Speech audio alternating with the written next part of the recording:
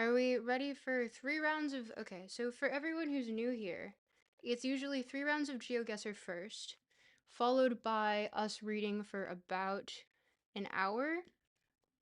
2K subs, yeah, I know! Yippee! Yay! We did it! Okay. Did that help at all? 1,000-year dynasty, yes! Tropical stuck 1,000-year dynasty is on the way. Listen, you guys, rest assured. 1,000-year tropical stuck dynasty is on the way. And in the meantime, I need to somehow fix. Look, we have lights. Woo! Yay! Yippee! Party! But trying to fix the background a little bit because I don't know what's going on here actually. Maybe I'll just move it out of frame. You guys don't need to know. What does tropical stuck mean? There's a tweet on my Twitter about what tropical stuck means. It's an image. It's very telling. Can you guys hear me all right? Or do I need to turn this up? But if you go on my Twitter, you'll see very clearly an image of what tropical stuck means. It's accurate. Next 1,000 years, says Diogenes, yes, next 1,000-year dynasty, tropical stuck dynasty. But I'll put in the corner that we usually do 3 rounds of Geoguessr. I usually have chat help me cheat because I'm not that good. And after that we can do It's So Epstein. It's So Epstein? Is Geoguessr's Epstein? I had to tropical island. There are tropical places that aren't islands. What? When did I move to Miami? I'm from Miami. I moved to Toronto.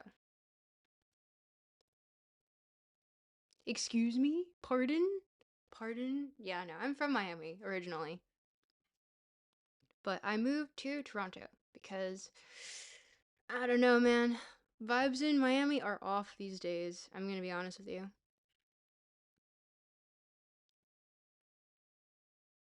Stuck in Hawaii? No. Although Hawaii might be cool. That would be awesome. But, okay. I need to find the tab where I put, Geoguessr in. Oh, here we go. Are we ready to help me cheat on Geoguessr? Because I will need help. Please and thank you.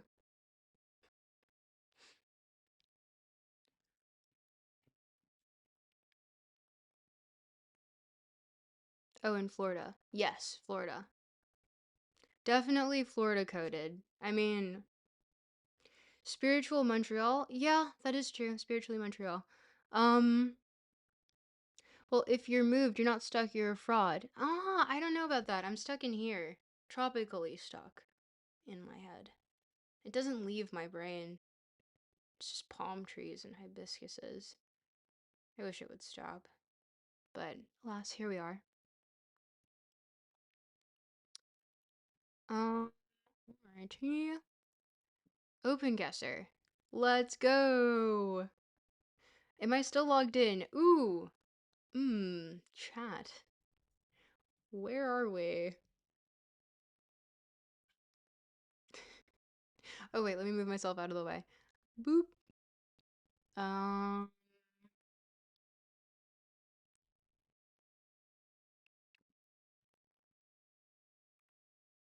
Whop. And then move myself kind of tiny. Yes, we remain here. Hello, where are we? Let's find out. I'm not schizophrenic, I'm just whimsical. It's just me, yeah, true. Forest, Minnesota. This is New Jersey. How can you tell it's New Jersey? Just by looking? Did you just, like, peep that very quickly? I don't know. It's not a... Okay. Carolyn... I can't read that sideways. Wait a minute. This architecture is, What car symbol is that?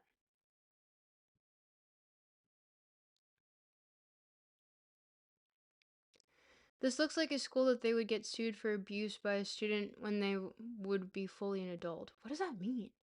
It's the first place that popped into my head when I saw it at AKY. Oh, it's Finland. Looks like a Finnish name slash word. Does it actually? I might take your hint on that because I can't tell these cars. And this is well, we can tell by the terrain it's quite steep, and it looks like a very affluent area. I don't know. I would lean towards definitely it's giving. Maybe these can give us a bit more information. Like, where are these guys from? What's this word right here?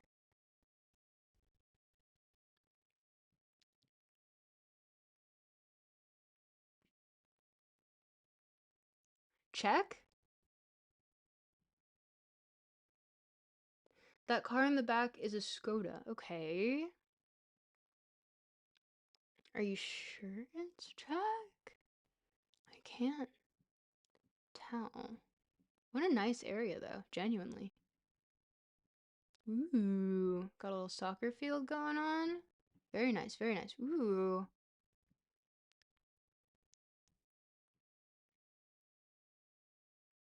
That's a Volvo? Okay. So we're definitely in, well,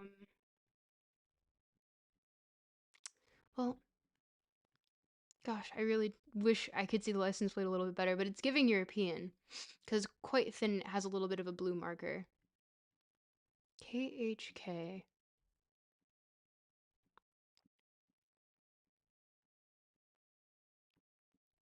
Mm,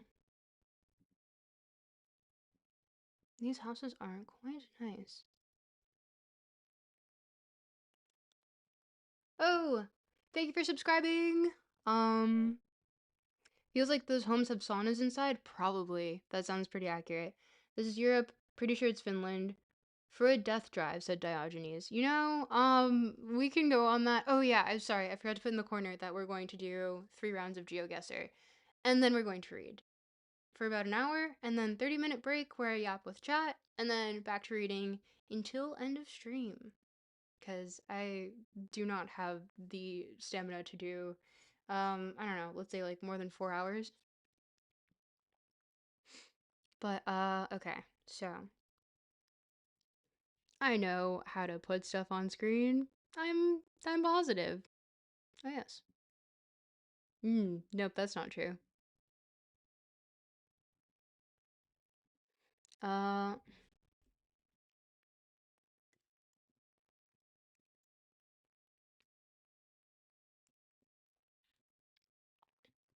mm,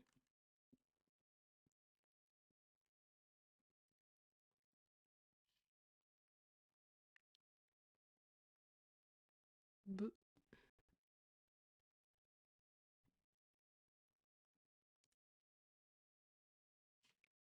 ask GPT? No, that's cheating too much. We gotta at least attempt.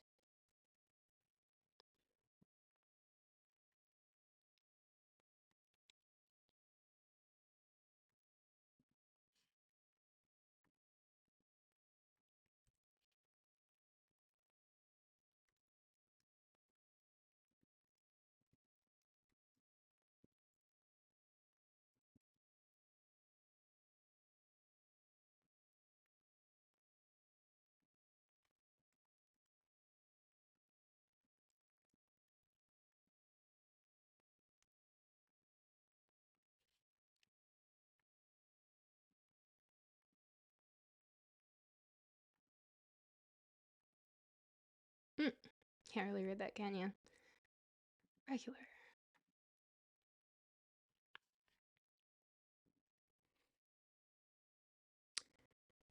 You hate Jenna or take a comparison, but what about biracial Grimes? I don't know how to feel about that one. Because I guess we both have, like, Canadian in us, but, who knows? Maybe we're distantly related. It's because you were naming cars equal driving? What does that mean? Okay. So also, wait. What language is this, chat?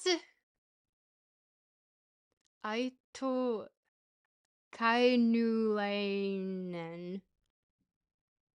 Oh? Here, let me put this so that you guys can see a little bit better. Language is, to be determined. Chat, tell me. Finnish for sure? Okay. I trust you guys. We're in Finland, though, because it seems like a nice little camping ground, right? And let's see where we started from. Because I remember that I have to go by, like, exactly where we started from. Ooh, there's a sign here. Let's see. Ooh. Perhaps this is a very...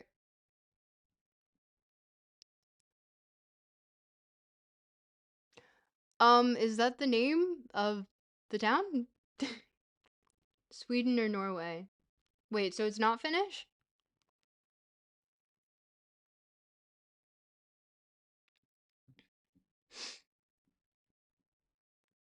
This is where my area of expertise. My gut says Western Finland. Okay. It's definitely, so these are definitely European gates right here. I can tell that much. And the cars point to, well, this is definitely, I want to say Nordic. Just looking by the, not the geography, the flora.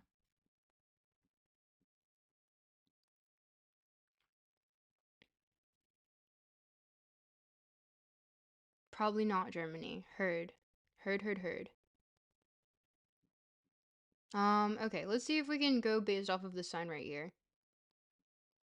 Carolineberg. And we said what? Finland?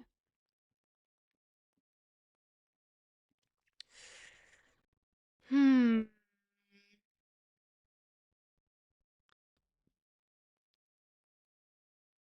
Sweden? Okay, which is it? Sweden? If this isn't Western Finland, I'll take a melatonin right now. I mean, entirely up to you, but let's see. I want to see how close we can get because I think the fact that we haven't seen any sort of gosh, what are they called again? I'm having a total brain fart. Um Accentation on any of the letters, it leads me to believe that it's not like Finland. But I could be wrong. Double I.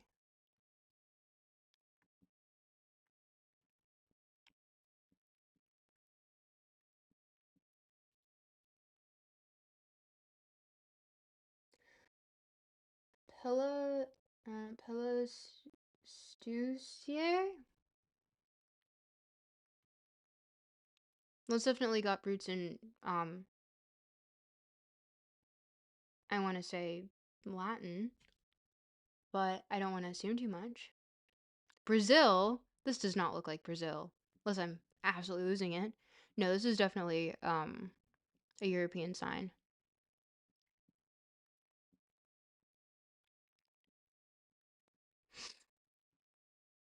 Oop. Okay. So, we could do Western Finland. I like getting close to at least where I assume we are. And hmm.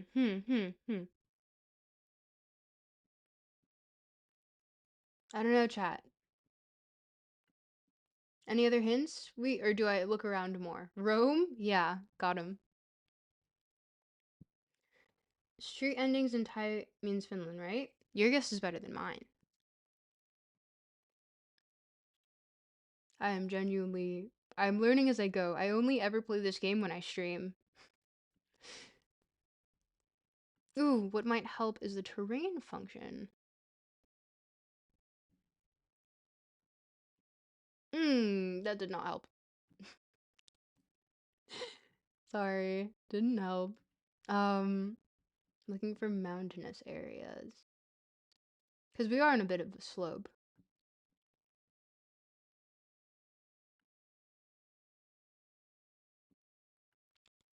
I remember someone from another stream prior saying that they trained in like certain metas, and I'm inclined to say that we might not actually be in Western unless we're very Western. We also weren't placed next to a major roads, which doesn't help. Bro is not training at Geoguessr. Shameful. I know. I'm sorry. I failed you. And I hope you can forgive me at some point.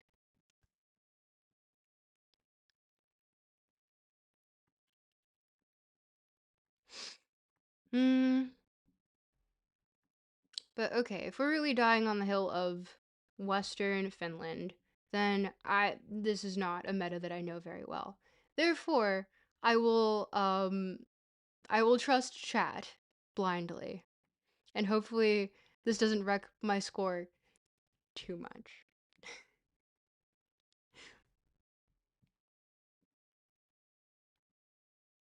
Ooh, we were in Finland, but we were in northern Finland.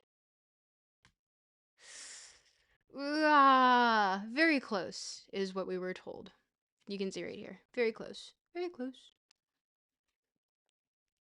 So we got there.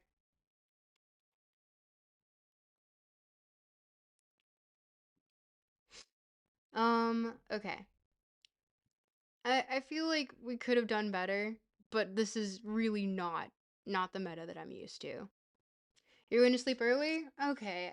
At Aiden? Uh, I feel like you're entitled to do such things. I don't know what time it is for you, but if it's melatonin time, it's melatonin time.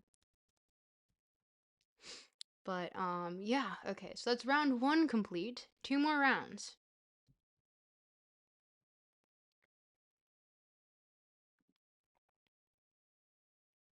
Ooh. Oh, don't tell me we're locked somewhere again. Wait a minute. Do I know this place?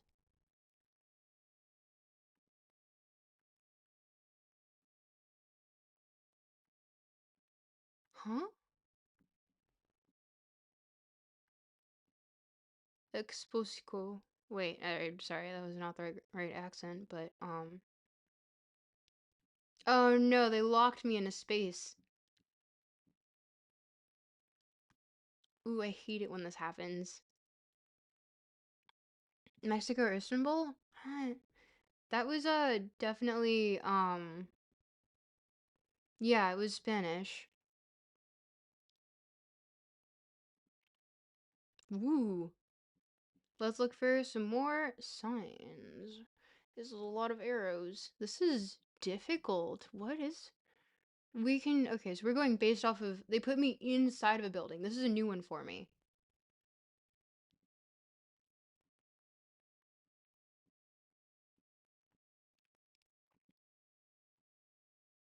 Ooh! Sign. And it's basically illegible, unless you guys can read that. Spain? Spain. Spain. Spain? Spain? Wait. I think I see... Tartosa or something? I can't read that. But at least we're not trapped in here. Let's figure this out.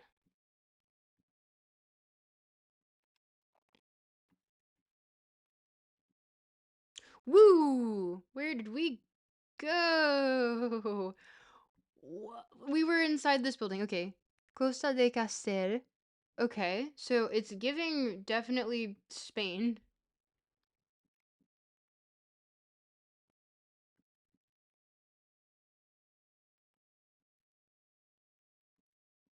Uh,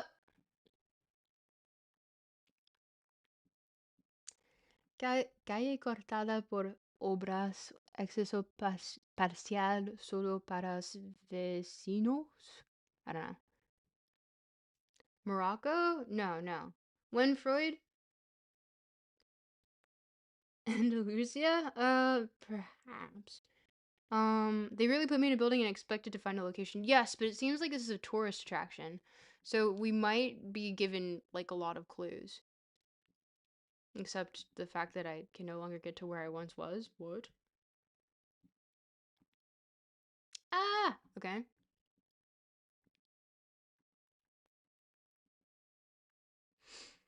Let me see the sign closer. No. Um, I don't know if you guys can read that. Ah. Oh, that's so annoying. It puts me right past it because it knows. It knows. Ooh, and this is leading me down. I don't even know where.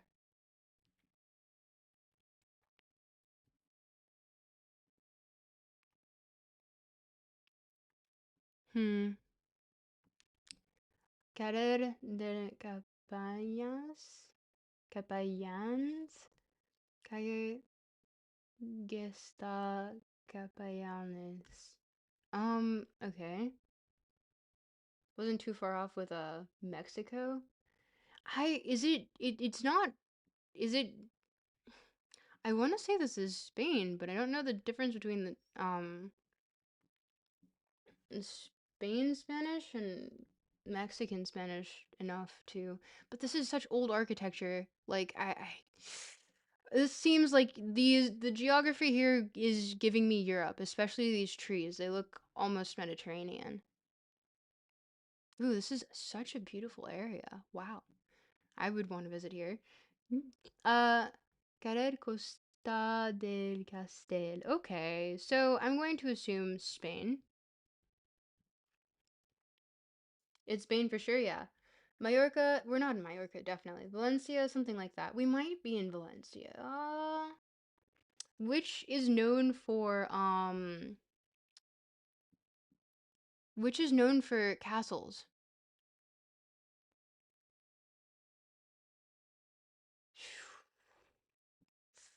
That would be the question, huh?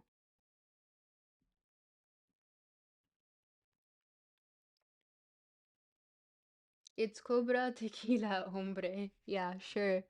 There's a sign with three languages, and the second language looked like Portuguese, so it has to be Spain. Right, right. That sign was in Catalan? No way! George Towney slash another regular in chat with the pull through. Okay. Pero ¿dónde estás? Ooh, this is such a beautiful area. Parador de turismo. Okay. Yeah. I kind of just want to look around. I'm sorry. It's such a beautiful area. Yeah. Ooh. Uh, okay. Catedral de Tortosa. Oh, okay. So we're next to the oh my gosh, Wormy. Hi. This place looks nice, right? It's gorgeous. Okay, so we're by the Tortosa Cathedral.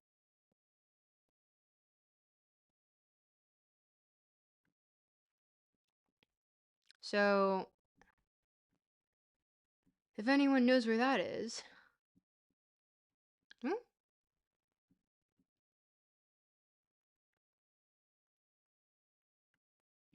Ooh, we got a local indicator.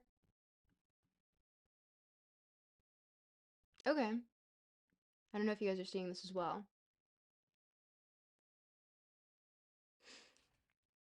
Have you read the Tractus? Yes, I have. This place looks like it could be haunted, so you know it's nice. Yes, exactly. That's the vibe. What up, everybody? It's me, aka George Towney. Yep. What did you do? What did you study? International relations. What do you do for work previously? Loved your vibe on Destiny Stream. Oh, thank you. I currently work in finance. That's the best abbreviation for it.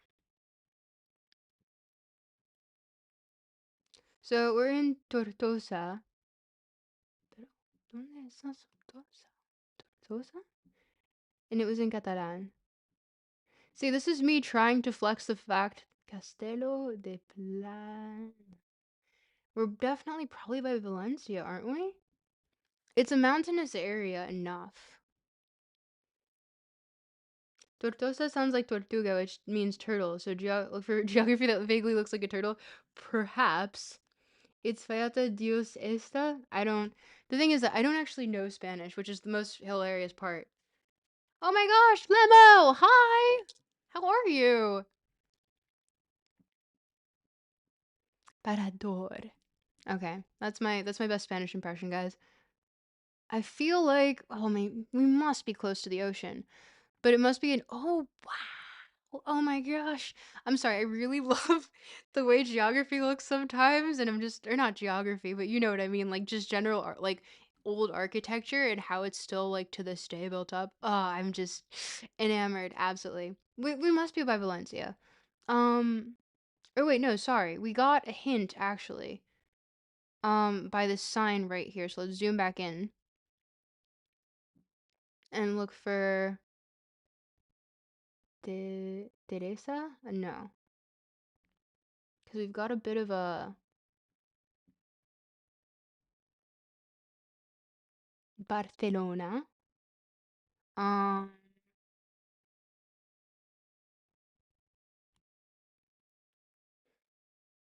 that bridge is so cool. Yes, right? You live again, Lemo? I'm so happy you're alive.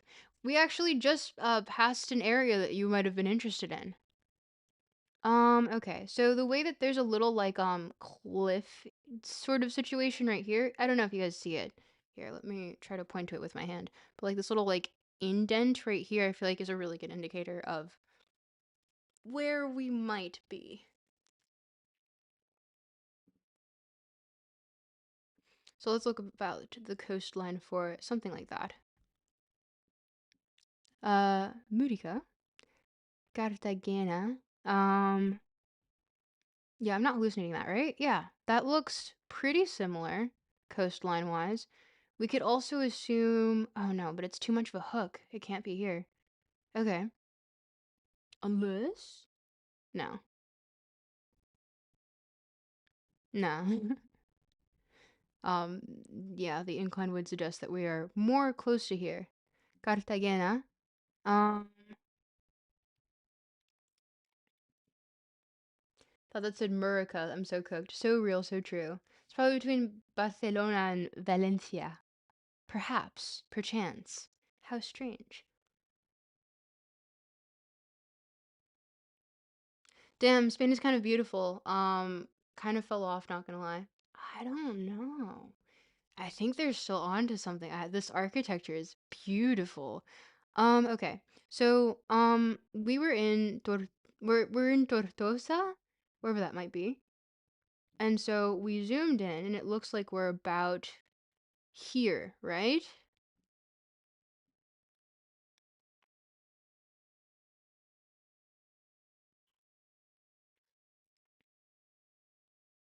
Torre de Mata.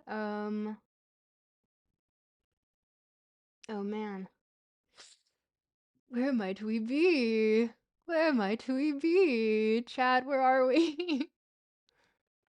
um,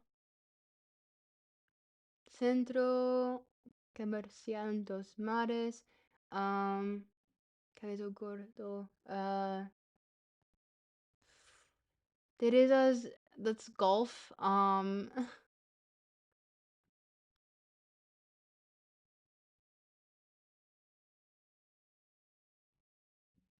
Mmm. But we're looking for, some sort of mountainous region where, oh, the outline doesn't necessarily mean it's by the coast, though. It could just be the outline shape of the town. That is true. That is true. I don't know. It cuts off at such a weird angle, though. You see this little, like, weird hook situation right here? I feel like that must be, like, if we zoom out, Cape Palos, right? Or am I crazy?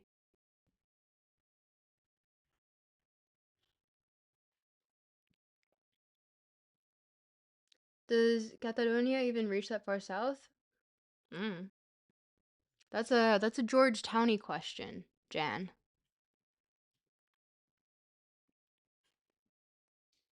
Because it definitely is Catalan.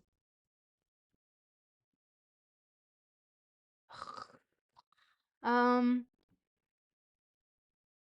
yeah, this is perhaps the geography that makes the most sense out of what I'm looking at. Um, Cartagena. Um, because we were put immediately inside a building, and it's like a historical one, which leads me to believe that. Okay, let's look at satellite. Ooh, that's interesting.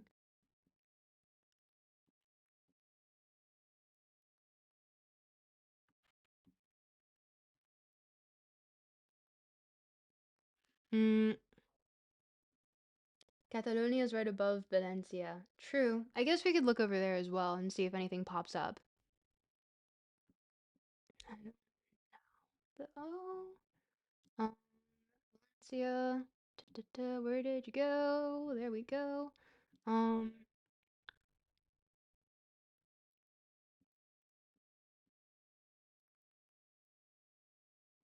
mm, I'm turning this back on to terrain mode. Um, Castillo de la Plana. We looked at this earlier.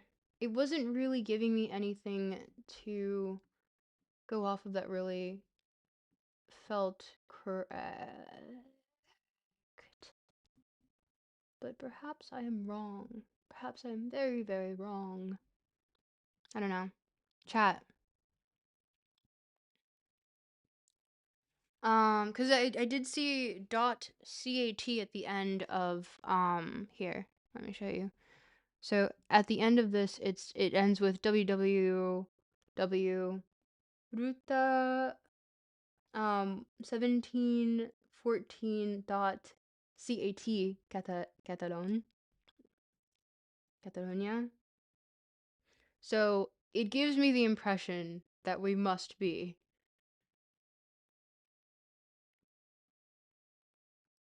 But I'm not seeing any sort of coastal line that would indicate what was in the frame. Oh, perhaps. M- May chance, perhaps.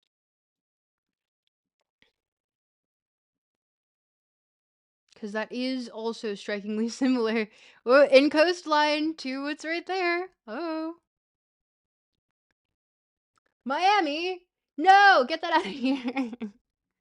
No more of that. Okay. Do we see Tortosa? There we go. Ooh, Castel de Suda. Perhaps. I don't know. Perhaps that's where we were.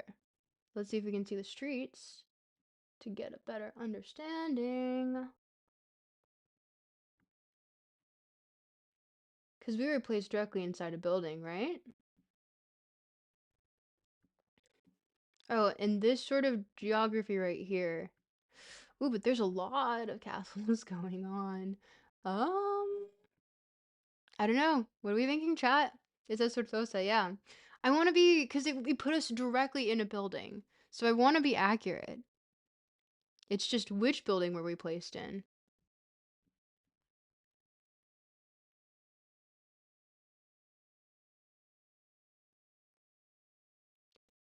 Tortosa uh, Museo de Tortosa.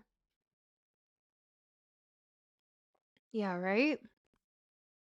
Okay, thank you guys for letting me not do, not letting me not pick Tortosa. Okay. We must be definitely close to the city center. Oh, sorry. Let me turn on satellite mode. Okay. Hmm. Okay. So we exited outside and it was immediately like a weird alley that we left, right? Carril de Castel de la Ciudad. Ah, there we go. Okay. We must have been in. I'm going to assume there. Shall we cross our fingers and hope? that we are correct in our assumptions. Will you cover fiction? I might, honestly. I'm definitely open to the idea. Okay. How close are we gonna get? Are we gonna get the right building? Chat. Fingers crossed. Ooh! Oh, we were so close. Oh, I should have known because there was an open skylight. Um,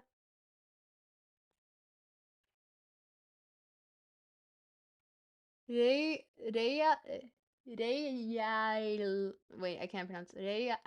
Reals Colegis de Tortosa. Wow, that is so beautiful. It's very humbling. I have a hard time remembering how to get to a place I've been to 3 times without GPS. Gotta lock in. Hey, Helmet Head, you and me both. I'm getting a lot of help from chat. It's still a 5K. It's fine. We got super close. It's Rainbolt is what we were told right here. So I don't know. That's pretty good. I'm very proud with that. Look at that distance. Very proud. Wait, hold on. Mike is covering. Um, I'm very proud with this. Very proud. 74 meters. That's pretty close. Look, we were one building off. I think we should be proud of that, chat. New video idea. Tropical Suck fights the Spanish language and loses. I did pretty good with my pronunciations, I would like to say. Goeth's Fost? Perhaps. Ooh, that's a good suggestion. I do like that. But I do have a few ideas for next videos first. So I usually do videos based on what I'm reading. And then once I've completed my research and I feel as though streaming is kind of getting in the way of me being able to work on the video, I usually switch then to just straight doing editing, and I'll stop streaming for a bit until I get the video out. But listen, we're Spanish, I'm actually pretty good at pronouncing because it's close enough to French. Good job. Thank you. Thank you. But have I read Manly Hall? Anything he writes is legit? I have not. I have not. Will not pretend to have knowledge in something that I do not. Trop is definitely that one person who tells very specific jokes made for philosophy nerds who at a party that no one else would understand. Yes, and not only is that true, that is actually true with all of my friends because whenever I say like a very specific niche reference, they have no idea what the fuck I'm talking about. What do you think of how Zizek mixes psychoanalysis with Hegel? I think he's interesting about it. The thing is that I'm not gonna like I've read enough Zizek to be like okay I generally understand the base of him. I'm not gonna say like ooh I've done a full in-depth study, but I think that it's like an interesting premise. I don't know if I feel like I don't have enough grounds to say I agree or fully disagree with it genuinely. I more so take in the work to try to parse whether or not I find small bits of things that I agree with in his work, which I usually do. He goes on these tangents a lot, which I'm not terribly fond of, but his are quite funny. So it's entertaining, but you just watch him on YouTube. He also he writes like he talks a little bit. He does write like he talks. Zizek's definitely a character. I wouldn't say I have a strong enough opinion on him to say um really anything. I just like I look at his work and I'm like, interesting opinion. I think that he does hit at core ideas, but once again, I think modern philosophy lately is just like obfuscating one's own ideas. That might just be a very simple, blunt truth that perhaps even a poet might get to faster. Um, you're stronger than me, not gonna lie. I couldn't listen to Destiny Yap for that long. Well, I got to Yap for the most part, so I think it was more so me being like, listen, I need to take the mic really quick and speak on this topic. But okay, let us continue. Where are we? We're in the middle of some fucking rocks. Hmm. Hmm? Hmm?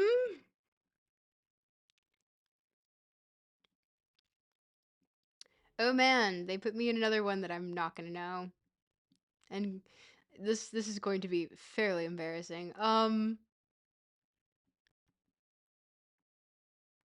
Oh, and that's the end of where we can go that way, that direction. Okay. All right, chat, what do we think? What are we thinking here? When will I read Hegel's own stuff done to the Frankfurt guys? I will eventually have to cover Hegel, I know. The thing is that I love the Frankfurt school, especially Adorno. So, palm trees, rocky, brown, Chile. Chile, really? Um, your video on Nick Land was great since you went down on the alt-right rabbit hole. Have you considered doing videos specifically on Yarvin, given his growing influence? The thing is that Yarvin and like mold buggy stuff in general, it just gives me a massive fucking headache to like sift through sometimes because Yarvin can very accurately look at a truth and discern very quickly what is most I don't even want to say efficient. Most like hierarchical, like a hierarchical truth about it, if I want to put it in that manner. Negative dialectics, I don't like him. I love negative dialectics, first of all. But, yeah, Yarvin, he hits uncomfortable truths, but at the same time, he still just advocates for the entire crushing of the lower class, even though it's entirely based upon arbitrary standards in which he would fit into specifically.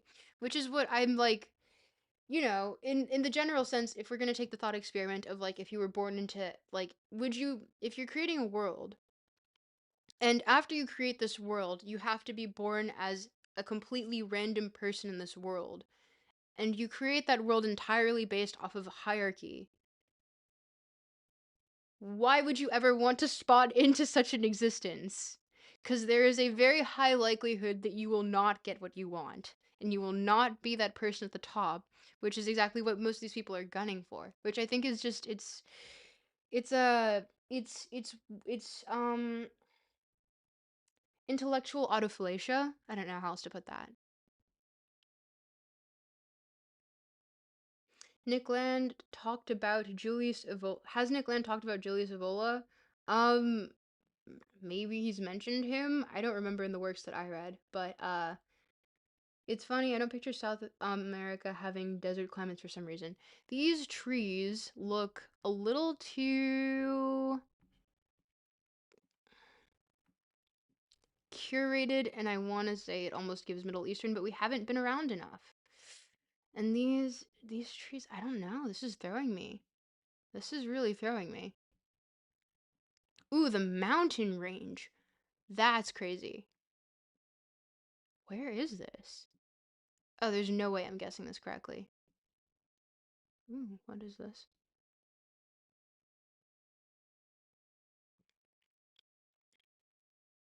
Curtis Yarvin said monarchy was based. In some words, yes. Um, isn't that stuff just part of the aristocratic spirituality Vola talks about?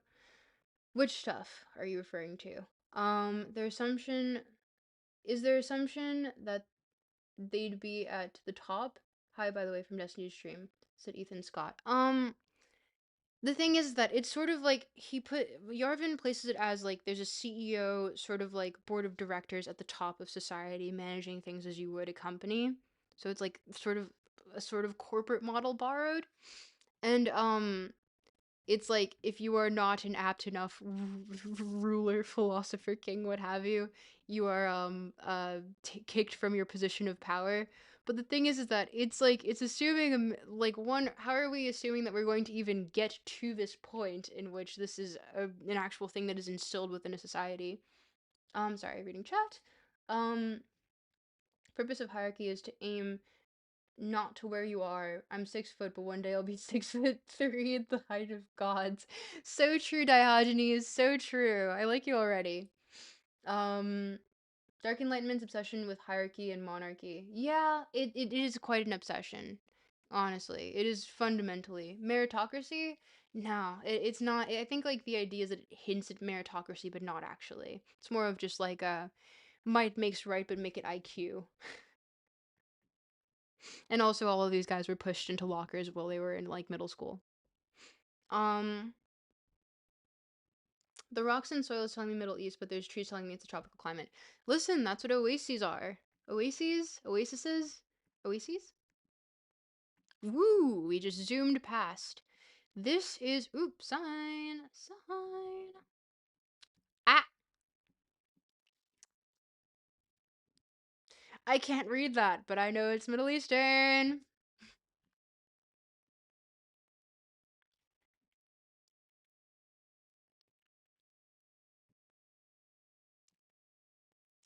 Where are we, chat?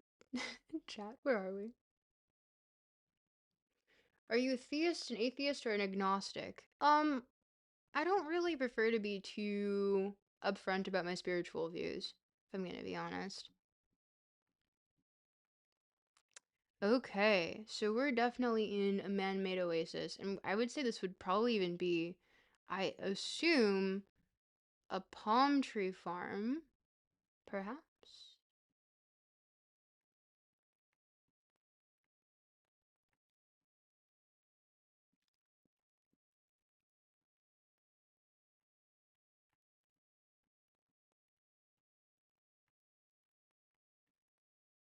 Hmm. Oman? One thing about IQ enjoyers I always wonder is why would we equate high IQ societies with moral ones? Is this just a hidden assumption? It kind of is, I would say, in my humble onion. Um, Date Grove. Ooh, true. Oh my gosh, you're probably right. So esoteric. It's France, says Diogenes. Um, Oman sounds about right, Zom. You sound right. You sound right. When does she use philosophy to figure out the exact location, or is that cheating? Helmet, I'm looking inside my head right now and I'm using all of my philosophy brain to come up with where we are, and I think it's Oman because it's a date grove, not because I read chat and that's what Zom said.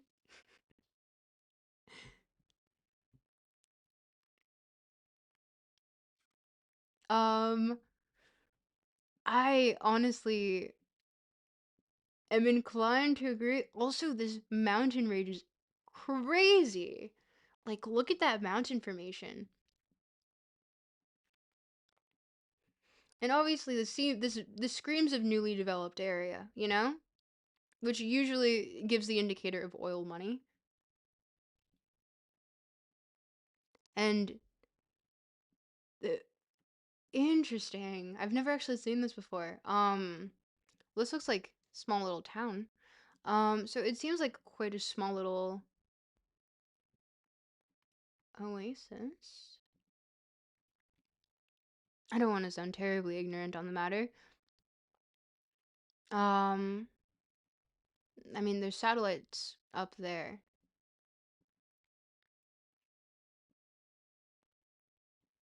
Ooh, where are? What? I zoomed by too fast. Ooh.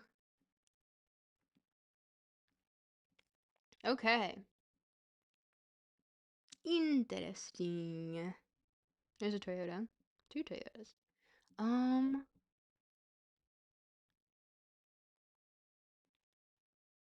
No, let me go up.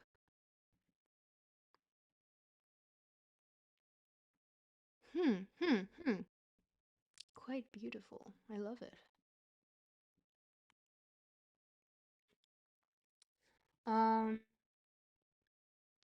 We continue Substack articles, or are you done with that? No, I have two in the works right now. They're more so my own kind of just yaps, my yapping about things that come to mind. Just messing around though, never mind me, said Zom. Oh, okay. I was going to take you completely seriously. Chat, what are some things you recommend I put on pasta? Like onions, garlic, miscellaneous sauces, etc.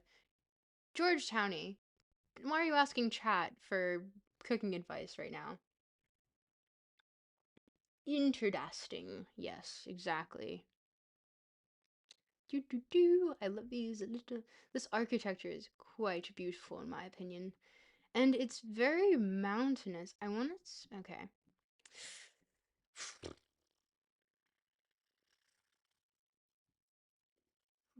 Mountain range places us.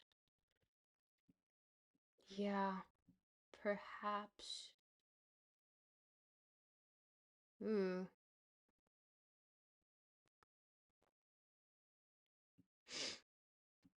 Oh, no, it's not Georgia.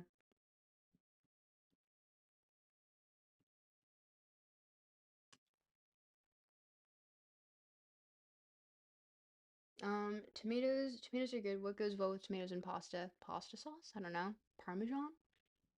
Sorry, Parmesan.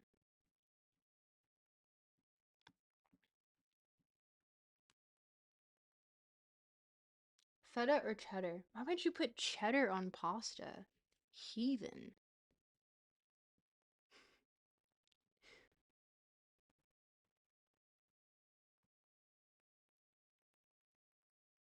You use cheddar on pasta? Okay. Wait, hold on. We do have to guess. Hmm, hmm. I want to say we're definitely leaning closer to an unfortunately, relevant area, you know? And like this mountain range is absolutely gorgeous. Wow. Um,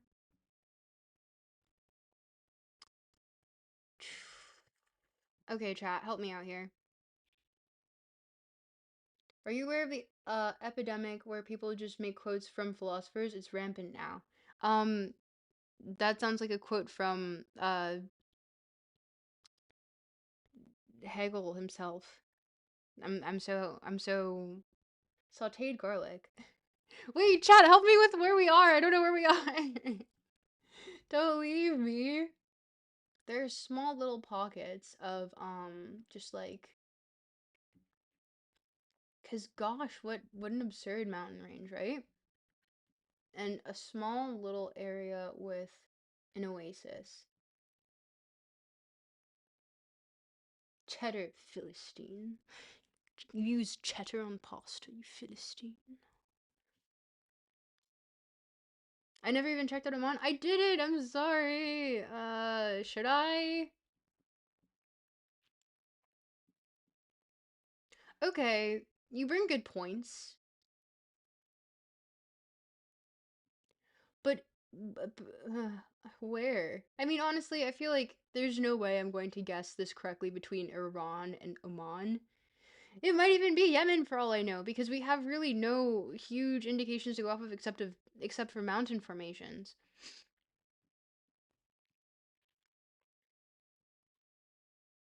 We're in Fruits bad, lock it in. Wait, don't tell me you looked it up. We don't cheat that hard. We're in pseudo philosophy country now. Yemen? Never said that shit. George Wilhelm Friedrich Hegel. So true. Also, Confucius said that. um,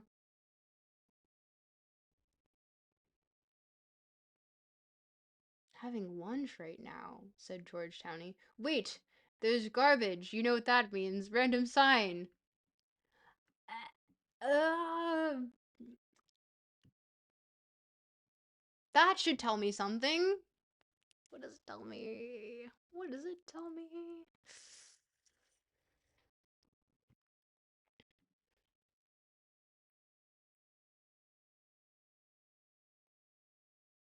Don't diss my homies, Rousseau. So true. Me and my homies hate Hegel. Adorno. No, he never said that. I never said that shit. Enjoy your meal.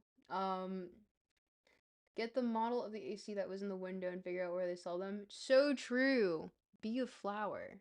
I I don't know where we are. I don't know where we are. I'm just going to guess Oman because if not, I have a feeling that someone's gonna get mad at me. So let's just guess by a cute little mountain range.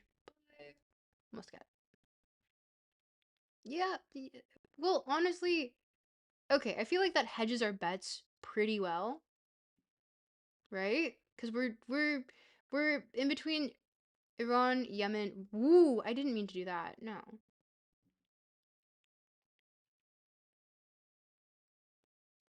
Melatonin kicking in. Good night, everyone. Good night, Aiden. Thanks for joining. Okay. Must be an area code. I think that's more of just an emergency code or like a civil code or something. You're picking Oman. Oh man. Okay, we're guessing. Woo! Ooh, we're even closer than last time. Look at that. We are quite close, chat. Look at that. I think we should be proud of ourselves. Not many people can accomplish such a feat. Look, we are right there, and it was right over there. That is, wow. Oh man, it was Oman. Thank you, Zom, for your very accurate guess. Wow, that was very impressive. That was impressive. You did a fantastic job.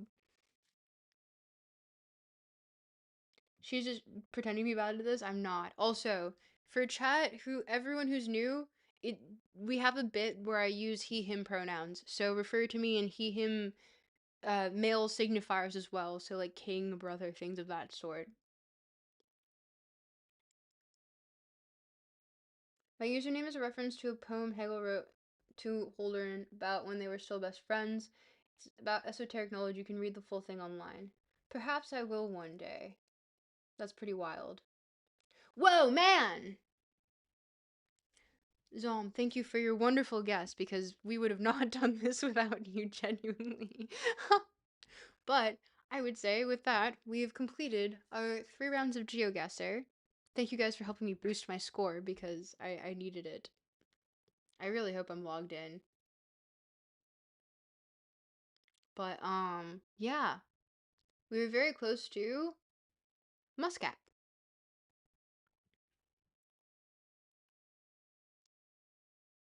What a click, though. King shit only heard that. So, listen, it's only king shit here. You say brother? Yeah, you do. You do. And with that, we have concluded our 3 rounds of Open Guesser.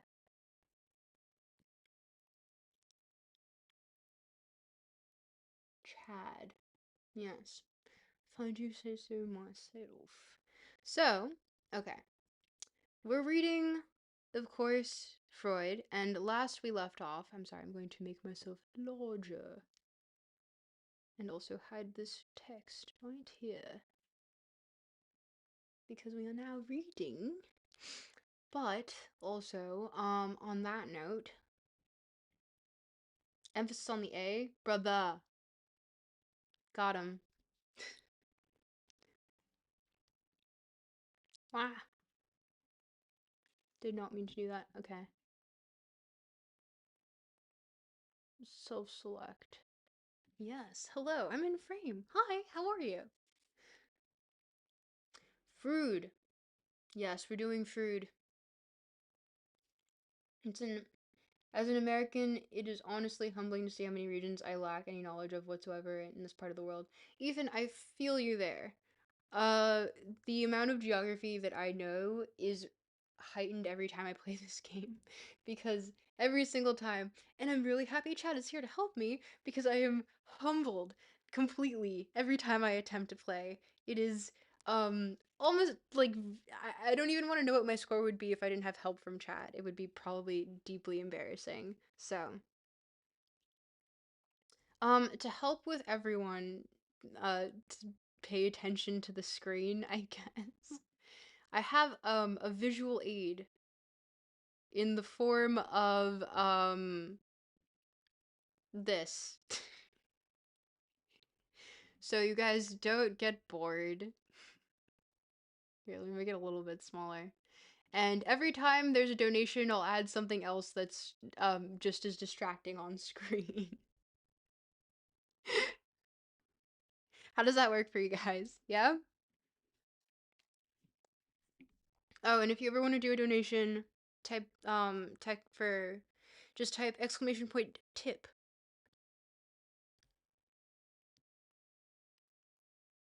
But with that, I think unless you guys want to give me a 10-minute break to drink some lovely not sponsored water, therefore blurred out. No, it's torture. Listen,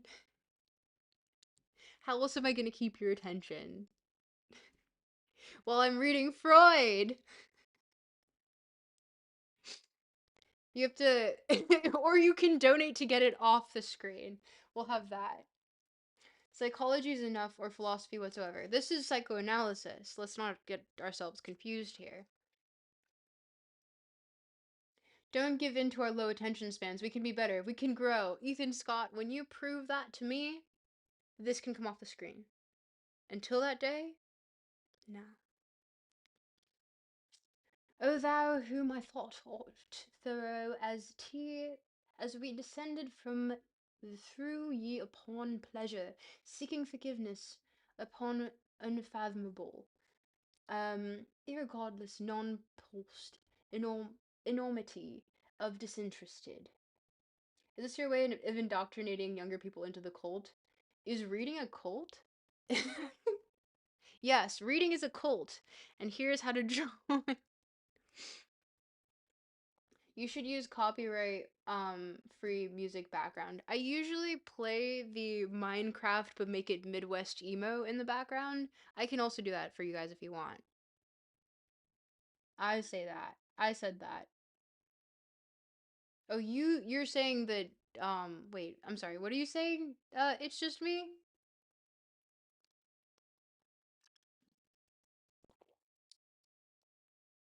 Reading is transcoded and woke, said Poopy Butt. You know what? So true, Poopy Butt. I'm so glad that you were able to join this transcoded woke stream about reading. Whatever this is. Also, how did you even get that name? Go off, I guess. Welcome to the stream. Oh, thou and all that. Yes. Yeah, no, I wanna. How bad is the lag today, actually? Reading is fake news invented by capitalism. So true, bestie. So true. Okay. So, green screen back here is doing too much. Let me see if I can actually adjust it so it stops messing up me being phased into the background. Actually, perhaps. Does that help? Nah. This is still hilarious to me. I'm gonna put it bigger actually, just to mess with you guys. Fuck off. um. Okay, so are we ready? I think we're ready. Oh wait, no, sorry. I have to bother whoever's looking at their phone with this. So I have to pull this a little bit closer to me. Hilariously enough. Oh god. Can't stop laughing. Um, yeah.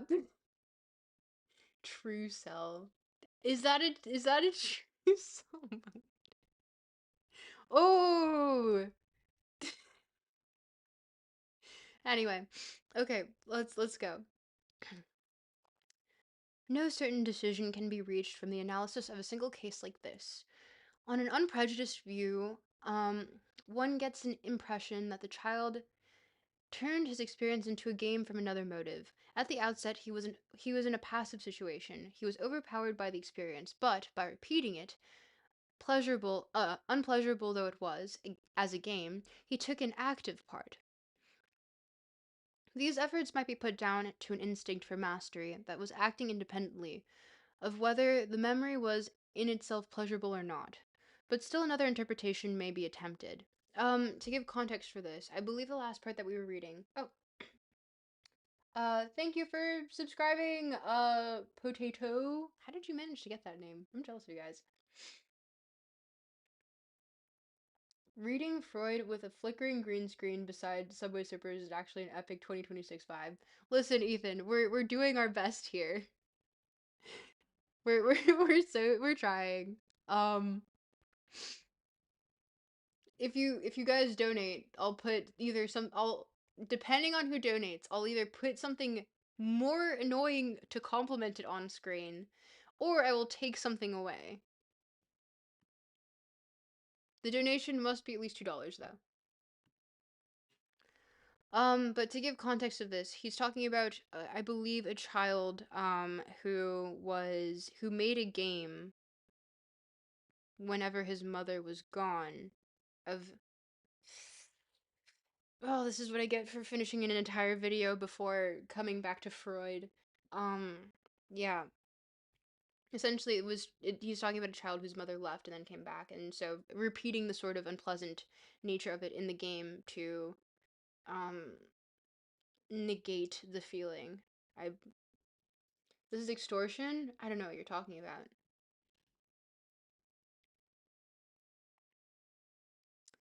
Yeah. Okay, here we go. But still another interpretation may be attempted. Throwing away the object so that it was gone might actually satisfy the impulse of the child, which was suppressed in his actual life, to revenge himself on his mother for going away from him. In that case, it would have a defiant meaning. All right then, go away. I don't need you. I'm sending you away myself. A year later, the boy whom I had observed at his mother's at his first game used to take a toy if he was angry with it and throw it on the floor, exclaiming, "Go to the front!" um, he had heard at he had heard at that time that his absent father was at the front. Oh, and was far. Oh, yikes! That's a really rough implication there. Have you read Le Camp? Yes, I have. Literally have the book. Wherever it's on my bed currently. But Harry Potter accent. Yes, we're going for. It makes it more fun for me to read at least. Um, Fwunt. Yes.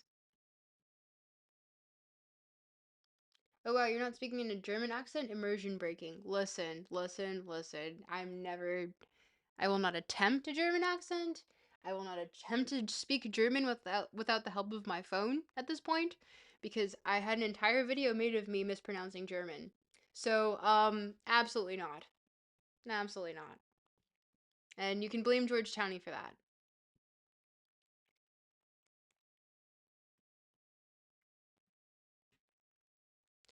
And was far from regretting his absence. On the contrary, he made it quite clear that he had no desire to be disturbed in his sole possession of his mother. We know of other children who like to express similar hostile impulses by throwing away objects instead of the persons.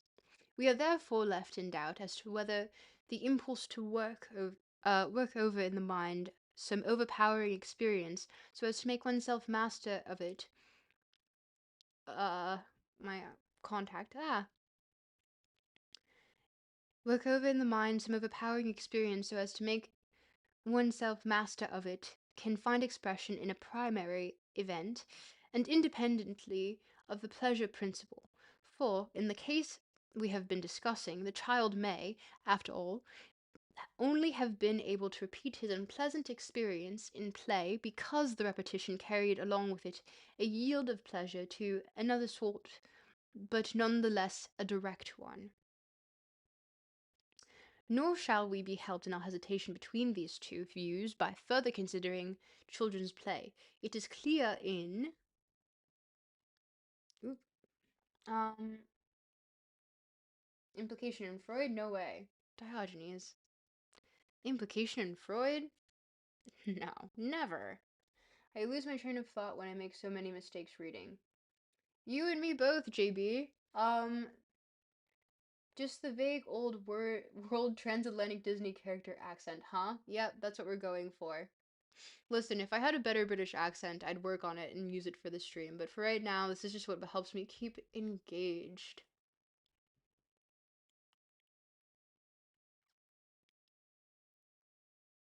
What if Hermione read Freud instead of spellbooks? Who's to say she didn't do both?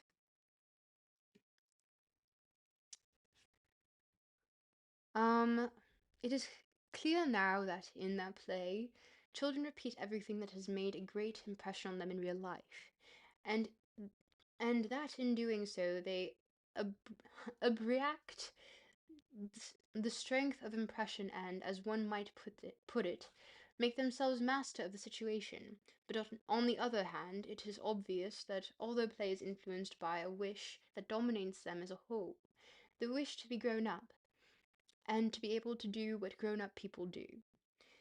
It can also be observed that the unpleasurable nature of an experience does not always um ensuit for play. If the doctor looks down a child's throat or carries out some small operation on him, we may quite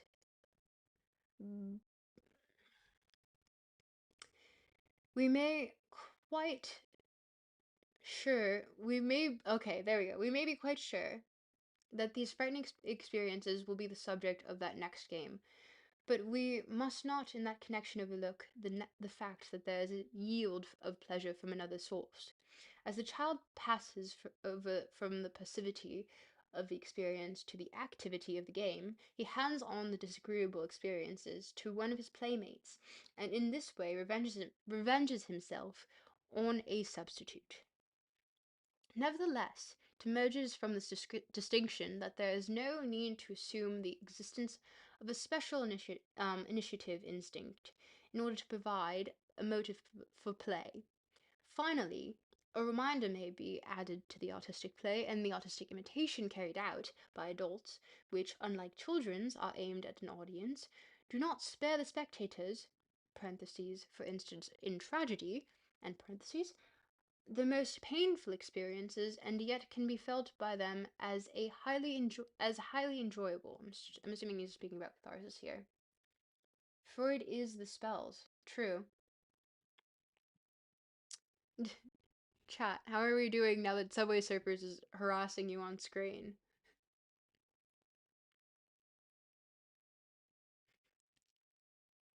I might put another thing.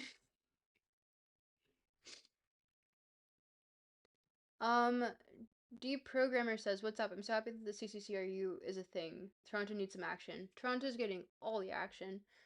Oedipal complex spells versus psychoanalytic deterritorialization spell battle. So true. Thanks for the Subway Surfers gameplay," says Pepper. Listen, it's to keep you guys engaged. How else would we have you? Freud is the ultimate Rizzler on God. Hello, sir. How's the stream going? Oh my God, Rowan, hi. How are you? Are we productivity maxing? Something to that effect. Riz the biz. Hey everyone, welcome.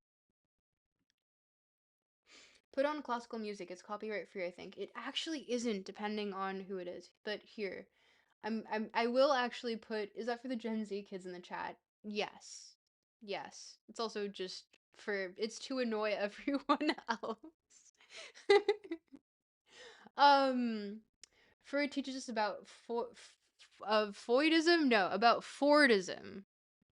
Told my friend who's doing an undergrad at Warwick about the CCRU and all that stuff, and he didn't care at all. So true. Honestly, probably the most based answer. I'm listening, I'm just not intelligent enough to comment yet. So true, Ethan. Well, I think you'll be fine. For the brain rot, yeah, the brain rot it remains on screen because if not, I think I don't know, some the goobies in chat will their brains will melt. But let me put on Midwest emo Minecraft music.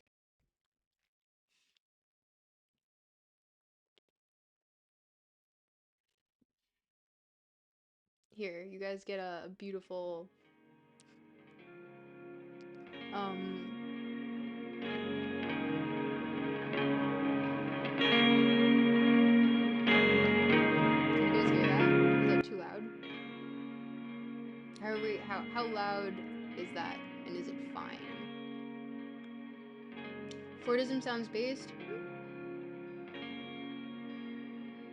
Subway surfers on the side, tropical stuck reading. This is what Nick sees in his nightmares. Yeah, it sure is.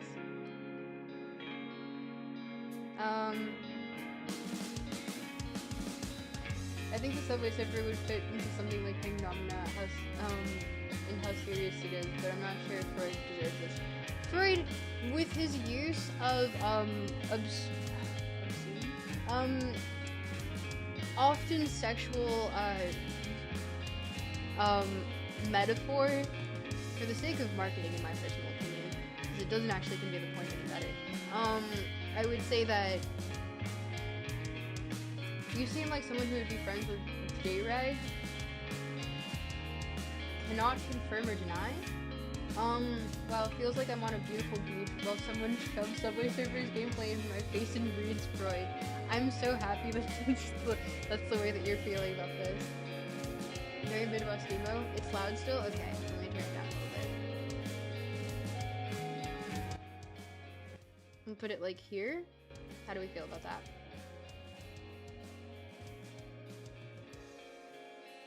I feel like we could make the music even louder.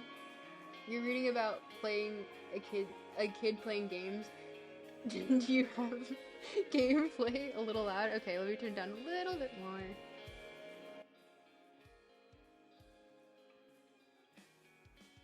But yeah, it's a little, could we call that recursive? It's a bit of a strange loop.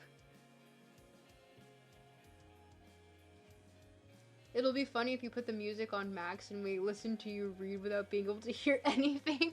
So true. Maybe 20% less? Okay. Let's see.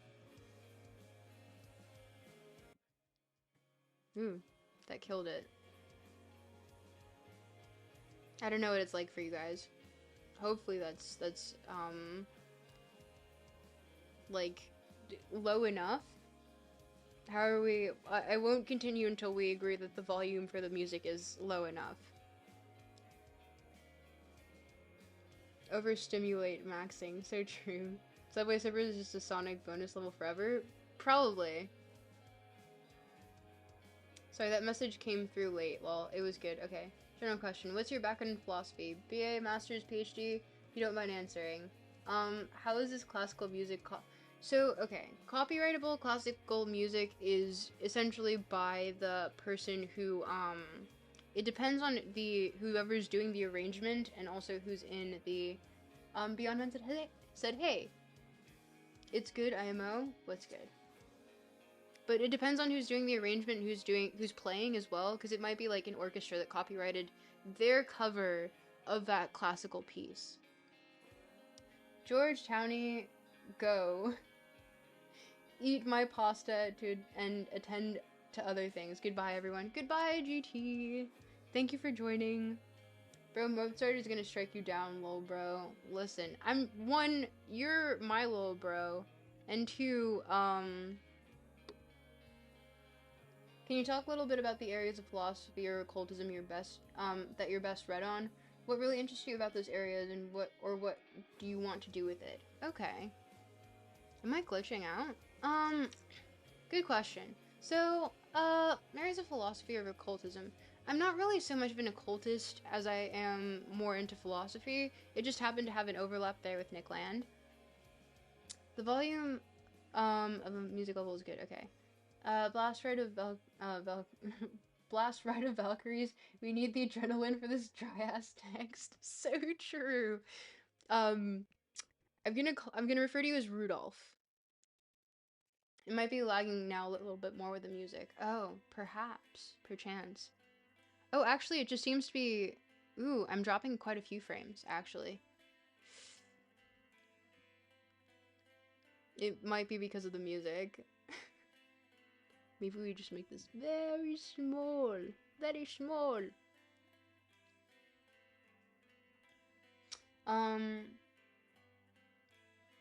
Okay, what was the question again? So, I would say areas I'm very much, like, Epicurean. But I do have a lot of like ideas in which like I like to dissect how power and hierarchy is distributed amongst. So like a lot of political theory. I think Machiavelli is really cool. Um Thoughts on Deleuze and Guattari. D&G. The only reason I like them is because of Quarantine Collective, and it's because the community is actually pretty nice, and they make it a lot more bearable, but I find them to be obscurant to a degree in which it is absolutely absurd. And I remember, like, reading a foreword in, I think it was, like, 1,000 Plateaus. Plateaus? Where they essentially, like, I think, what did he say? He was like, oh yes, it's obfuscating language just so that the authoritarians can't read complex ideas and use them against us, or something to that extent. And I was just like, no, you're just doing academic gatekeeping. Don't pretend it's something that it's not. People who say The Prince is a satire. Discourses on Levy, I can't pronounce it for the life of me, would say that it had a few satirical elements to it, but perhaps not all. Hegel loved Machiavelli, thought people who didn't appreciate him were midwits. Thoughts on the Stoics? Fuck Stoicism! Epicureanism is way better! And it's just, Stoicism is just Epicureanism with extra steps. Stop lying to yourself. Stop lying to yourself. Why would you lie to yourself about this? But anyway. I've heard it's just a French thing. What is? What is just a French thing?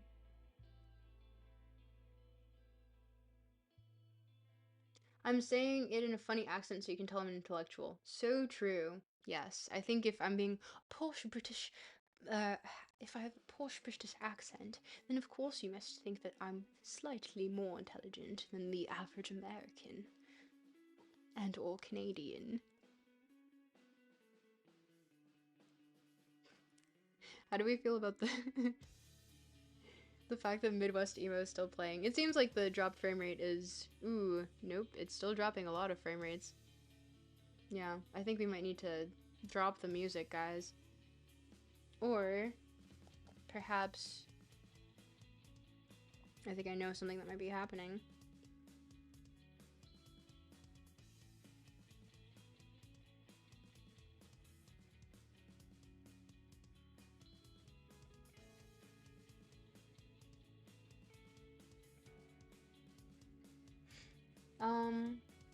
You're reading Anti-Oedipus, and honestly it feels overhyped for how complicated they make the writing. It's easy for me to read, but okay, maybe when I'll finish it it'll be a problem. The thing is that Drop the Subway? No, now it gets bigger because you brought it up. You brought up Subway Surfers and now it's bigger. Oh yeah, sorry, that extreme obscurity in Deleuze's writing comes from the translation in different languages conventions between French and English. As someone qui parle français aussi, moi je pense pas que c'est en fait terriblement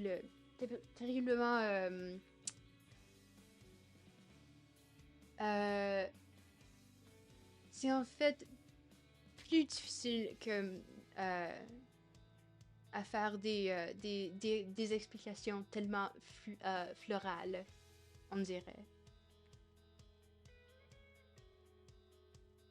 So, yeah, that's my opinion. I don't think that they needed to make such floral metaphors to, get to their point, which was actually quite... Epicureanism is, like, radical centrism, no? Who the fuck said that? Sorry, Diogenes, I didn't mean to curse at you. But, like, what? If whoever compared Epicureanism to radical centrism needs to be, like, burned at the stake. I don't know.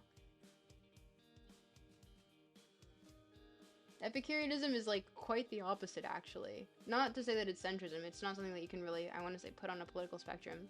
Just, more so, like, an adherence to virtues that would cause, like, it's the avoidance of suffering and the, general, and I'm oversimplifying here, of course, but the general desire to go towards pleasure, but pleasure being a virtue in which, like, it is not harmful to the body, in the way that a hedonist might party way too hard. Epicureanism states, oh, it would be more so in finding like value in spending time with your community and talking about philosophy or things of that nature. Subsauce, Green Cap, Destiny holding up the numogram. How did that come about? Did you pitch him? Did he understand? Watcher, I just suggest you watch the stream, genuinely. You might find that more entertaining than me just explaining it right now. Is radical centrism an actual academic construct, or is it just a thing P.F. Young made up? Radical centrism pre-existed P.F. Young and I think everyone else on YouTube that talks about it, but, ew, a P.F. Young fan? Someone tell Paul. Would love to hear your thoughts on Epicureanism versus Stoicism. Don't want to derail Freud. Yeah, I can go into an entire rant on that. I've written a small little thing about it, actually. Because I was rereading, Marcus Aurelius, and I was like, ugh, like, this is just Epicureanism with extra steps. Why are you doing this, man? But anyway. I think it's like everything in moderation. I don't mean politics. Ooh. How old are you? Should never ask a young man his age. People go back to streams and watch them in post? I'm skeptic. That's why VODs are posted! What are you talking about? Meditations is boring. Meditations is genuinely just... It is like baby's first foray into philosophy in the most palatable way possible. Which, to be fair, there is, of course, a need for. But I think also it is just like, oh god, read anything else. Like, I hate meditation so much. It's just Epicureanism with extra steps. A 43-year-old man, yep, that's me. Bro's a boomer, yeah. Yeah. But anyway, back to Freud. Back to Freud. Oh, we're still dropping a bunch of frames though, aren't we? Okay, sorry guys. We're killing Minecraft.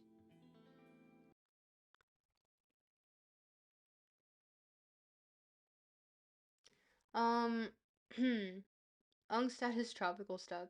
Why do you think swaps of people find it helpful? Foundation of CBT therapy. Not disagreeing with you, by the way. Genuinely curious. I've to say that it's the foundation of CBT therapy is news to me because I haven't heard that before. But swaths of people find it personally helpful because it's okay. So essentially, and if we're looking at it from a perspective in which I would be coming from, it's essentially a, a, a philosophy, like a philosophical framework based off of hierarchy, because one cannot practice virtue of abstainment or abstaining if they do not have anything to abstain from. So if you're not in a position of power, and if you do not have extra resources to purposely push away from, as Marcus Aurelius would say, no, Emperor slash Grandfather Nero, I can't take your mistresses slash prostitutes, because I am too virtuous for such a thing, and I must sleep on the floor, and things of that nature. Just like, okay, you can choose to abstain from these things because you're in a position of power. Therefore, it is not something that is generally applicable to the general populace, because perhaps not everyone is in that position to do so. So I think once again I have a gripe with that aspect of stoicism, even though you might bring up Epictetus and the fact that he was like he was disabled to some extent, but he was disabled in war, mind you, which was also considered a hot like something of valor within that time period. So it's just like oops, sorry, losing chat. We're reading in Minecraft. Yes, we are.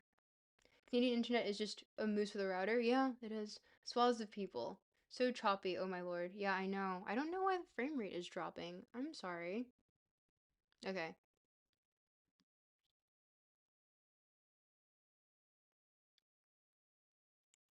Is that helping at any... Huh. Wow, I really don't know why I'm dropping so many frames. That's awful.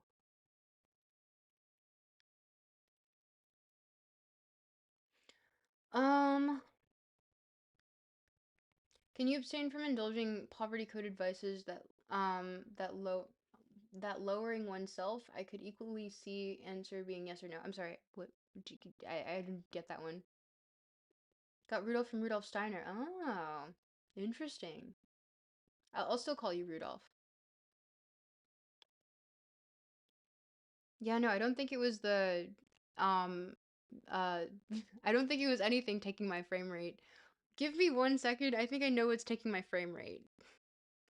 And it's in the other room. I will be right back if you guys so allow it. BRB. Hi. Is the frame rate better now? I think I figured out the issue. And I'm so sorry for all of that confusion because now I can play both Midwest emo and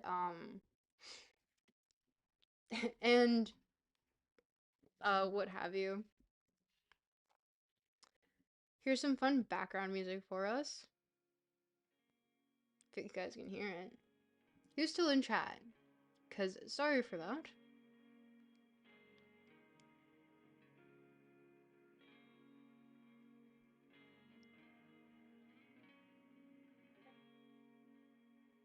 Mm.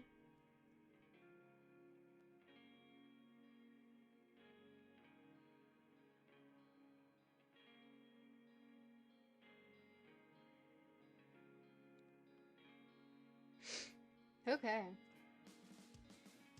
What was it? Seems like it's fixed. Okay, hi, welcome back. Yes, I believe it's fixed, and also here, you guys get beautiful Subway Surfers again. So happy to provide you with such entertainment. Um, Welcome back. Hello. Yeah, sorry for the stream tanking for a second there. I think we're experiencing some, I'm still phasing into the background a bit here, which is, don't do that, but yeah. Freud was the reason the frames were dropping? Probably. But also, might have been because I haven't eaten yet. Negate Subway Surfer. Either that or Canadian internet relies on a moose. Perhaps, but moose are not ones to be fucked with, let's say that much.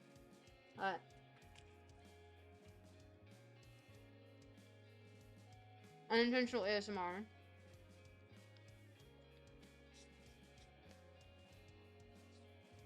Oh no? I'm sorry. I'm very hungry. I actually did forget to eat earlier. Which is not ideal, but it is what happens when you try to manage live streaming in an actual job. Which is not fun. But, we can continue to read. How often do you stream? I followed you from when you were on Destiny's stream. I usually stream twice a week, at least I used to. So the schedule is usually 2 times a week. Tuesday, Thursday. I decided to Wednesday for some reason today. I stream every day, yes. Stream maxing. That's all I do, stream every day. Professional streamer, full time. Get paid from it. Donations every 5 minutes. Donations every 5 seconds, actually. That you like Bros? Only met a couple people that like Bros. I was put on to him quite recently, actually. So, I would say that there are other bigger fans of him than I, but from what I've read so far, I think it's really cool. So, what's the next bit about? It's related to this, which is why we're reading it. Although I did already finish this, actually. Well, I finished this because there's been a huge, change, or not change, there's been a huge time gap between the last stream and today, in which I released a video. I went on a stream. I got a bunch of new people here, so welcome, guys. I hope you like the channel. But, yeah, this is old text for me now, actually. It's the fundamentals of Freud for Lacan, because the next video is on Lacan and the graphs. But I'm going to do so in a way that I find funny and silly and goofy to explain, because I feel like obscurantism in philosophy is something that should be avoided. Was Freud the only chud title of the vid? Perhaps.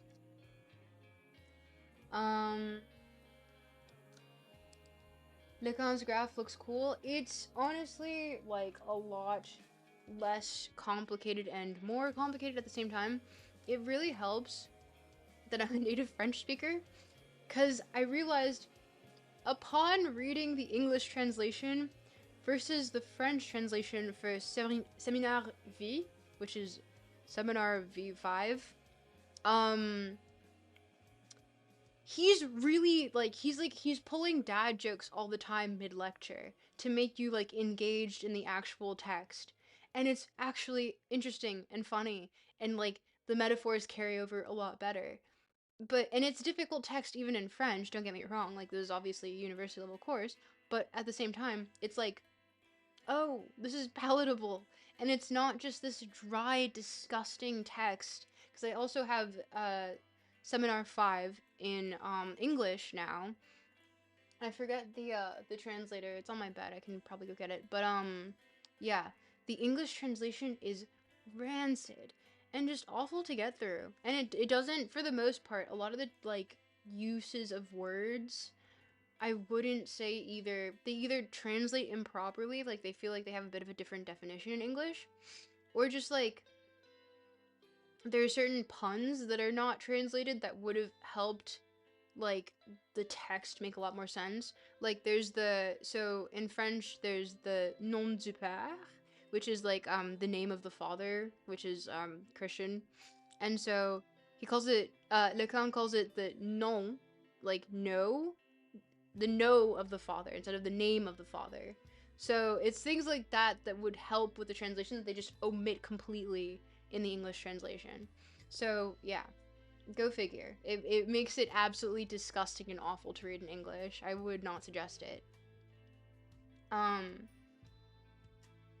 uh, that's the case for English translated from German. I would say German and English have a lot more overlap because there's a lot of nuance in French that just gets completely dropped.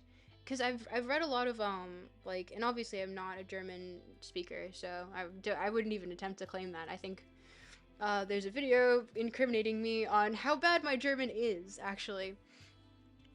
But even in that way, just looking at the citations, I think there's a lot less lost because English has a lot more overlap with German than it does French, ironically. At least in my opinion. Once again, you can take that with a grain of salt, but, yeah, did the stream restart? Not on my end. Did it restart for you? But yeah, now that we've yapped for a little bit, I feel like I must continue on with... I've already finished this text, but I think, Heidegger would crash out. Perhaps. Maybe he should.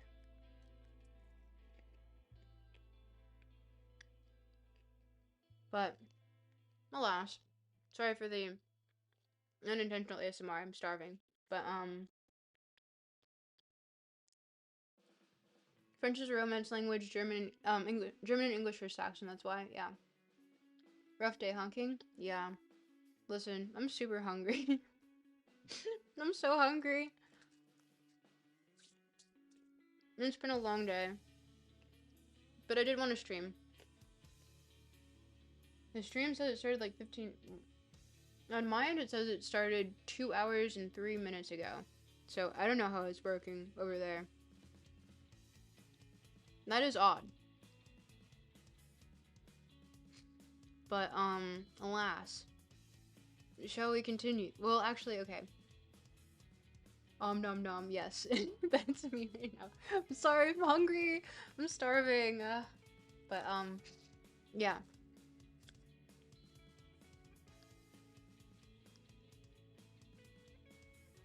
Okay. I can continue in my fake, Disney British accent, or I can continue in... So, thoughts on Freud? Oh man, we really want to do real chat. Because the thing is, I can yap about this for hours. Or I can read. So, it's up to you guys. I'll briefly give my thoughts on Freud. While I eat. I'll wolf this down really quickly.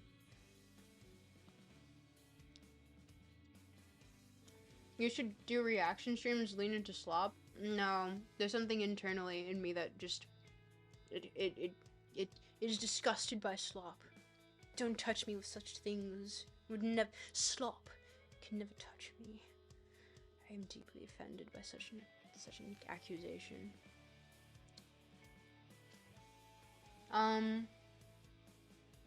Dude, it adds whimsy to the text. Like, Freud, I can't talk to women, so here we are. Freud talked to a lot of women, and in fact was the one who dispelled most of the myths about hysteria. Yap it. Not slop maxing. Chat, what did Freud mean by this? So the thing is that my opinion on Freud is genuinely, because prior to him, most of what would be called psychology and psychoanalysis was essentially just based on the, like, if you had any sort of mental illness, it was based on, like, one's virtue and how perhaps you weren't being religiously virtuous enough.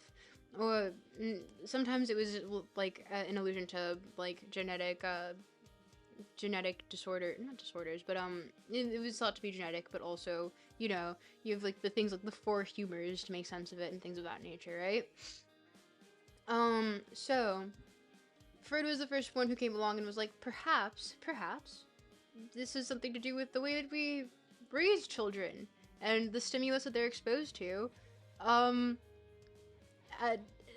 during childhood, because that would lead them into adults as having the same sort of reaction to those stimulus, but you know, perhaps this is the reason why humans act the way that they do, and it has nothing to do perhaps with virtue.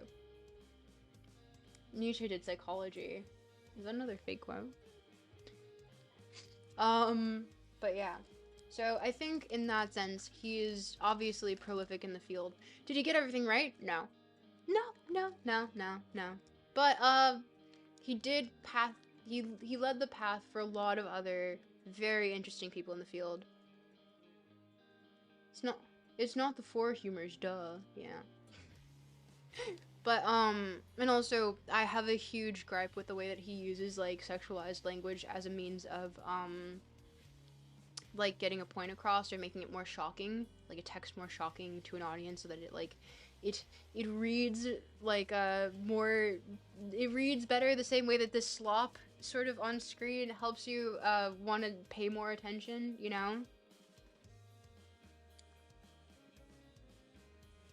Hey, I'll be doing Durkheim civic religion. I'm just farting it up. I've been on a political religion kick recently. Said Con Radical. No, we're just farting it up. Unbalanced humors in the body. I'm shocked. Tropical spoke of this. Yes. Welcome to the stream. Called adding flavor and vigor. So true. No, he didn't. I didn't what?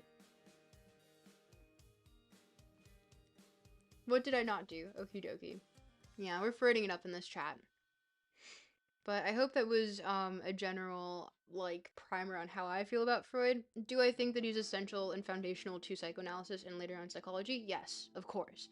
Do I think that he did perhaps the weirdest and not stupidest, the weirdest marketing and perhaps the most egregious marketing ever to do so by saying children are like anal retentive? Yeah.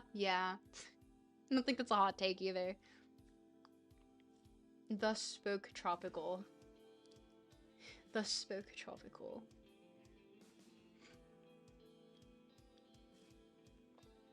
Welcome to the stream. No Germans, said Tropical Stuck. I never said no Germans. I said I will not speak German.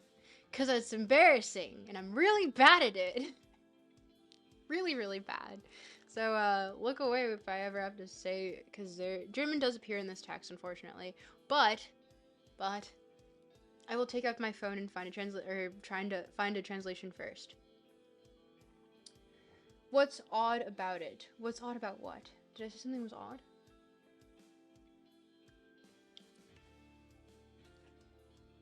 But yeah.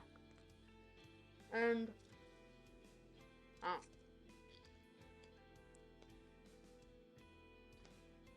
What do you think of existentialists? Are they based or gay? Existentialists? I have a huge crush on Camus. Period. Huge crush on Camus. It won't stop. It's really bad. I would think for dead philosophers, specifically French Algerian ones.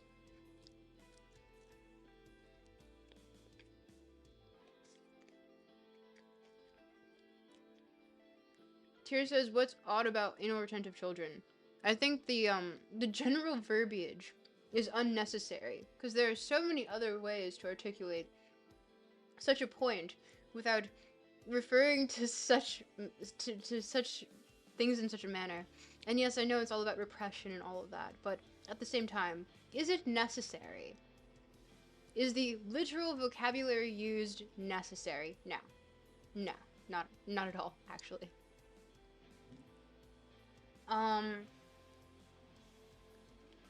Did you mention you're Canadian?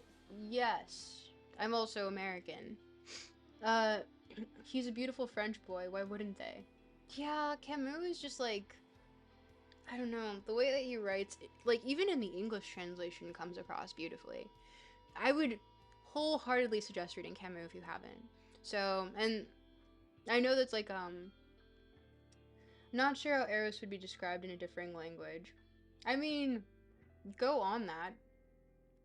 The thing is that, like, I think that genuinely, like, just the way that he sort of grounds philosophy in a way that I know, like, Sartre and Sartre and de Beauvoir, they were very much more so, like, academically inclined, but he brought it back to the poetic, which I think was very grounding, which I feel like we lose a lot of in modern philosophy because we've abstracted so far from the general definitions that we use every day.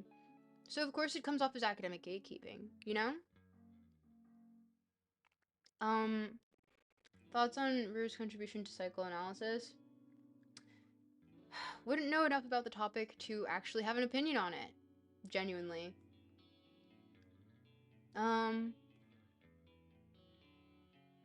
Never read it. Okay, I think I lost. Okay, sorry, chat. So, we have 22 of you here. I've already read this. I can continue to read it.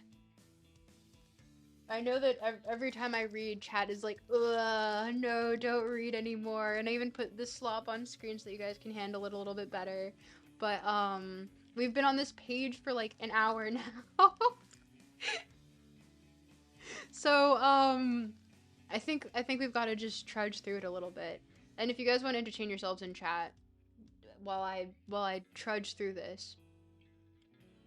Oh, the reasons you said the stream restarted because you started your Twitch stream. I started my Twitch stream? Oh, I'm not supposed to be streaming onto Twitch. Oops, sorry.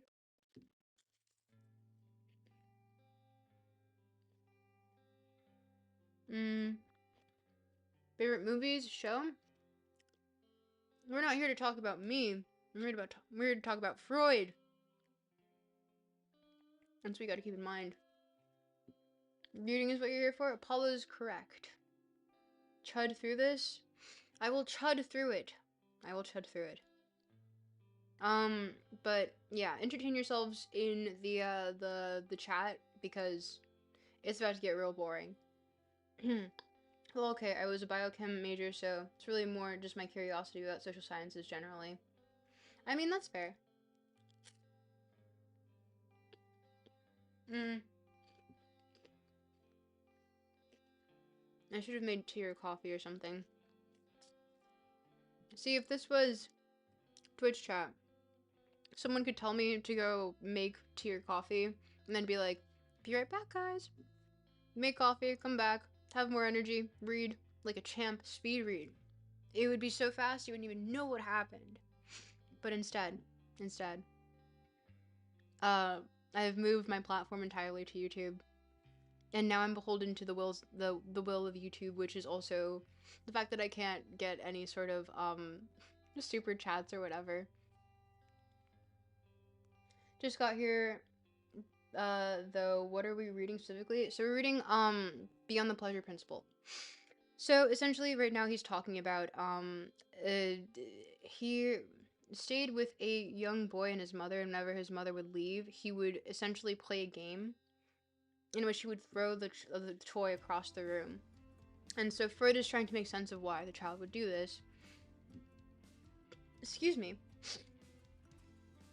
And he lists a few reasons so far. If you want, I can remove this from the screen and actually possibly grab coffee. Yeah, no super chat button. So if you want to do a super chat of some sort, it'll do text to speech if you do the !tip option.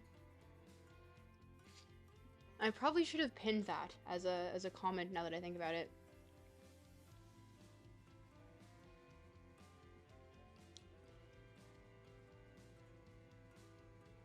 Ooh.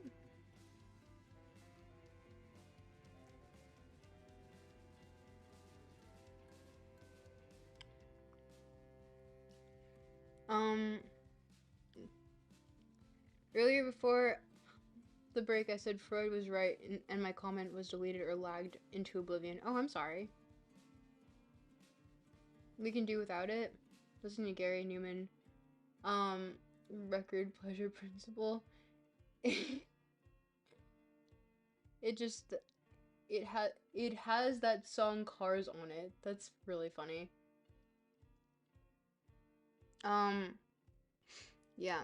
Okay. So the thing is that we're getting like too much into modern philosophy, and my real love is classical philosophy. Like, oh, that's really what like gets me. So I'm excited to, and also well, we'll say like the proto-economic philosophy as well. So that's perhaps what I have on the brain for the next few videos. If you guys are down to help me scheme on such things.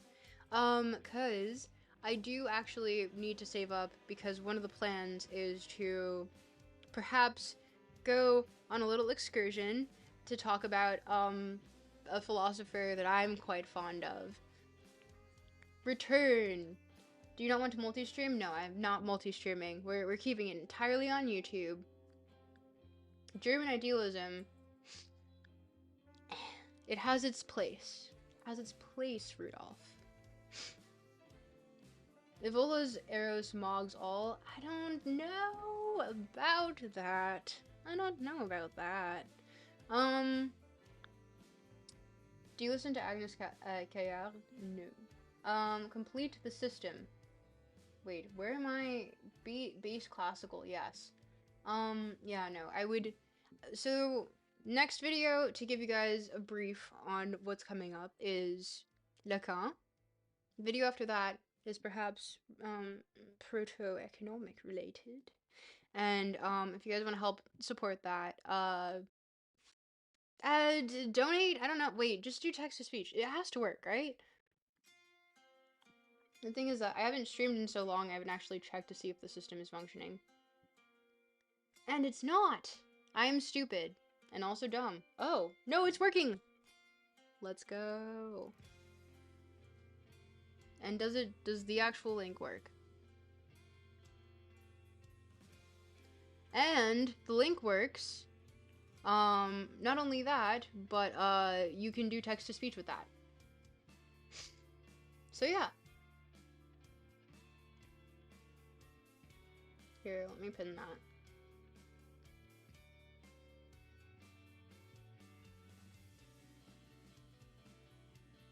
You may like Agnes Caillard. She's a philosophy professor that writes about classical philosophy. Ooh. Color me curious. I'm not one to be like, oh man, I was born in the wrong generation, because I love modern technology and everything that it gives me. But, you know, there are some good critiques of Goethe and Hegel's idealism. I'm not too into Goethe or Kant, honestly. I love Goethe. I love Goethe. And I love Kant. So it's just like, you're saying two things that's like, stab wound. But, like, especially on Perpetual Peace by Kant, like, what a beautiful work, genuinely. So, I don't know, that hurts. That hurts to hear. But also, fuck Hegel, deeply. It's just the fact that he's inarticulate. It's really the only reason I hate him. Hi all. Hi M-Baths. Welcome. All criticism of Hegel by the Frankfurt guys I read are so dumb. I mean, the thing is that I don't think any of the Frankfurt guys genuinely disagree. Like, if you read Negative Dialectics, it doesn't actually disagree with, like, Hegel and dialectics. It's just saying not everything can be a dialectic. Some things cannot be sublimated, you know? So, yeah.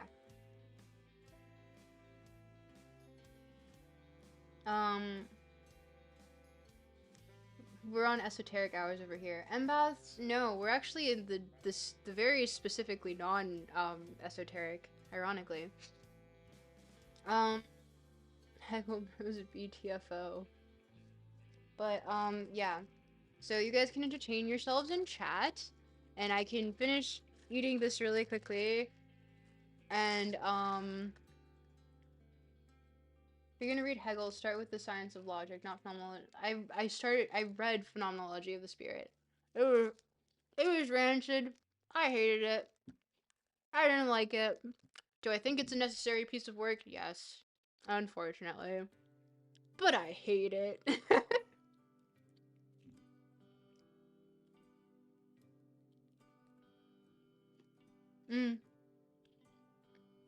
Highly relevant comment was deleted. Not sure why. Okay. Weird. I don't know.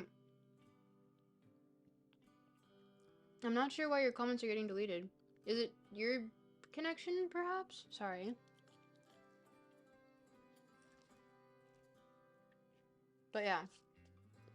Fucking Hegel is just, like, absolutely inarticulate sometimes. Like, oh my gosh, why the fuck? Why do you fucking write like that, dude? What do you mean you didn't attain absolute knowledge by reading the book? Rudolph. Who is to attain absolute knowledge in general? What are your thoughts on Marxism, Leninism, tankies, and their relationship with the center-left liberals? And thus, I'm going to be quite honest with you on that front. Those are two parties that I find both, do I know about the theory behind both of them? Yes, of course. I've read most of the philosophers that have built up those ideologies. But as it relates to the current dynamic between the two as it relates to modern politics, you lost me. Because I don't know who the main speakers are. And I don't care to know. As it relates to the ideologies, I think they've strayed very far from the political pundits who are currently speaking on them at the current moment. Depending. There's an asterisk there. But yeah.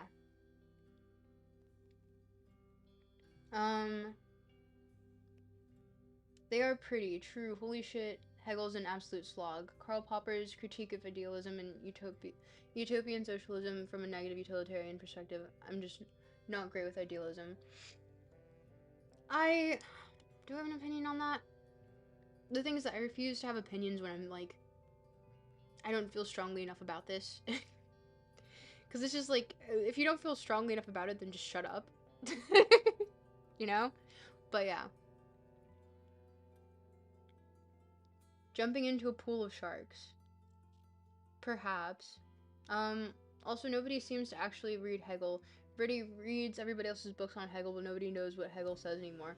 So true. So true. The thing is that the reason why I do these reading streams is usually to help with, like, sort of, like, literacy as it relates to philosophy. Did you ever read much Yarvin? I've read too much Yarvin. And that's not even a hard thing to do. Reading a little bit of Yarvin is kind of reading too much Yarvin, if you're gonna ask me. But no, I've read too much Yarvin. I always have strong opinions on things I don't know anything about. So true, it's just me. But yeah, this is meant to help you sort of take the abstract concept of this text and perhaps put your own spin on it. I'm honestly thinking about just releasing audiobooks on these things that are in the public domain for people that just want to read it on their own time, or like listen to it on their own time and have it be in my voice, I guess, and be like, yay, cool, Tropical Stuck's reading it. But Yarvin is a dork? Yeah. Yarvin's a huge dork.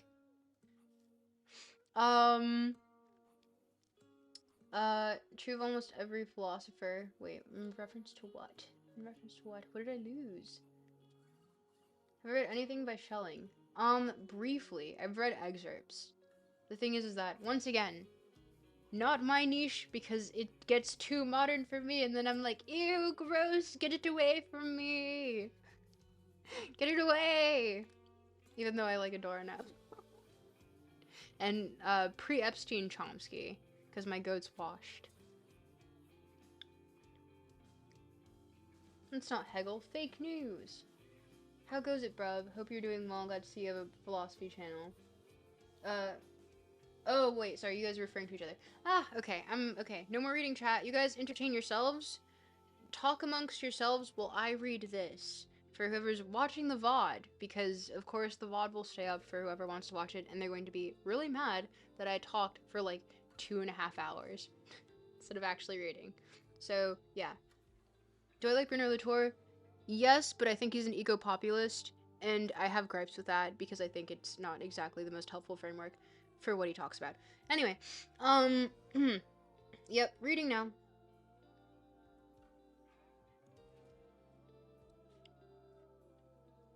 Nevertheless, it emerges from this discussion that there is no need to assume the existence of a special initiative instinct in order to provide a motive for play. Finally, a reminder may be added that in the artistic play and the artistic imitation carried out by adults, which, unlike children's, are aimed at an audience, do not the spectators, for instance in tragedy, the most painful experiences that can yet be felt by them, as enjoyable.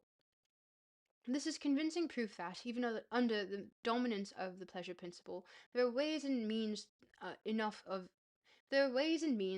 making what in itself is unpleasurable into a subject to be recollected and worked over in the mind.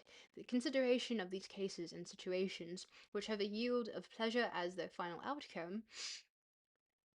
Oh man, I'm getting sick. Oh no. Should be undertaken by some system of aesthetics with an economic approach to its subject matter. They are of no use for our purposes, since they presuppose the existence and dominance of the pleasure principle. They give no evidence of the operation of tendencies beyond the pleasure principle, that is, the tendencies of more primitive, than it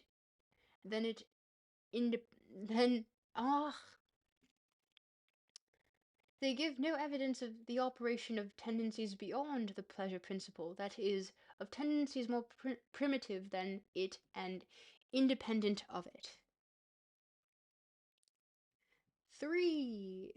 Yippee!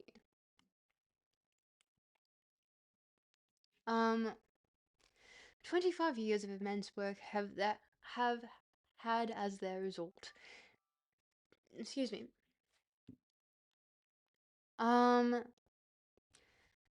That's the immediate aims of the psychoanalytic technique. Oops, we are out of music. Oops.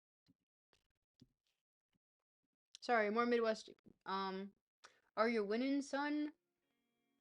Yeah, keep yapping amongst yourselves. It keeps the stream somewhat coherent.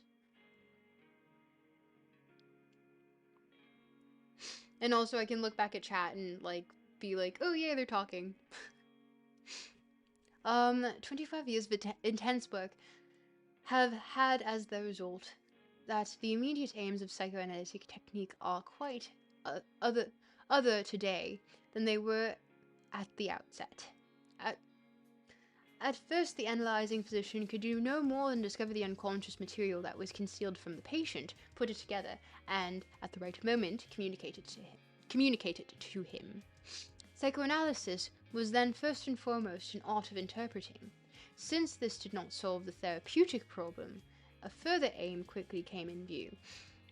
To oblige the patient to confirm the analyst's construction from his own memory. In that endeavor, the chief emphasis lay upon the patient's resistances. The art consisted now in uncovering these as quickly as possible, in pointing them out to the patient, and in inducing him by human influence. This was where suggestion operating as transference played its part, to abandon his resistances. but it became ever clearer that the aim which had been set up, the aim that was unconscious should become conscious, is not completely attainable by that method. The patient cannot remember the whole of what is repressed in him, and what he cannot remember may be precisely the essential part of it. Thus, he acquires no sense of conviction in the correctness of the construction that has been communicated to him. He is obliged to repeat the repressed material as a contemporary experience instead of, as the physician would prefer to see, remembering it as something belonging of the past. These reproductions, which emerge in such unwished-for exactitude, always have as their subject some portion of infantile sexual life. Here we go again, Freud. Fucking again, Freud. Why? Of the Oedipus complex, that is, its derivatives, and they're invariably acted out in the sphere of transference, of the patient's relation to the physician.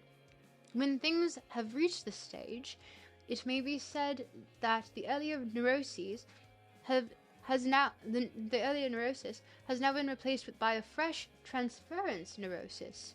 It has been the physician's endeavor to keep this transference neurosis within the narrowest limits, to force as much as possible into the channel of memory, and allow as little as possible to emerge as repetition. The ratio between what is remembered and what is reproduced varies from case to case. The physician cannot, as a rule, spare his patient of this phase of treatment. He must get him to re-experience some portion of his forgotten life, but to see it, on the other hand, that the patient retains some degree of aloofness, which will enable him, in spite of everything, to recognize that what appears to be in reality is in fact only a reflection of a forgotten past. If this can be successfully achieved, the patient's sense of conviction is won, together with the therapeutic success that is dependent on it. How we doing, chat? Oh. Cheerio, chip chip. Yes.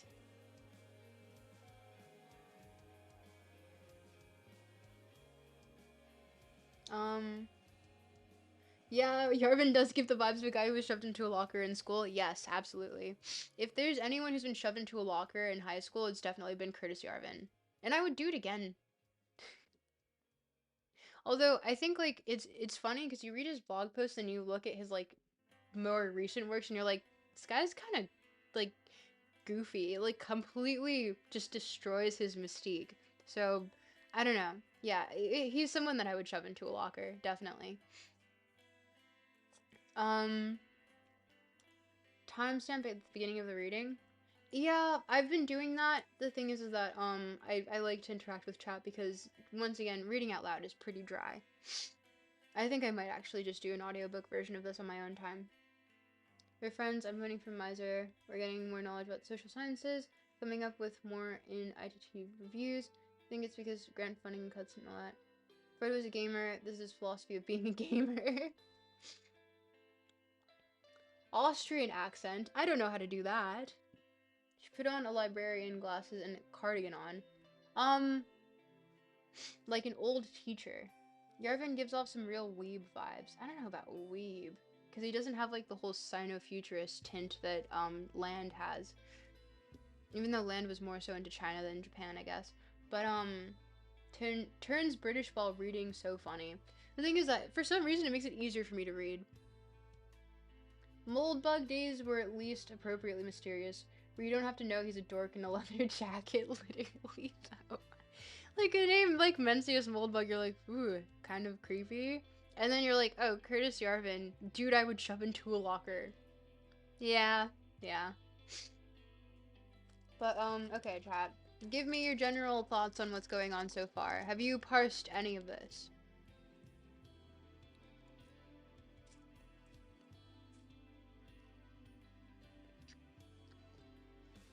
Because to me, this is one of his longer works.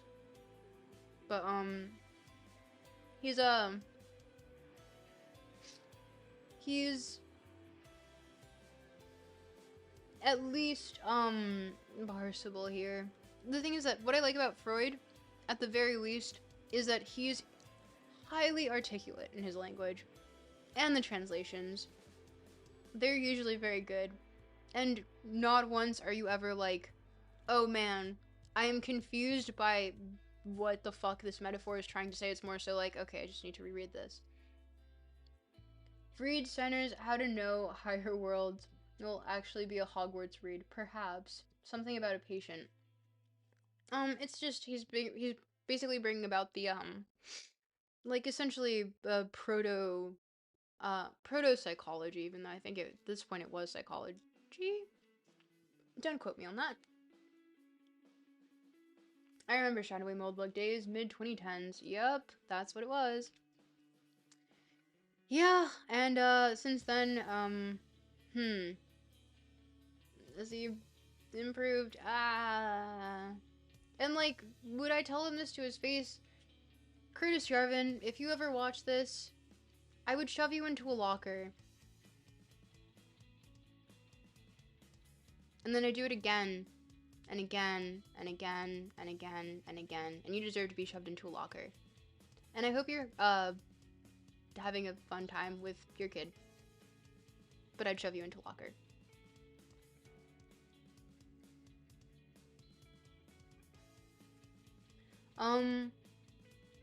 Somewhat, he's opining on modernity in medical sciences from psychological framework, is what it sounds like. Yeah. Essentially. I mean, this is the precursor to anything that we had, like, in the subject matter, you know? Please stop, you're very scary. No.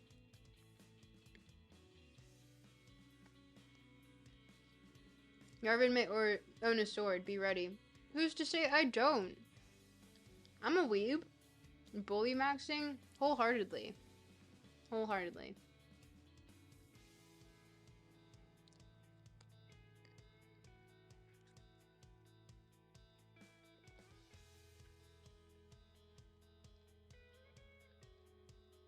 I don't know.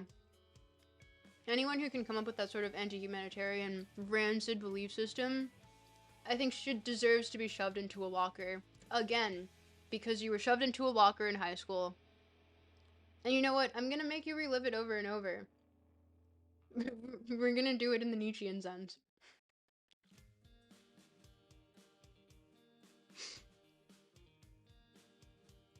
While you were streaming, he studied the Blade. I studied the Blade while he was streaming. And debating, or whatever.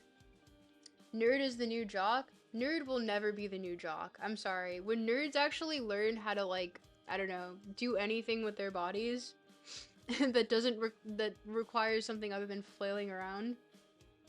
What did Tropical Stuck doing? It's pro-humanitarian? It is. Who is pro-humanitarian? Because Curtis Yarvin is not.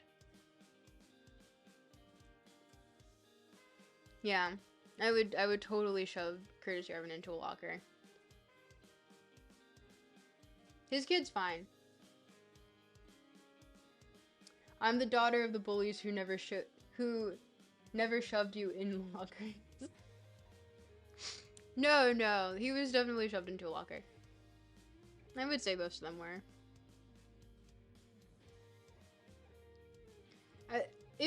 Were you ever really a philosopher if you weren't shoved into a locker at some point for being a huge fucking nerd? I don't think monarchism is bad, but their conception is lame. No truer words have been said. The thing is that monarchism fits for a certain time period in which communication was not at the level that it is now, you know? Because you have to take into account, like, technology for communication worked at that scale because of the way you needed someone to bear a message to another kingdom, you know? Like, it might have, just on the grand scheme, even on the scheme of empires, you know, it might be necessary in that case to have more centralization of power, but even then, bureaucracies in smaller districts and areas. But, as it relates to right now, it makes no fucking sense. It's literally just like, I just want to shove the bullies that shoved me into a locker. Because now I have more money because I'm smarter than them. Yeah, I'm the special one. I get to be on top. Like, come on, dude. You're so lame.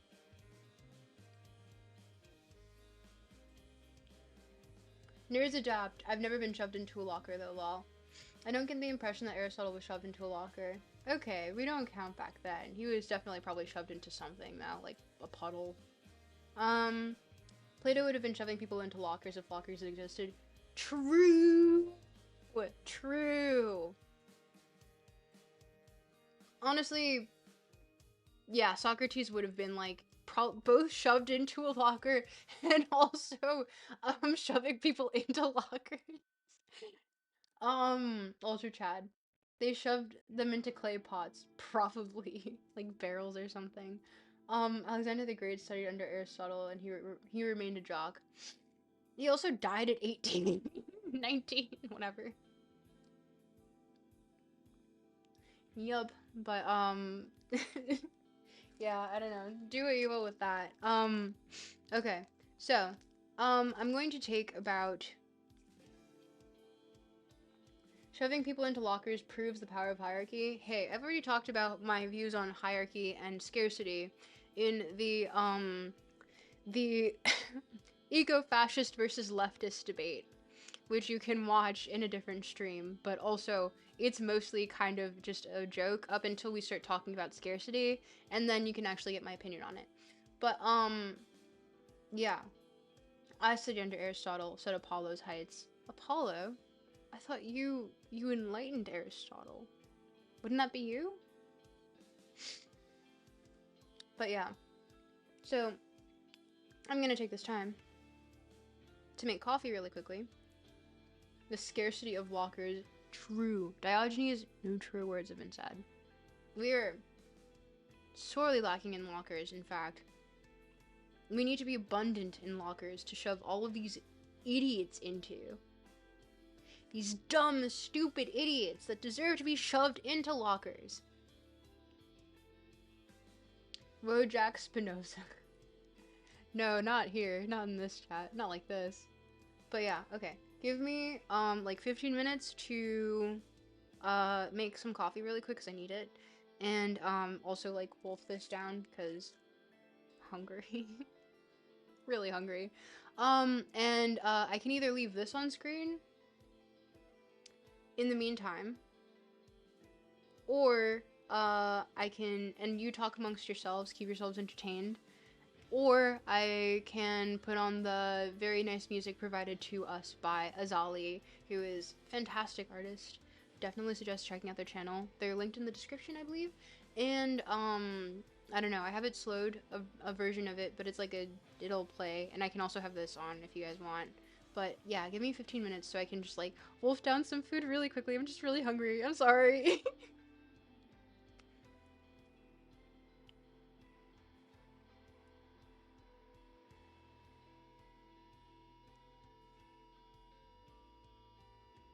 Are we good with that?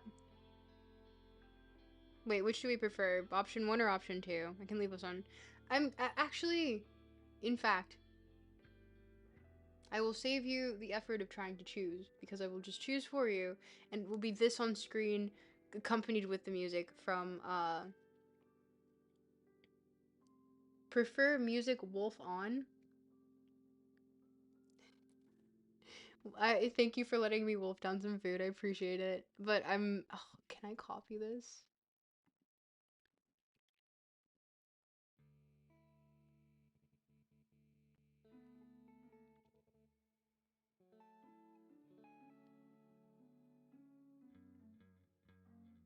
Okay.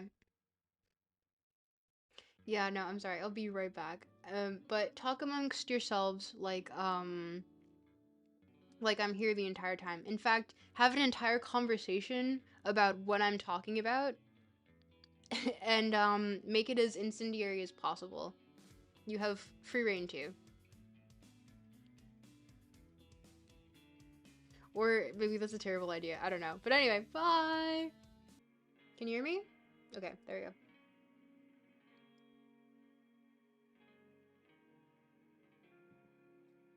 What are you guys talking about in chat? Something's been crashing out. Muted? Muted? Muted? Sorry. Sorry. Sorry. Okay, am I still muted?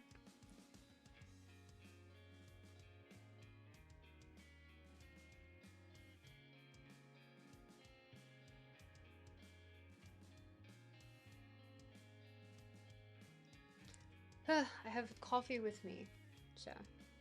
Although you can't really see it because it's like. I guess like the projection from the green screen is kind of hitting it, but whoops. Hi, who's still here?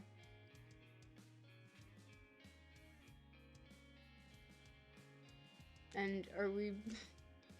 The Subway servers is distracting me at this point. Unmuted? Okay, awesome. How bad is the lag? 1, 2, wait, sorry. Let me do the counting thing. 1, 2, 3, 4, 5. Wait, sorry. 1 Mississippi, 2 Mississippi, 3 Mississippi, 4 Mississippi, 5 Mississippi, 6 Mississippi, 7 Mississippi, 8 Mississippi, 10 Mississippi, Mississippi. Wow, we're pretty, I haven't even caught up yet, so I've got a pretty big lag on you guys. Which is unfortunate, but I don't know how to solve that, so.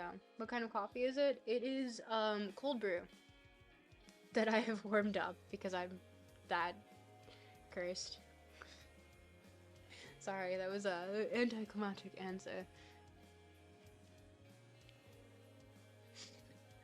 I usually make coffee myself, and I'll do like drip coffee with you know, the ones where you just like you take the kettle and you pour it pour over. There we go. Wow, that was a name that I could have easily remembered, but I did not because I think I left it at work today. But yeah.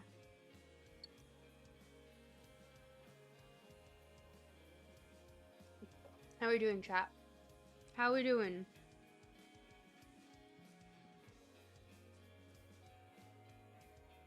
Oh yeah, I ask chat stuff and then I'm like, yeah, I'll wait for them to answer. And then it's like a 30-second lag. Sorry. Anyway, feel free to ask me, I guess like general philosophy questions. And in the moment, it's just me says, I'm just a girl. Yes, you're just a girl. I'm just a boy. I'm just a kid, and my life is a nightmare. Ugh. Yeah. Honestly, I kind of want to do a singing stream, but then I'm gonna get, like, DMCA'd so fast, which is so lame. But, alas, what can you do? Although, I will say the Midwest emo is kind of doing the singing stream for me.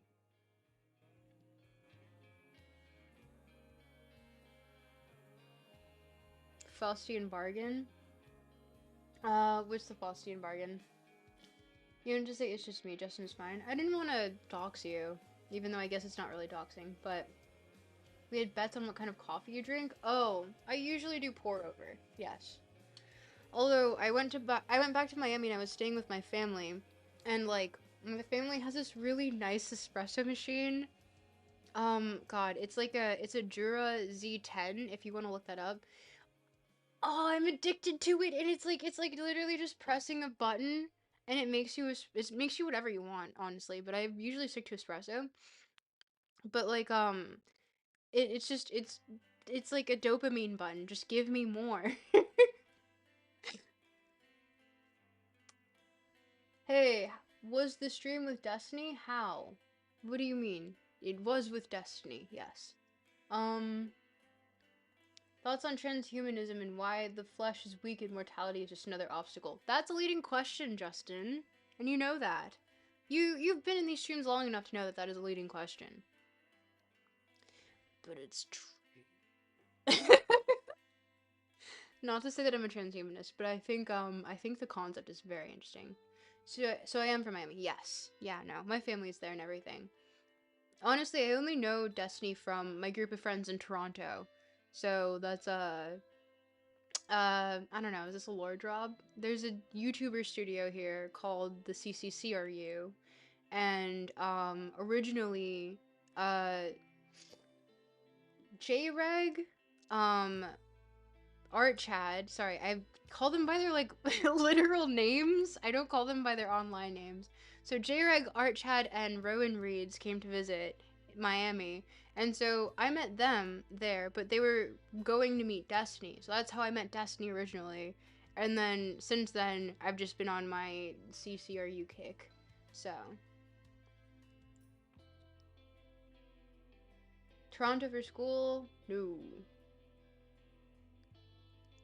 Bro, just hate me because I mog you in Jester Maxing. I mog everyone in Jester Maxing. I'm the trickster archetype, baby. No mogging me. What did you think of POS besides its pros? What are we referring to with POS here? Dragon Destiny met? Yes. In fact, actually, if you look way back through the JREG archives, there's a video featuring me completely silent playing a role of silent person at party. I think it's called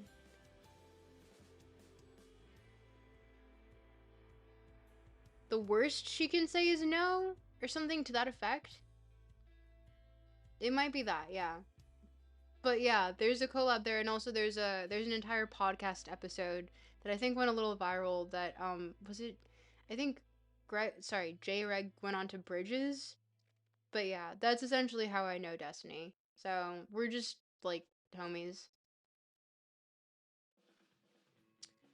Oh, phenomenology of the spirit. Okay. Um, what do I think of I think it's a necessary foundational work, especially for German idealism. But like at the same time, I just yeah, J Reg was on Destiny's podcast. Oh yeah, I remember that clip.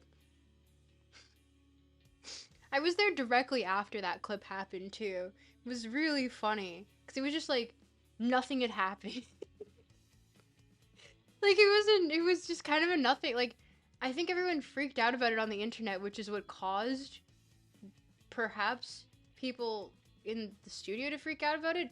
But like immediately after, like I saw Greg and he was just really normal. He was like, "Yeah, the podcast went great." Like it's so funny to look back on it and like actually see the clip of him like freaking the fuck out and being like, but yeah. I was in Gokanara's chat when he sent a clip for that video. Yeah. I don't know. I had just like shown all of them around Miami and they had a really nice time. Greg had a live show actually. And it went really well. There were quite a few people, despite it being Miami. But there were people that came all the way up from like North Broward County, or sorry, not North Broward, Broward County, just to come say hi. So it was honestly quite nice. But yeah, we're all just homies. Like they're all just really cool people. So yeah, that's entertainment. That's entertainment. Yeah, sorry, I'm more boring.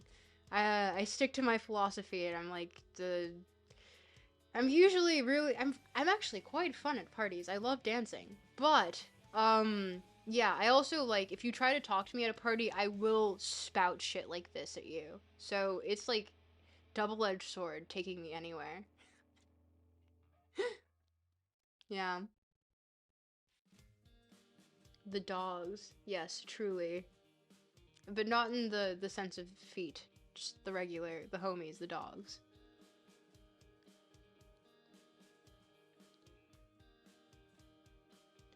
But yeah. Shall we continue?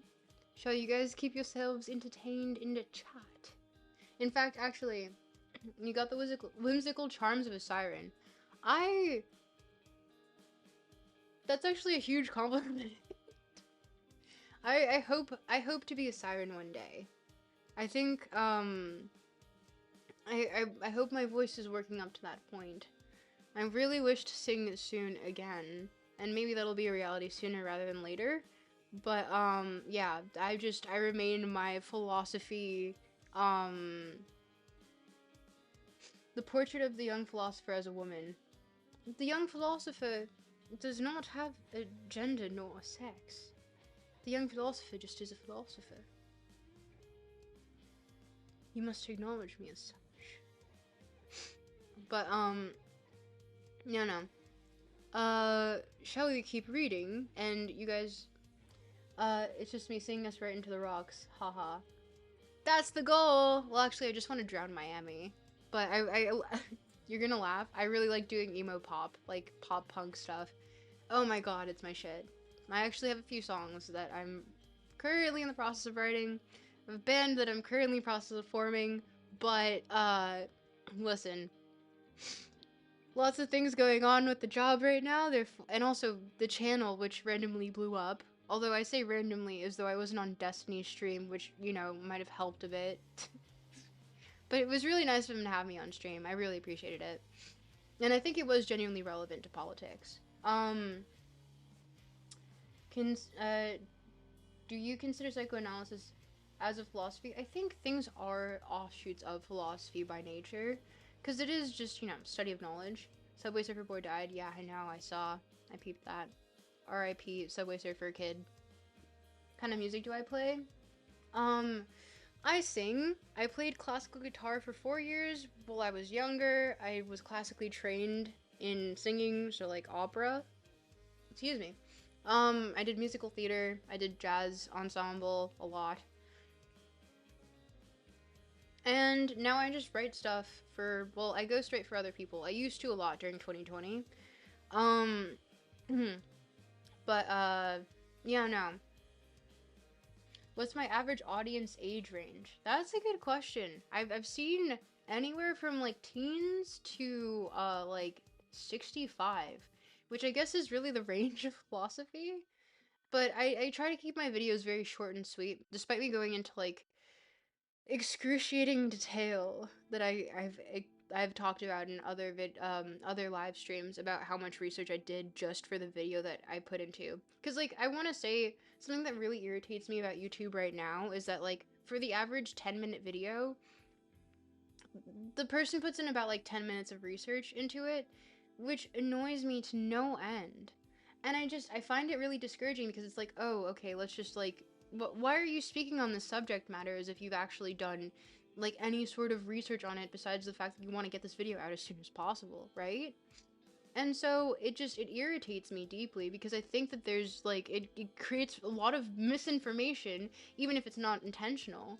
So I wanted to add to a little bit more of a, I'm going to take the time to properly research everything that I talk about and still make it funny and engaging, and I obviously have to omit a lot for the sake of making it funny and engaging, but, I would like to actually make it, you know, interesting to people because I think philosophy is, well, it's not I think philosophy. Philosophy is for the people. It's frameworks to understand the world through. Be it like economics, politics, I don't know, aesthetics, what have you. It's just different frameworks to think through, and that's why I want to encourage media literacy and, like, being critical of the content that you interact with. So, you're 16. That makes sense. I think you mentioned you went into art. Yes, I almost went into art, and then I messed up my wrist. Wait, let me see if I can, I'll show you guys how messed up my wrist is.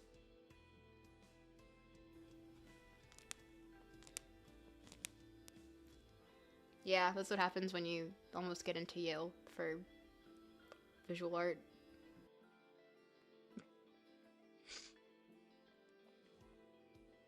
"16, ew. Yes. Please be nice to Rudolph. Rudolph is 16. And don't do anything weird to Rudolph because Rudolph is 16. Ew, Zoomers who are younger than me. Yeah, Justin, you're pretty young too. Hegel said philosophy is inherently esoteric and shouldn't be for the masses. Hegel is wrong! Wrong! I think philosophy is exoteric and should be for the mass. He is an elitist. Of course. That sounds like a wrist That is the sound of a wrist that is incapable of art. Yeah, unfortunately. Don't do that, please. It grosses me out, not gonna lie. How do you think it feels having a wrist that messed up? I had to wear a brace for 3 years. And it's not even carpal tunnel, actually. It's literally just, I overused my hand to the point that the nerves in my hand started dying. But actually, if you look at my screen of like the waiting screen for when you first join the live stream, I animated that. So did a little anime stuff. But also if you look at my Twitter, I think I've posted some old art before. I believe I have it somewhere here. Oh, yeah. Ta-da! This is from high school. You can tell by the Pokemon stuff on it. um Not gonna lie, this has potential, but the gameplay is low-key distracting. Um, if you could be the attention you want to project, I feel like that energy would resonate with your audience greatly. Armand, I agree with you. The thing is that I put this up to torture everyone today specifically. This is torture for you guys today. Philosophy channel.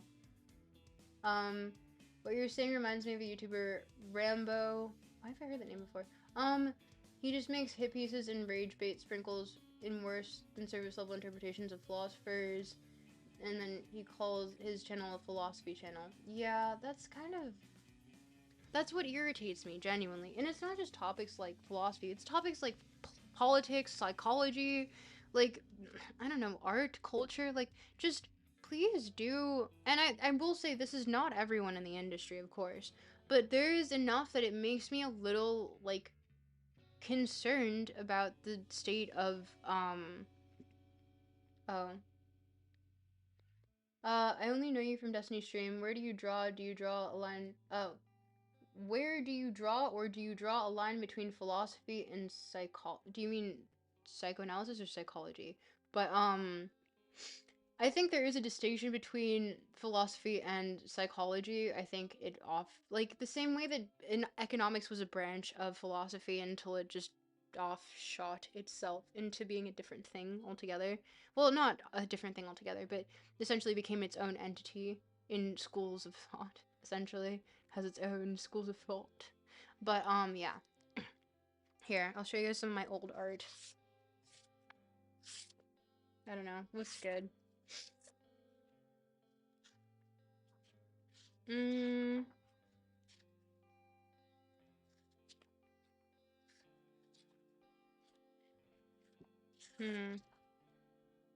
Yeah, this is all stuff from when I was in high school. Here. You can see that. And just a lot of like figure drawing stuff. But that is how you mess up your wrist. Um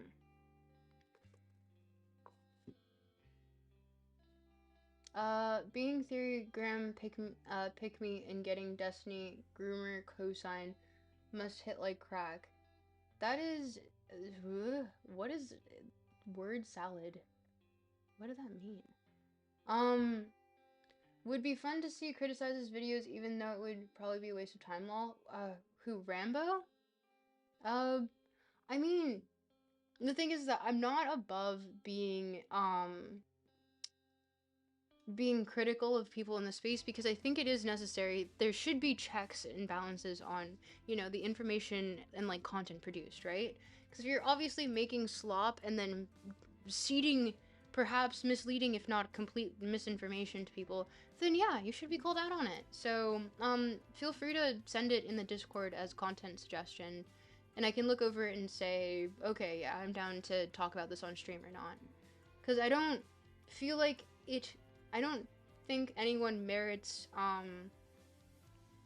any actual like hatred, but I do think that points should be taken off for dishonesty. If you get what I mean.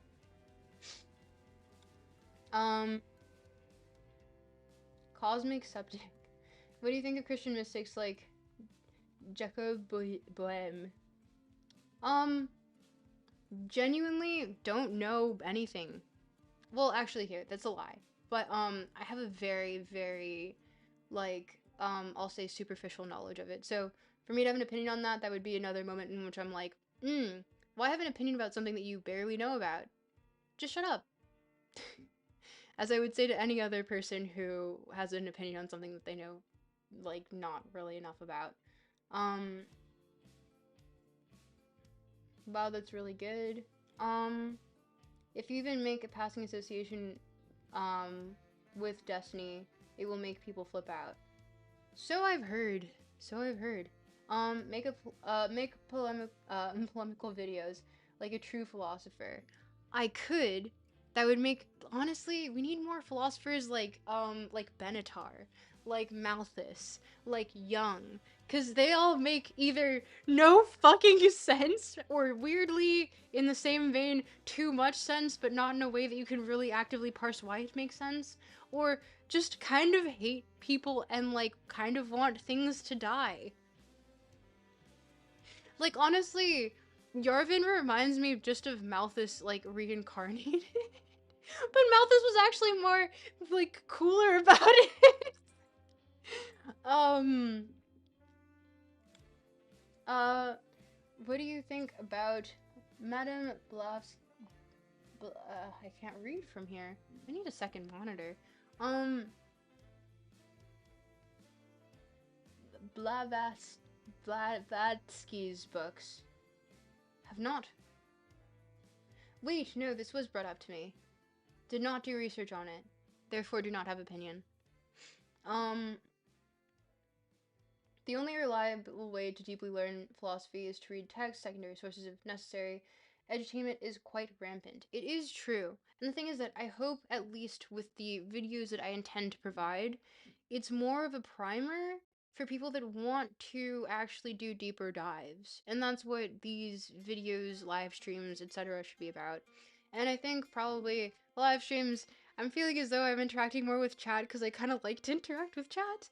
Um, it's more to like kind of get you into the sort of framework of, or not framework, the sort of like mentality of talking about philosophy and being critical of these media sources that you're given, in which afterwards I hope that you take that and perhaps you get the book yourself, or perhaps you look at the description, maybe I have it linked there because I might have done that, oops.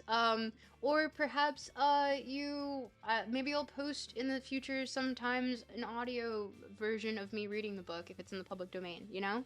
And like that's just for you to have. I just want you to be able to parse what you can from these texts because it's actually usually really relevant, even if it's Hegel. Well, honestly, especially if it's Hegel, unfortunately. He's like really inarticulate. And sometimes it's why secondary sources are necessary. But like, yeah, I hope that like there's more critical eyes put onto media. That's really my aim here. So, yeah. Favorite modern philosopher? You look like Zoe Kravitz. Do I? I wish. Oh my gosh. Aside from the weird scandal that she had that I don't know much about, I think she's really pretty. I think also her mom is really pretty. Um, hmm, Gateway to philosophy. Essentially, yeah. I think it's necessary. Do I like Zizek? I think Zizek is entertaining.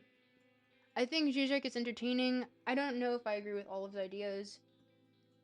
I do think that he tends to kind of like he knows how to keep an audience because he'll take you on this tangent and then slowly take you to the point that he's getting at in a way that's parsable for the like layman, which I think is incredibly important in the modern day. You know, write more articles. I like reading philosophy YouTubers. I like reading philosophy YouTubers than watching them. For you, Rudolph, I might consider it. Usually, I tend to stick more to like cultural slash interpersonal or intrapersonal dynamics. But he's grown on. Zizek's grown on you. Can you do a Zizek impression? I have friends. Okay, there's specifically if you look up Sharjeel.mp4, there's a shout out to him on Instagram. He does a fantastic Zizek impression, aside from being a fantastic video editor. Although his style is more like very like corporate, not corporate, Like, definitely very, like, positivity focused, because I know a lot of people in philosophy tend to be, like, irony poisoned and stuff.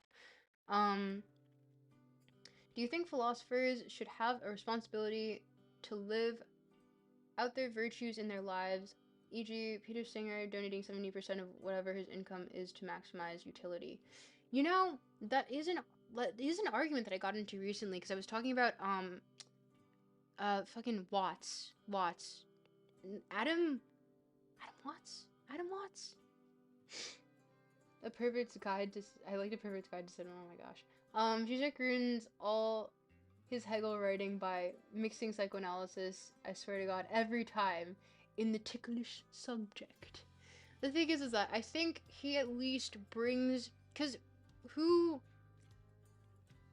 in the same way that Freud kind of has that hook by using weird psychological, or sorry, not psychological, weird sexual language in his works to kind of get, like, a hook on the populace's attention. Alan Watts, thank you, thank you. Yes, Alan Watts. I'll get back to that in a second, though. Zizek uses pop culture as hooks to, bring in people into these much larger ideas like dialectics, like Hegel, like psychoanalysis, and just like, I think, had he not been so divisive, and or like, I don't know, he, in the weird Jungian way, he hints at like a larger truth. But based CCCRU Chad, is that me? Am I the based CCCRU Chad? Can you even clip on YouTube? I have no idea. I miss Twitch. um yeah. But Alan Watts, yeah, no, I remember like reading a lot of his works and being like, okay, fundamentally, I think that this is not necessary. I think this is useful to a population. Absolutely. He's trolling in public, no? Who is? Who's trolling in public? Music's opinions on quantum are pretty silly, lol. I don't know them. Yeah, you can. Yeah, so Alan Watts, once again, brought like Buddhism to the general Western public. We can say, like, if you want to say he brought it, it's debatable. I would kind of disagree with that, but yeah, I think that he, by virtue of, having an entire Buddhist practice, but also capitalizing off of it, kind of defeats the purpose of, spreading the doctrine of Buddhism. And it's a little it's hard to translate Eastern religion, philosophy, esotericism for Westerners. That too, but also I think that also the idea of making money off of it is where I really find, that might not just be a Western ethical dilemma, that might just be a dilemma for, Buddhists, because they wouldn't agree with that at all. So, are you a very fast reader? I either blaze through books or I never finish them. Uh, it depends on the book, of course. I was told by a friend on Discord a while ago, who I've never actually met in person, but we've been friends for a while, that the best way to read books is to speed read them first. And this was brought up in the context of Spinoza, of course. Speed read first, and then go back through and comb through what you didn't understand the first time, and then properly understand everything. Because you're getting like a sort of like primer first, and then you're going back and like being like, okay, now I understand this text. With Spinoza, I sped read, and then life happened, and I didn't go back for the second round, and that's my bad, which is why I don't put Spinoza on the list of people that have highly influenced me, because despite having read his works, I can't say that I've done the fine-tooth combing that I think would be necessary for me to say that he's been an influence. But does he tinge my ideas? Yes, definitely. I think his works have been a huge, I keep looking at my screen and seeing the Subway Surfer. Sorry. Yeah. But, I think, yeah. God, I lost my train of thought. Fuck you, Subway Surfer. Not like this. Have I watched Zizek's debate with Jordan Peterson? I have purposely avoided that brain damage.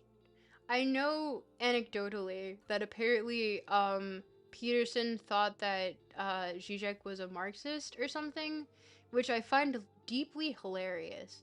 But anyway, um, yeah, I'm not a fan personally, but I'm not mad if people got into Buddhism through Watts. Yeah, see, I think like that's where it's like, oh, was the outcome like better than the oh. Poop removal, what a name. I'm really struggling to finish Jameson's postmodernism. Love his lectures though. I feel free to link that one. Once again, I can hate modern philosophy. I'm okay with modern philosophy. I have gripes with it. I have gripes with it. I have gripes with a lot of it. But yeah, it's just like I like my classics. All I want to do after I read things like Land or even like things as recent as like D&G, I just want to dive into a pile of classics because like oh my god, I feel disgusting. I feel so gross. I feel like I need to take a shower. Um I don't think many people are reading Alan Watts anymore. Ah, you'd be surprised. You would be surprised. Yes, Peterson's prep for the debate was reading the Communist Manifesto. That's 28 pages long. Wait, I thought he was like with the NDP or like the Socialist Party in Canada for a while. How has he not read the Communist Manifesto, which is 28 pages long, before he went on his anti-communist stint? Really? You said you're more into classical philosophy. Do you relate to postmodernism? Thoughts on postmodernism? Mm, no, I don't relate more to postmodernism. I think often postmodernism is just like taking apart the ideas that we already had a fundamental understanding of, but because so much time has passed and so many ideas have abstracted, we're finding a hard time finding more quote unquote truths. And it's like, I feel as though, and you see it a lot within these works, especially reading through them over and over again, because literally Freud references the ideas of Epicureanism in his works through Eros and Thanatos. But it's like it's got different words. It's just like it feels like every time you read something in classical philosophy, you're like, time is a flat circle. Like, oh my God, we already did this. What are we doing? This is another thing that we're reiterating with different words in a different time period again. So that's why I'm just like, I find it so interesting. I find it so interesting. So yeah. Um yeah, so postmodernism is dead. A new structuralism is emerging out of its ashes. I mean, go on that tier. He thought Zizek was gonna be like a postmodern type woke Marxist. Boy, was he wrong. Um, pop philosophy you hate. No, actually, pop philosophy I think is necessary. I think if you popularize something, that means people have an entryway into it. And I think that's really important. Because if you don't, and that's why I keep my videos fairly short, super edited, super memeable. Like, it's just, I want you to be able to feel as though you've skimmed something, learned it, and then if you want to dive deeper, all of the resources are in the description in the bibliography. And I want that to be the thing that just gets people interested. I want higher media literacy. I mean, d- no, surfer boy died, but yeah, media literacy is so critical in this time period, genuinely. So I think anything I can do to that's anything I can do to try to help that. That's my goal. And that's why I don't like interpreting too hard on works because I don't want to have my opinion become the popular opinion. I don't think that that's necessary. In fact, I think it should be better that you argue with my opinion. Because if you argue with my opinion, that means that you're actually interacting with the work that we are both talking about, and you feel as though you understand it well enough that you want to go toe to toe with me on it, and we can have a discussion, which I think is incredibly important and very much missing in the modern day. Um, all postmodernists hate that term. I think they'd accept post-structuralism. Yeah, exactly. Um, really feel the resistance to meta narratives in everyday life, basically everywhere. Yeah. Do you know? unsolicited advice from YouTube. I think his Substack is better than his videos, TBH. I don't, actually. Opinions on Nietzsche. Is it true that he's kind of just the birth root of postmodernism? That's a take on it? No, he died. Who died? Oh, Subway Surfer guy died. Sorry. That's how laggy this chat is. Sorry. Um, it's kind of yeah, Deleuze's reading of Nietzsche, the opposer to dialectics. Or sorry, misread that. I was like, wait, what? As the opposer to dialectics. Ah, Nietzsche, the birth root of postmodernism. I don't think so. And perhaps it's more of a time period gripe than anything else. But I think maybe proto postmodernism slash uh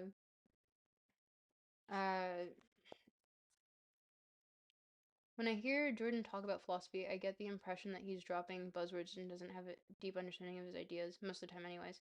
The thing is that the man is a PhD from the best school in Canada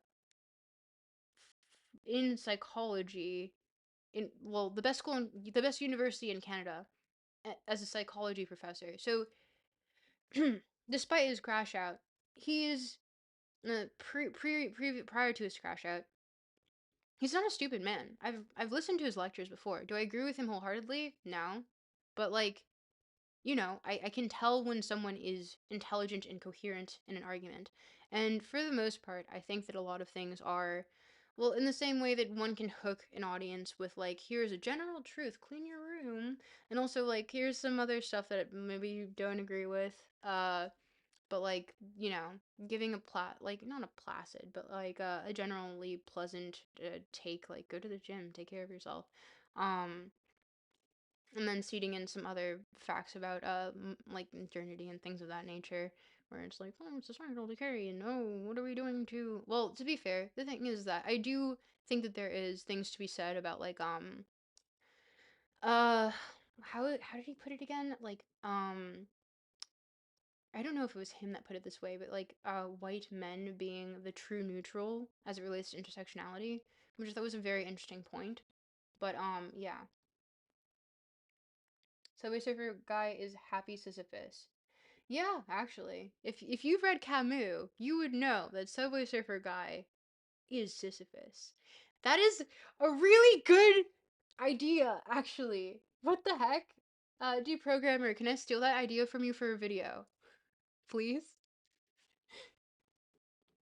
Um, have you seen slash know anything about integral psychology development framework by Ken Wilber? No, I have not.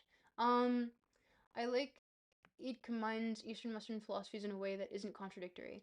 I think for the most part, they aren't contradictory, especially because there's a lot of like, overlap and reconstruction of the same things. Because like if you look at Lacan, he essentially hits a lot of beats of Eastern philosophy and samsara versus nirvana with desire and lack. It's under different terms and understood in different ways. I don't know if that makes sense, but yeah. Um, Philosophy self-destructed with Marx and further with Pomo.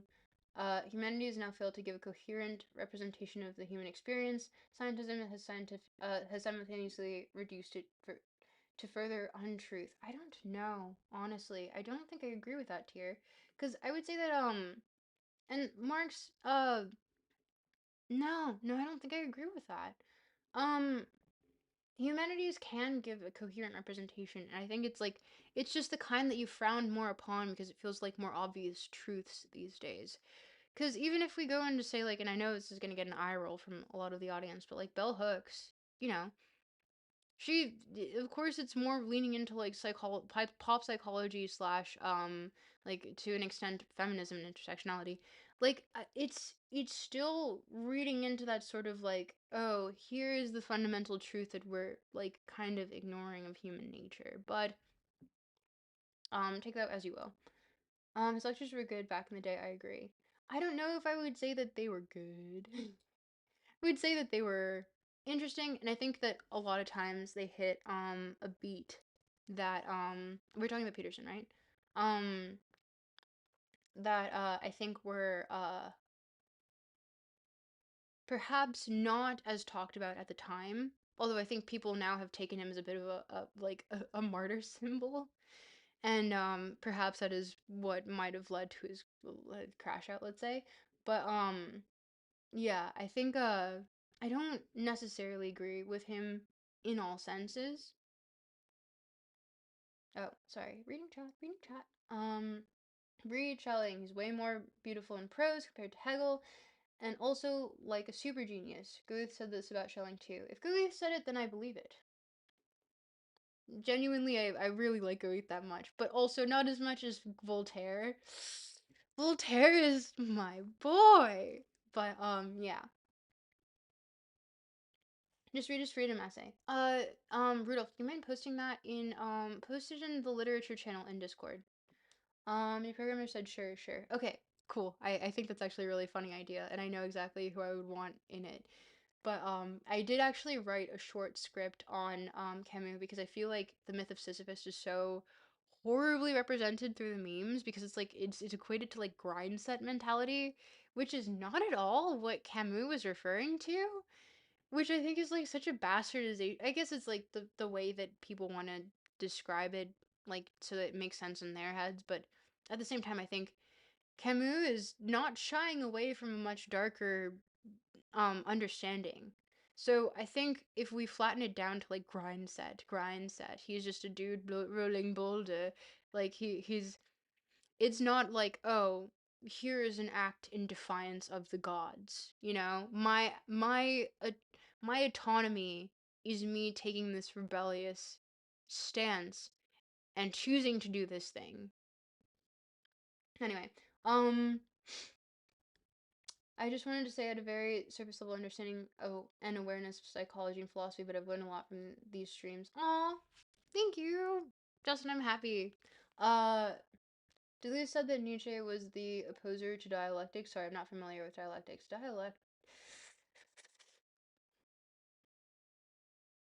George Towney, did you just correct me on how to say?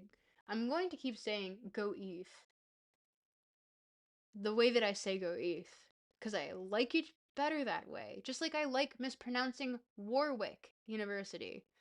I know that it's pronounced a certain way, but I'm going to say it the way that I like because you know what I'm referring to. And also, the fact that the UK forgets that there's a second W in Warwick, and it's not Warwick, it's Warwick because we don't forget that there's an extra W mid-word. I refuse. I refuse. No. I take my little defiant stance against you. No. Goodbye. There's no Warwick. It's Warwick. You pronounce both W's, UK.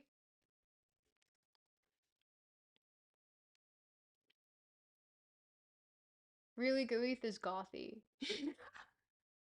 Yes, Goethe is gothy. Personally, I see no coherence in the modern humanities. Believe they fail to negate technological society. The negation has been totally absorbed into a culture war that is now that is now positive to it. Hmm.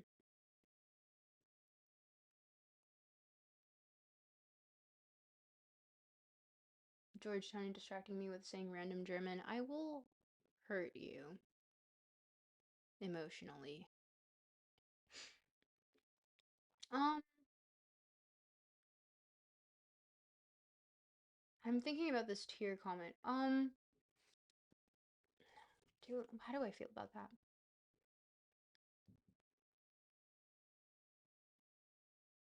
Perhaps that is a valid opinion to have tier, but I don't know if it is the fact that we are actually physically immersed in it day to day that we view it as a culture war, and perhaps we will look back upon this time maybe centuries later and think to ourselves a much different thing. But we might be seeing the culture war and not seeing the overarching narrative threads, let's say, right? Um, she pronounces Goeth. It counts as evidence she read it instead of hearing it on a podcast. Well, you got me there. You got me there. I did read Goeth. Um, but yeah, that's just like I will mispronounce things. And also I will stand by my mispronunciation because you know what the fuck I'm saying. You know what the fuck I'm saying. Uh pronounce Worcester. Worcester.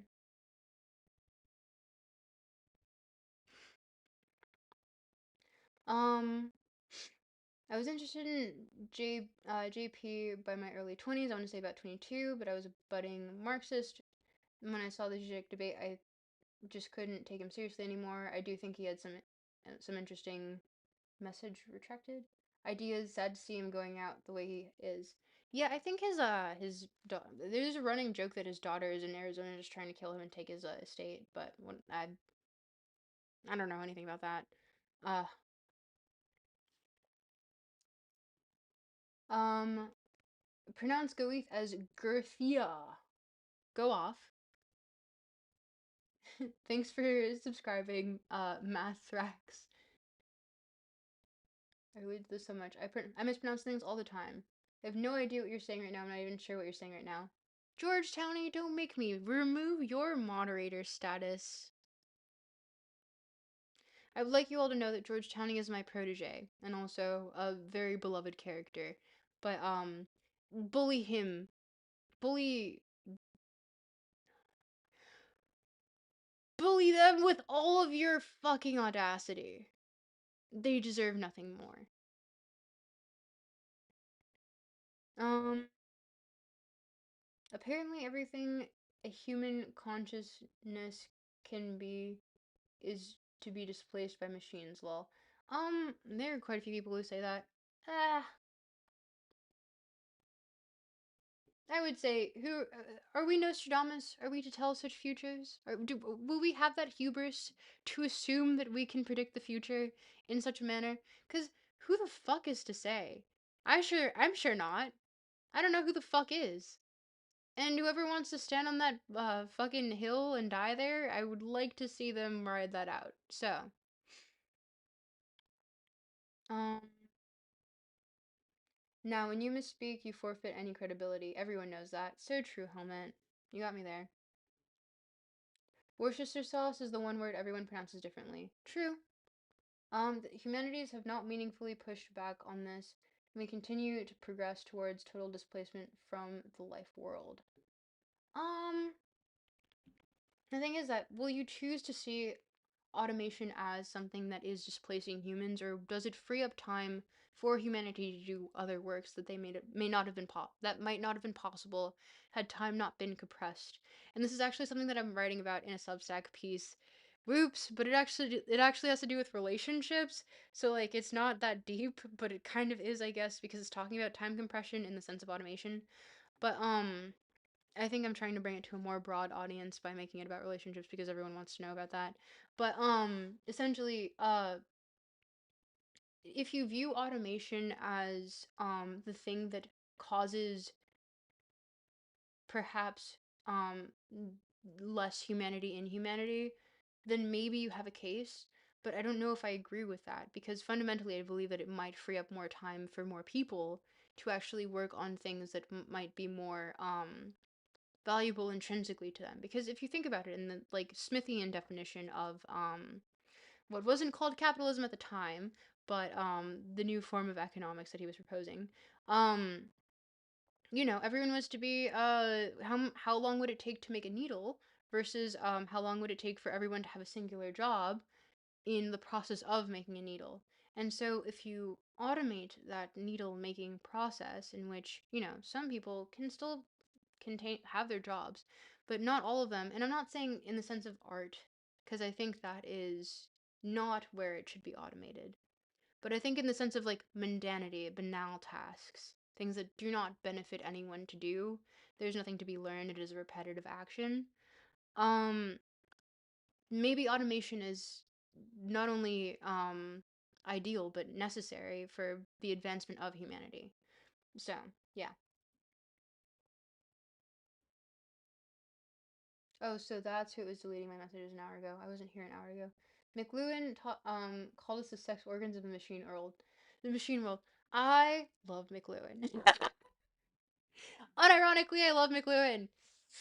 Ah, um, don't even trip, dog. I get it twisted. I only stride. Whoa, George Towney. That's a new one, and I like it. Yeah, it doesn't really make sense to me. Dialect sounds like reasoning towards truth. With little I know, it didn't seem like Nietzsche was against that. Nietzsche didn't really.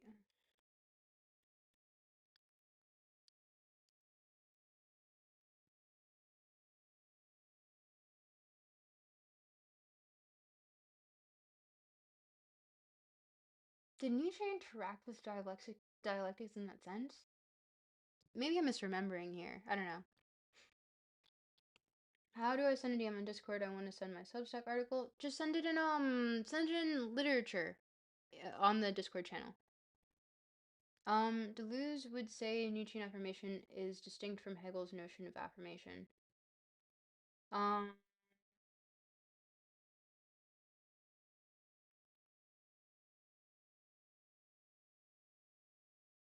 did he? I don't remember reading that. Honestly, d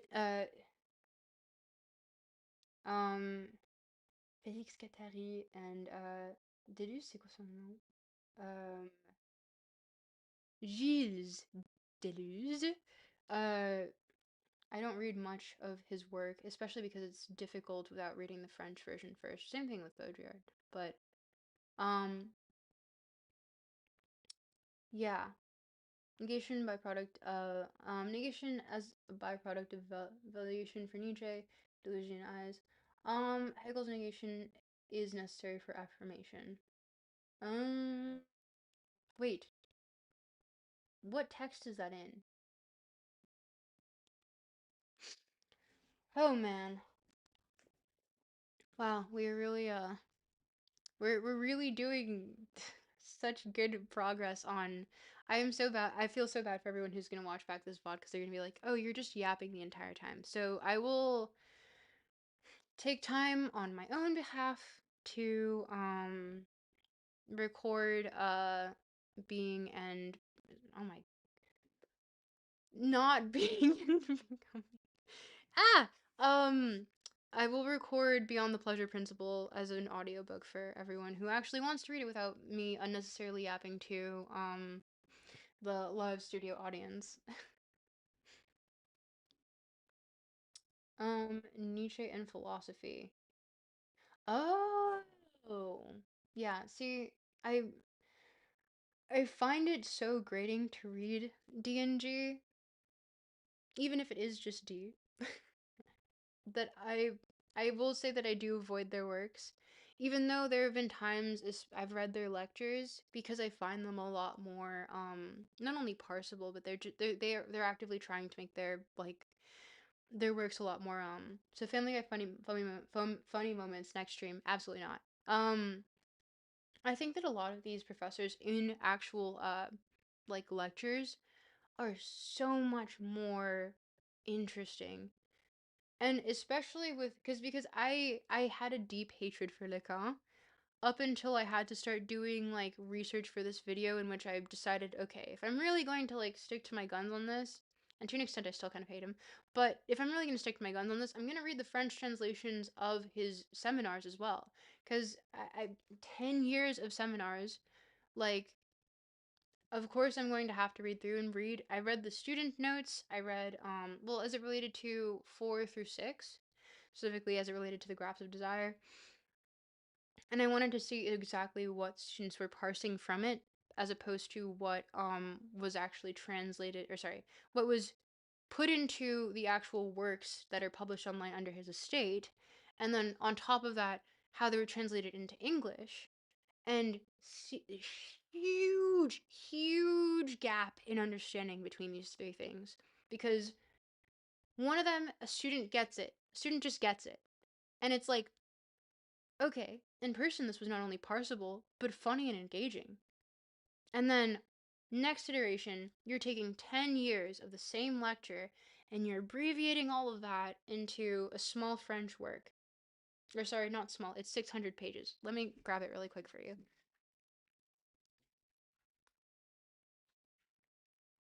Ta da! So, yay! 600 pages! Yay! It's research for you, buddy. But, I read Marcel Proust. No. Do I prefer philosophy through fiction or nonfiction if you had to pick? Huh. Honestly, this is an unpopular opinion. Nonfiction. Nonfiction, definitely. There's certain people that I can think of that definitely push me towards nonfiction, being Wittgenstein, Spinoza, uh, Camus. Even though he, of course, like they all, of course, use perhaps nonfiction at points, but except Wittgenstein. But the postscript on the societies and control is a solid to lose text. 600 pages in this intellectual climate? Yes, exactly. I am I am nothing if not a masochist, which is why I read so much Nick Land stuff just to produce a 12-minute video essay on it, making it as memey as possible. But the thing is that if I had abbreviated all of that text for anyone, they would have wanted to shoot themselves. They would have wanted to die, and it would have been awful. But yeah, no, to parse all of that and to sublimate it into very silly uh diagnosis, I don't know.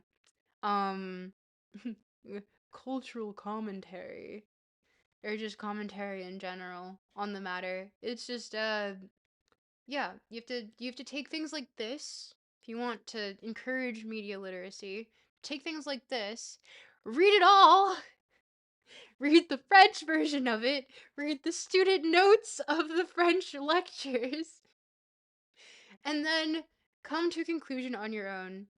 Ask for other people on the matter who have PhDs in the subject who you're friends with, and then from there you can create a 10 to 20-minute video on the same topic using pop culture references that hopefully help the general populace understand, because I think that if you cannot explain it to a high schooler, you have failed. That's it. Um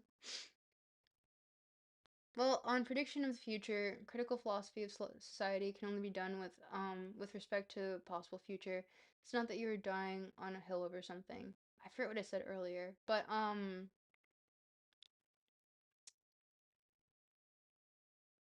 mm, yeah, a possible future. I mean, got me there. Nonfiction all the way, TBH. Wittgenstein is probably my favorite right now. Ooh, I love Wittgenstein so much. Like, there's a reason why, if you look at my Twitter bio, the location is something that I cannot pronounce in German, but essentially translates to the green valleys of silliness or stupidity, depending on how you want to read it. But because I think that the barren heights of cleverness are very lame and not fun. And it's like you can stay up there all you want, or you can read anecdotes of Wittgenstein going to bother Keynes on his honeymoon with his now wife at the time, because they lived in the same era, and interrupting and then asking his now Keynes' new wife uh for what was it, like hot dogs every night, and he'd be like, every time he'd get a sandwich, or I think it was like a ham sandwich or something, he'd be like, hot diggity. Like, that's my guy. Yes, keep me in the verdant green valleys of silliness every time, every time I'll pick it. um and also being able to properly parse things at the level of which only a polymath can. So yeah, Um, that's interesting. I don't know much. I just barely piecing this together, but I might check out Deleuze's arguments. Didn't know that. Uh, didn't know that one complete regard to. Never have read book to convince Trump to send ICE to wait. Ultros one more time. By no message facts. Facts. No printer, just facts. Um, love the video. Thank you. Thank you. I worked so hard on it. You can ask anyone in my vicinity. You can ask people from previous streams. They were like, "When is it coming out?" And it was like, "I'm working on it." It was just like I had to condense so much information into something that could keep people's attention, and it was really, really difficult. But yeah. Politics runs on vibe now. LMAO Sag. Politics always ran on vibes. What?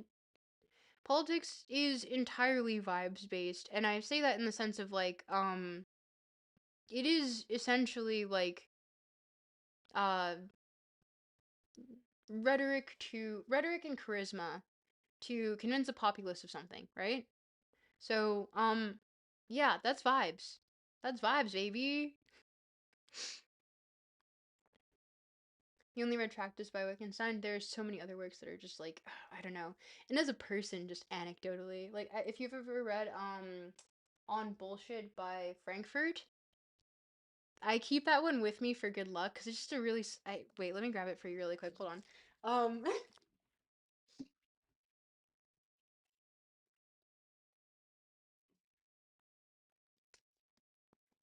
I keep that motherfucking thing on me. But yeah. So if it's backwards, but it's On Bullshit by Henry Drury Frankfurt, and I have little notes in it too because I just like reading it whenever I'm feeling lame. What the? Why is there ADHD in the corner? I'm torturing chat today with this. Chat gets torture. Um, so many interesting dead people. So true, deprogrammer. So true. Auto. Carl Jung. Yeah, no, Carl Jung, I definitely have been neglecting. I know this, and it's just because I want to allocate a large amount of time to just like completely going like to actually go hermit and just go straight into Carl Jung's work and be like, okay, no external voices. I want to hone into whatever signal he's trying to put out here and seeing what comes of it.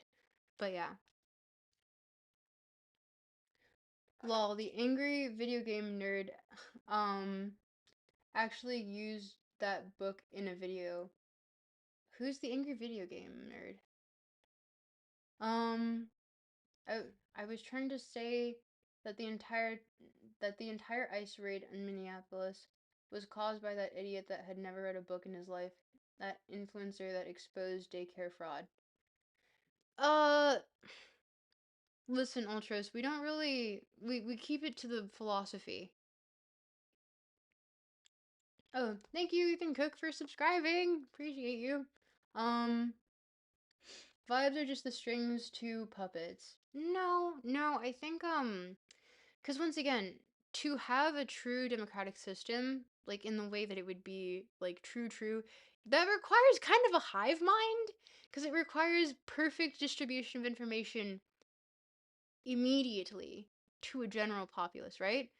So, to an extent, we have republics for this. It is vibes based because you must condense as much information as possible to a populace to have a vote, to etc etc etc, so I hope you're picking up what I'm putting down. Sorry. um Young gets a lot of love. Freud gets less so lately. Freud should get selective love because once again I think his marketing tactics are weird, and using weird sexual terminology for children is like, ugh, why? But also foundational and fundamental to psychoanalysis and psychology today. Like, we wouldn't be where we are now without him. So, win some, lose some, I guess. Um, he's the most important, no joke. Yeah, exactly. Uh, AVGN was the most sub channel on YouTube back in like 2006, one of the first real YouTubers back in the day. What, WTF, SFO's here? Hi, people from YouTube. So, what I learned recently through having a bunch of friends that are micro celebrities is that I never watch anyone's videos ever, especially if I'm going to actually meet them at some point, because, it makes the interaction very weird because it feels almost parasocial. Where would I start with my deep dive on Jung? I don't know, honestly. I haven't really thought about it. But yeah, I genuinely I've read excerpts, especially as it relates to archetypes, because that's where really I got like my little claws in there, and I was like, "What do you mean? Wait, he was talking to all these physicists? Why?" And I was like, just really curious, and like on the lion eating the green, sorry, on the green lion eating the sun, like I found that very interesting. As it related to all the alchemical like symbolism, and as it relates to archetypes, and like just the general premise of, because I think it's Lacan that essentially states that like the fundamental idea that there is like a general consciousness and then all humans have abstracted from it from there, he disagrees with. But I think that is such an interesting thing. I think that is so cool. That there is like a fundamental personality and every other personality is subtracted from it. And I think that's what Jung kind of alludes to, because I remember, and I weirdly enough, this is from Akash Singh, but I remember listening to this interview from him and him saying like, oh, because he was talking about being in therapy, and he was like, oh, he asked his psychologist like, are all personalities just like built-in defense mechanisms? And the psychologist essentially just said yes. And I was like, what a weird way to put it, but interesting. And I've just been kind of like simmering on that. I don't know if I fully agree with it, but simmering. Real modern man in search of soul in gets destroyed. I've got most of Jung's works. I went through Big Jung and Joseph Campbell obsession about arc about 15 years ago. Feel free to chime in and tell me where are you in the Discord server? Feel free to post there, because I'm going to do the next 2 videos. I have them planned. Possibly 3. One might be very short and might include someone that would be very funny to have in that video. It would be quite ironic. Um Start with men and his symbols for young. George Towney, are you telling me what to do? Um Lacan in the symbolic world. My problem with Jung is that archetypes are static forms. Why wouldn't they be stochastic and dynamic over time? Maybe I don't know enough about him though. Feels true. I mean, Tyr, you might be onto something there, because I do. It's funny because it's a very Adorno take. Um, what's the second video? I mentioned it before. It's Lacan, but Lacan's graphs, but through Garfield. And it'll be more clear after, because I got approval from 2 very artists that I very much like to use their works for to state a larger thesis. But essentially, I it's to do so in a way that can dumb it down, because once again, I stand by my point of, if you cannot explain it to a high schooler, you've not done your job. So we're doing it that way. Oh, John, take me with you. Oh, John, take me with you. There we go, Justin. Thank you. Um, Said I was planning 2 more videos. The other one is a secret and also might require me to do some traveling. But if you do want to help me with said endeavors, whoever's in chat who actually has the capital to help with such things, and you just have disposable income, um, please donate, because that would be so cool, and I really want to do it, and I think it's really necessary. It's okay. I'll spoil it. Fine. You guys get the spoiler. Essentially, I want to go to Oh, thank you for subscribing, Waffles. But I don't think high schoolers are that dumb. No, no, that's not what I'm saying. Although, we could say that about anyone. But and should be respected in intelligence. Yeah, I think it's not a matter of intelligence. I just think it's a matter of like, oh, you do not have X amount of experience that person with 10 years on you does. So, I'm going to explain it to you as though you are missing that extra 10 years of experience, essentially. It's not a matter of being dumb or not. Um,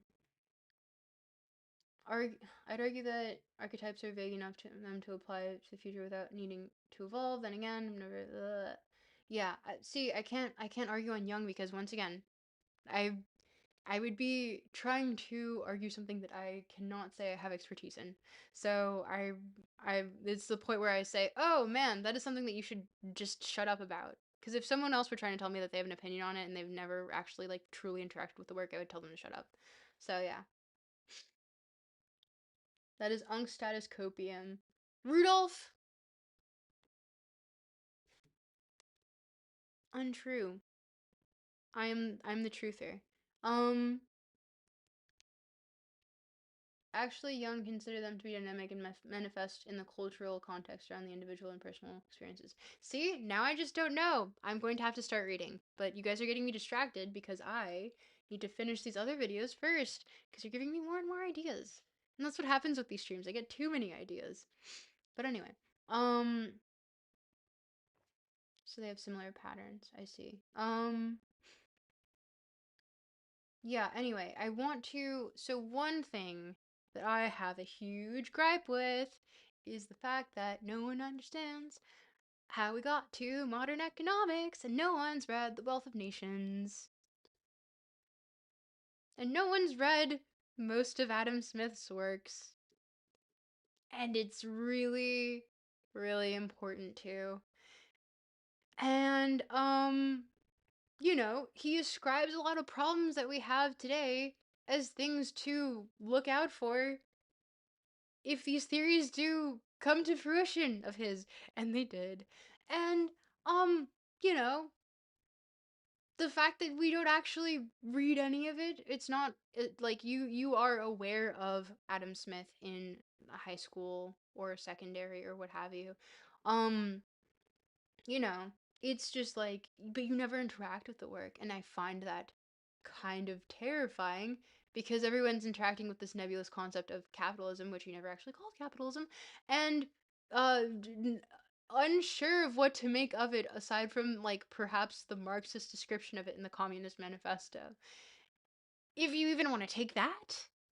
And yeah, no, I just want to break down Wealth of Nations in a way that hopefully intrigues more people to actually interact with the text because once again, why are we talking about this when we don't understand the actual concept? That's dumb. That's so dumb.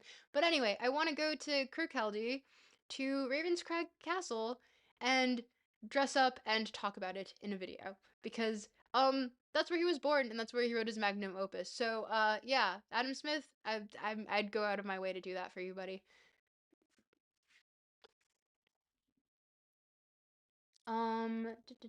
Catching up on chat. Um, Archetypes, collective unconsciousness, basically genetically encoded to the brain psyche. Yeah, because things every human has experienced in their life. Big brain. I read from Jung about this. Seems interesting. I haven't read any of the continental philosophy stuff yet, other than Nietzsche. Really.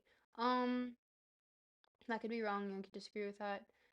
And tropical stuff would tell me to shut up because I haven't read enough. Real and true. Um, I have no economics knowledge. I have too much. Feel very midwit. Vibe into that for real, for real. Mark Fisher. Mark Fisher. R.I.P. King. Um, you can find his archetypes and collective unconscious. Yes, that's the excerpts that I read. Castle Girl. Castle King? King? We're forgetting that the bit in chat is that I'm referred to in entirely male signifiers and he, him pronouns. Why? Just that. People should learn mathematics law. Yeah, you don't even need mathematics really for economics. Um, I mean, okay, let me not say it like that. You don't need complicated mathematics for economics. Um, People always say capitalism was just about preserving the monarchy style hierarchy after the French Revolution. Is there any truth to that? No.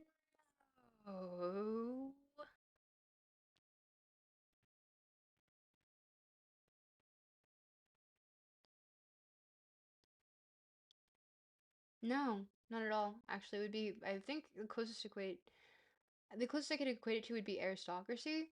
And even then, wealth distribution was included in a lot of Smith's later works where he talked about vanity projects and things of that nature. So, um, no, I wouldn't really agree with that. Um, One of the coolest things by Jung is his answer to Job essay. I think it's just such a cool take on Bible history. Interesting. Also, people should learn mathematics for that. Personality being a defense mechanism makes sense because your personality is probably based on your value system, which would draw you to things that are good and away from things that are bad. No, I'm Castle Girl. You're the Castle Jester. Castle King Jester. Trickster King, if you will. Umford and Sons, true. Um, the economy, wow, that's a word. The economy is a non-linear dynamical system, lol, no math. Um, I didn't say no math. I immediately corrected. Listen. I immediately corrected. You can't take points off for that. I immediately corrected. But yeah, that is the goal. That is the goal. I hope you guys understand the channel a little bit better now. And if you want more, yeah, answer to Job is very important. Interesting. You guys should join the Discord and just like if you present literature there, chances are I will not physically interact, but I will probably read it. Um, but yeah. Oh man, streaming for 4 hours. Uh, Listening to that right now and it's amazing. Huh. Okay, riddle me this, even though chat is 30 seconds behind, so I'll be like doing TikTok. Um, Uh, would you guys prefer that I do streams and we can talk generally about philosophy and I can sometimes go through texts or and we can just also do Geoguessr and stuff like that. But also I release an audiobook for the people that genuinely just want to hear me talk and listen to the VOD and then realize that I mostly yap the entire time. Do you think that that would work better? Because we can keep the stream still very lighthearted and still I like it because it does keep me engaged in my research. And probably the next stream will be on let's do I was gonna say Thursday. Which is tomorrow.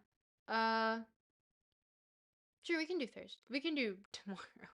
We can do tomorrow, honestly. At 7 p.m. Eastern. And from there we can I'm going to probably I've already finished this text, but it's already linked in the description if you guys are curious about it. It's the fundamentals for Lacan, which is what the next video is going to be on. um I would suggest are you in grad school? No. uh if I was, I'd have no time. But yeah, gosh, wait, I lost my train of thought. No, come back. Best not to force these streams. Yeah, I think that people who come to these streams for the VODs after are looking very ardently for me reading through the text and realizing that I yap a lot. Because once again, I have to keep it engaging. This is your punishment for that. This is your punishment for that. Look at this. This is your fault. But, I think it's funner to engage as well. You should look into how Jung gives women a blueprint on how to integrate their masculine side. You mean the anima and the animus?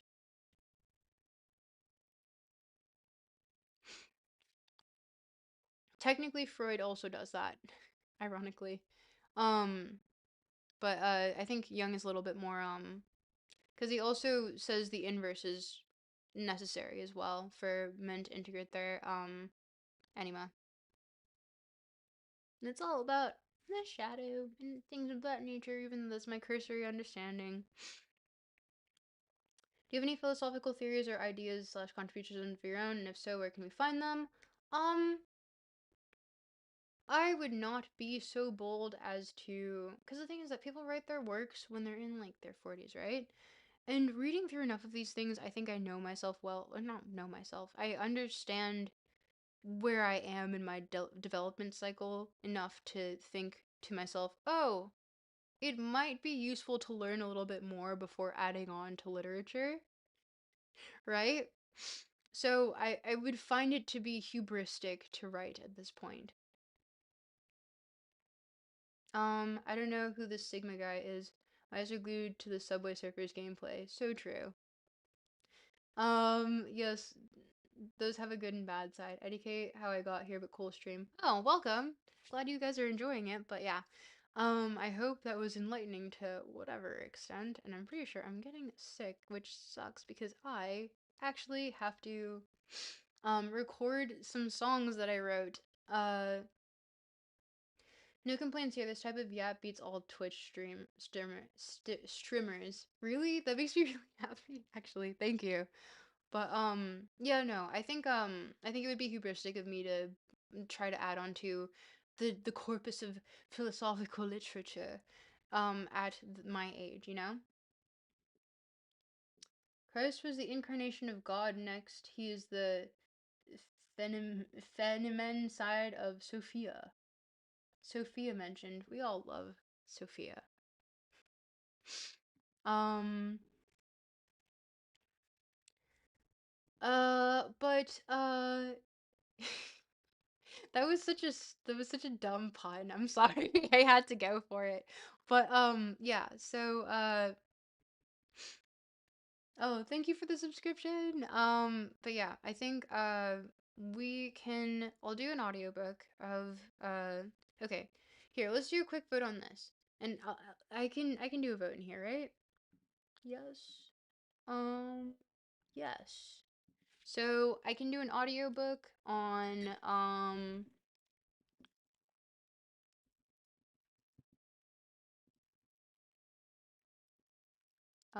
Freud.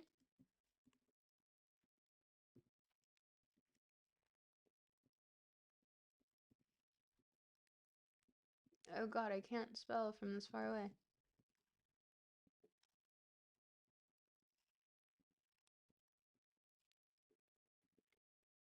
Okay, that is going on now. In chat.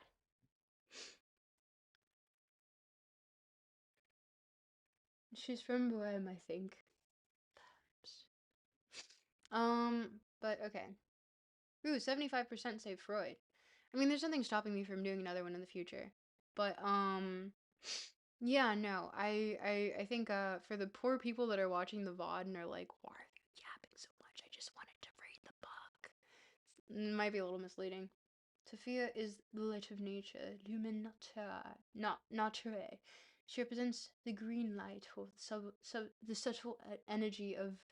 I can't read! The subtle energy of light imprisoned under the mountains of earthly existence. That we were referring to Sophia as in philosophia, but I'll take it.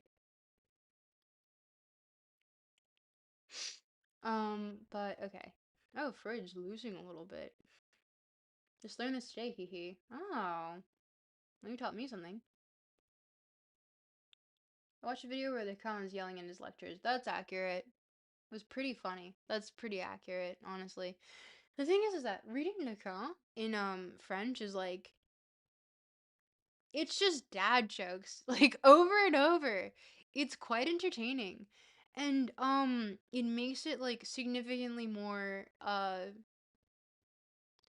do have a disdain for his work because I do think if you are going to do where did I put if you're gonna do this, if you're gonna do this, Lacan, if you're gonna do this, um, your fucking stupid little graphs and shit should actually lead to an explanation. That's not something that is like, oh, I need to read paragraphs upon paragraphs to understand this graph. That should be the inverse. The graph should help you understand the paragraphs faster. That is not the purpose of a diagram.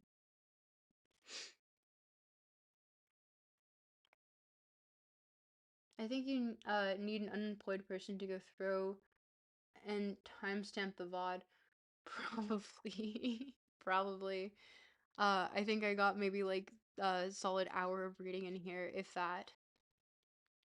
But yeah, my gripe is like, you can have all of these diagrams, but it becomes a meme at some point when no one can parse what the fuck you're talking about. Corbin says God wants to change his own essence. It is not new man who must be created, but rather a single God man, and the great overturning will be accomplished. Diagram's purpose is to look cool, though. See, that's what Land tried to do, and that's why we ended up with sci-fi instead. And Land should have stayed in sci-fi, honestly, because genuinely the CCRU writings are actually quite good. Hot take. They were actually interesting. Although they were co-written by several people, a lot of which were under pen names, and a lot of which might have had several pen names, despite being the same person. So, but that's for you to watch a video by Hijinks World about that I totally did not link in my video. Wink wink. Hijinks World being a very good person to talk about CCRU writings with. But yeah, Lacan's diagrams, that is my main gripe. If you have created a diagram that has contributed only to obfuscating your point, you have done a disservice.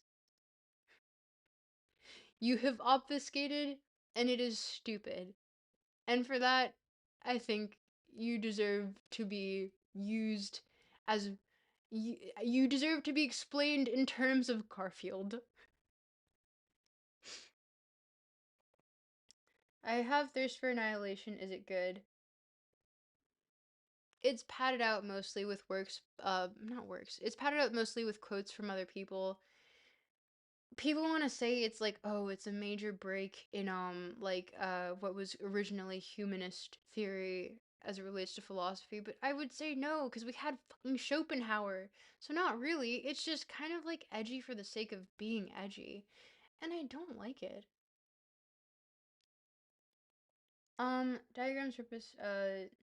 What is Lacan trying to say? Explain in simple terms.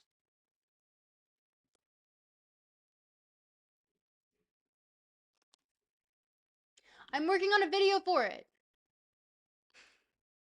I'm working on a video for it.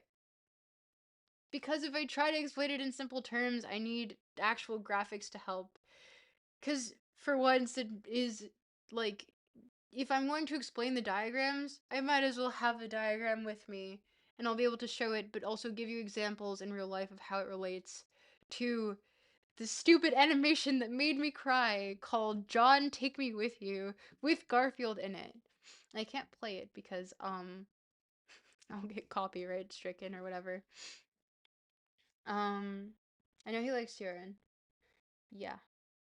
Um uh but yeah, it's just like it between the song that's used in the animation itself and like just the emotions that are articulated in that little animation, um I was like, ooh, this is exactly what Lacan was trying to explain, except it's like 2 minutes long. Whoa. And it made me cry. And it's not like I had any reason. I didn't have like any sort of hormonal influxes or whatever. It was just like it meant that much, you know? We write for the common man, but he can't understand any of it. Yes.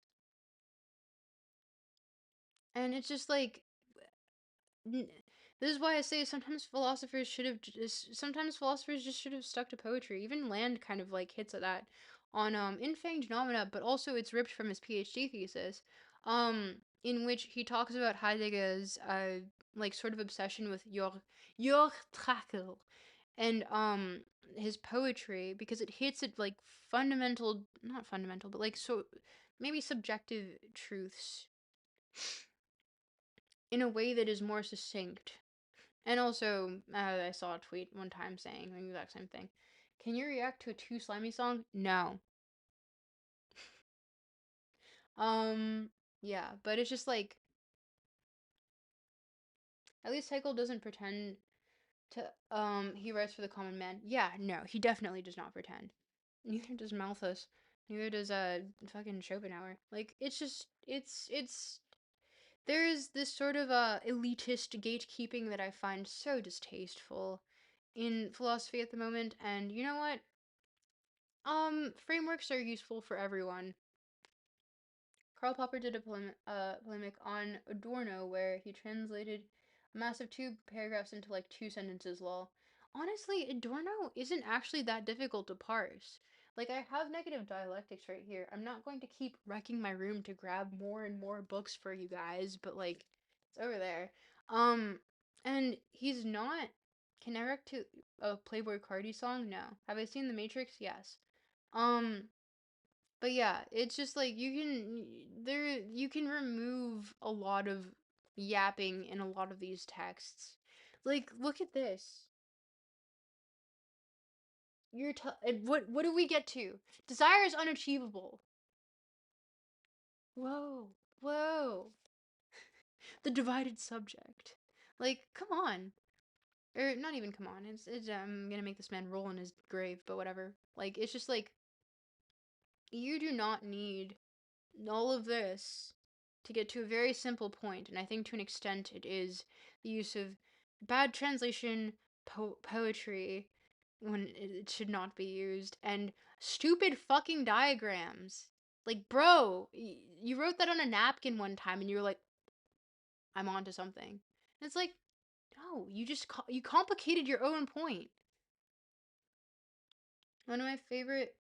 I wait, sorry. I named one of my two Schnauzer puppies Popper. He was reading Conjectures and Refutations when I got him last year. Lol, that's so funny. Zizek said Hegel anticipates psychoanalysis. What? Is this is this true from what you've read?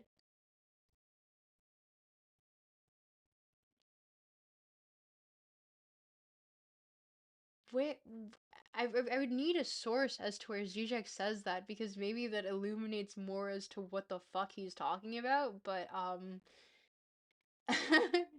the top of my head, no. Philosophers are notoriously bad writers. Haha, I guess it's not literature proper. Literature is just literature. It's pen on paper. Audiobook on Lacan must only be read as a Zizek parody. It is fuck. I can't do a fucking Zizek impression. I'm sorry. I'll try next time, guys.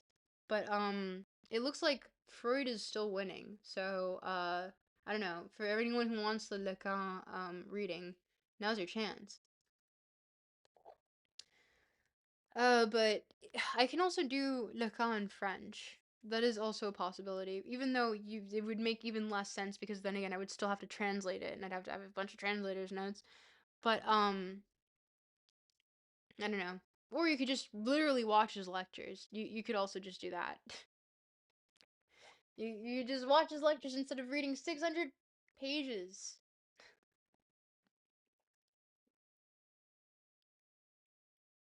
No biggie. I don't mind me some Freud.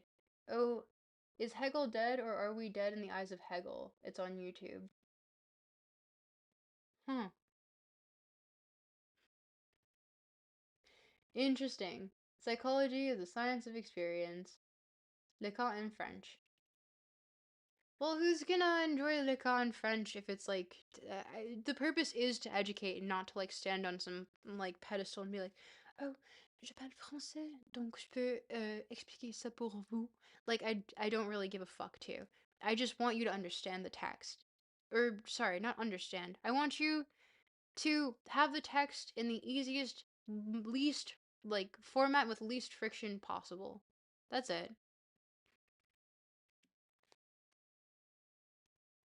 Yeah, it looks like Freud's still winning out here.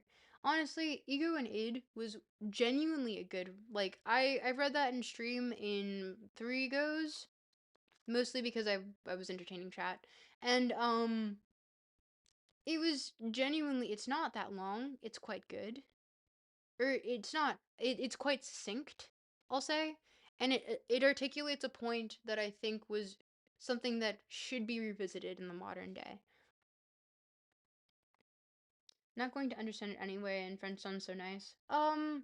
Nah, you should actually like just attempt to listen to the audio and be like, okay, I'm parsing something from this, because it really it should it should be something that you want to dissect more yourself.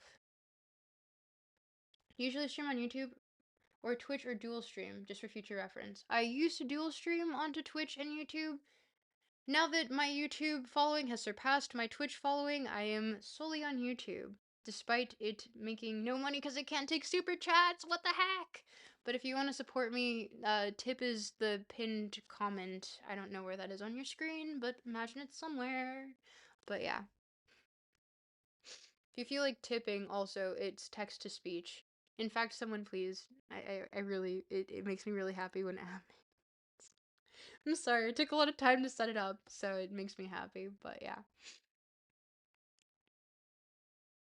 Have I seen the clavicular plus Nietzsche video? I have not. I don't think I want to.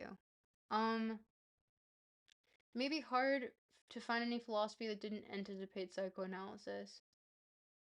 Depends on how you want to define psychoanalysis, I guess. Um, plug in laptop because it's not doing too hot on battery right now. We don't need to die on stream. That's only for performance art.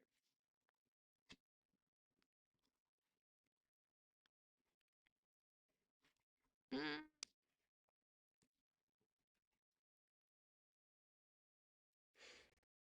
yeah.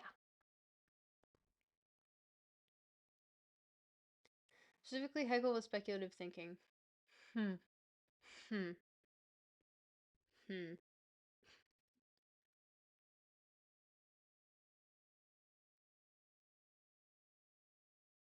I don't know. I'd have to read more into that one. But, okay, chat. It looks like Freud has won by a landslide. So, audiobook for Freud it is. And if you guys have any suggestions for other audiobooks, I can also do, I was thinking Camus. Actually, okay. Perhaps Indulgent.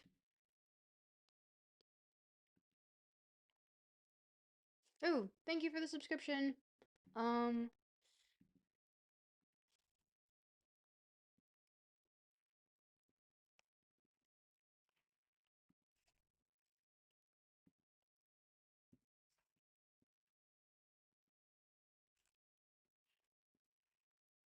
this might be self-indulgent a bit. Um,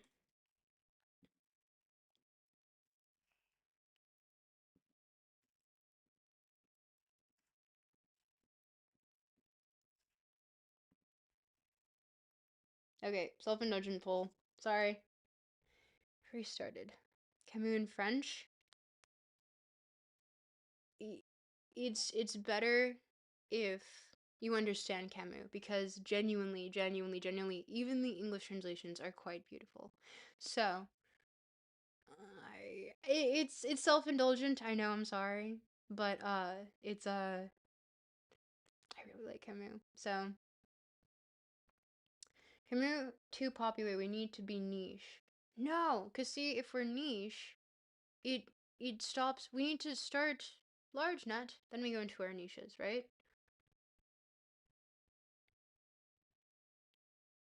I saw that message for 5 seconds. But oh, Freud is 50. With who? Freud's still winning, huh? But yeah, it's self-indulgent, but I absolutely love Camus' writing, so I would be more than happy to read it. But alas, it really depends on this poll apparently. Starting to believe she doesn't know French, chat. You literally just heard me speak French. I think you just want me to speak French again.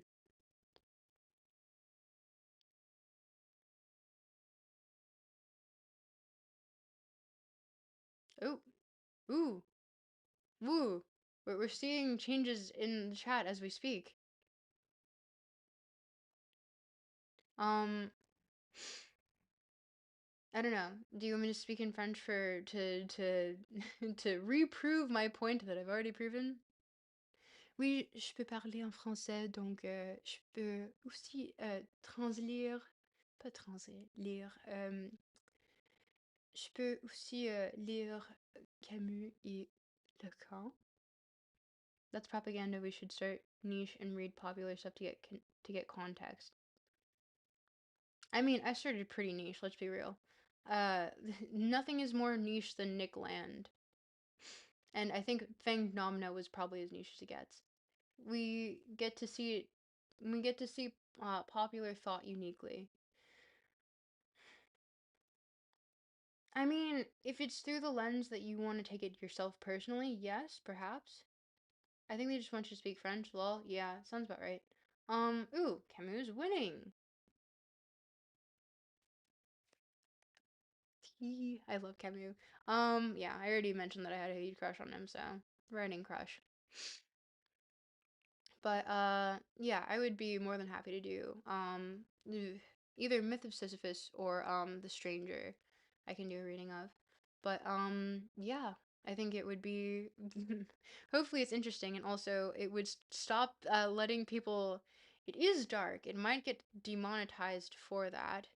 At least the Myth of Sisyphus, because he says a few words that I think YouTube is like about. But yeah, I think it is necessary. L'étrange? Yes. Oof. But I think I would probably read the Myth of Sisyphus, cause I think it's cause they like it got co-opted into like a grind set meme, when that's not really what he's doing. He's not grind set. He's like, no. The game that you're playing is there's no winning scenario. You just do it in defiance as an of the act. I also speak a little French. Let's go. Do the rebel for Camus. What's your main philosophical interest or school of thought? I'll always stick with my boy Epicurus.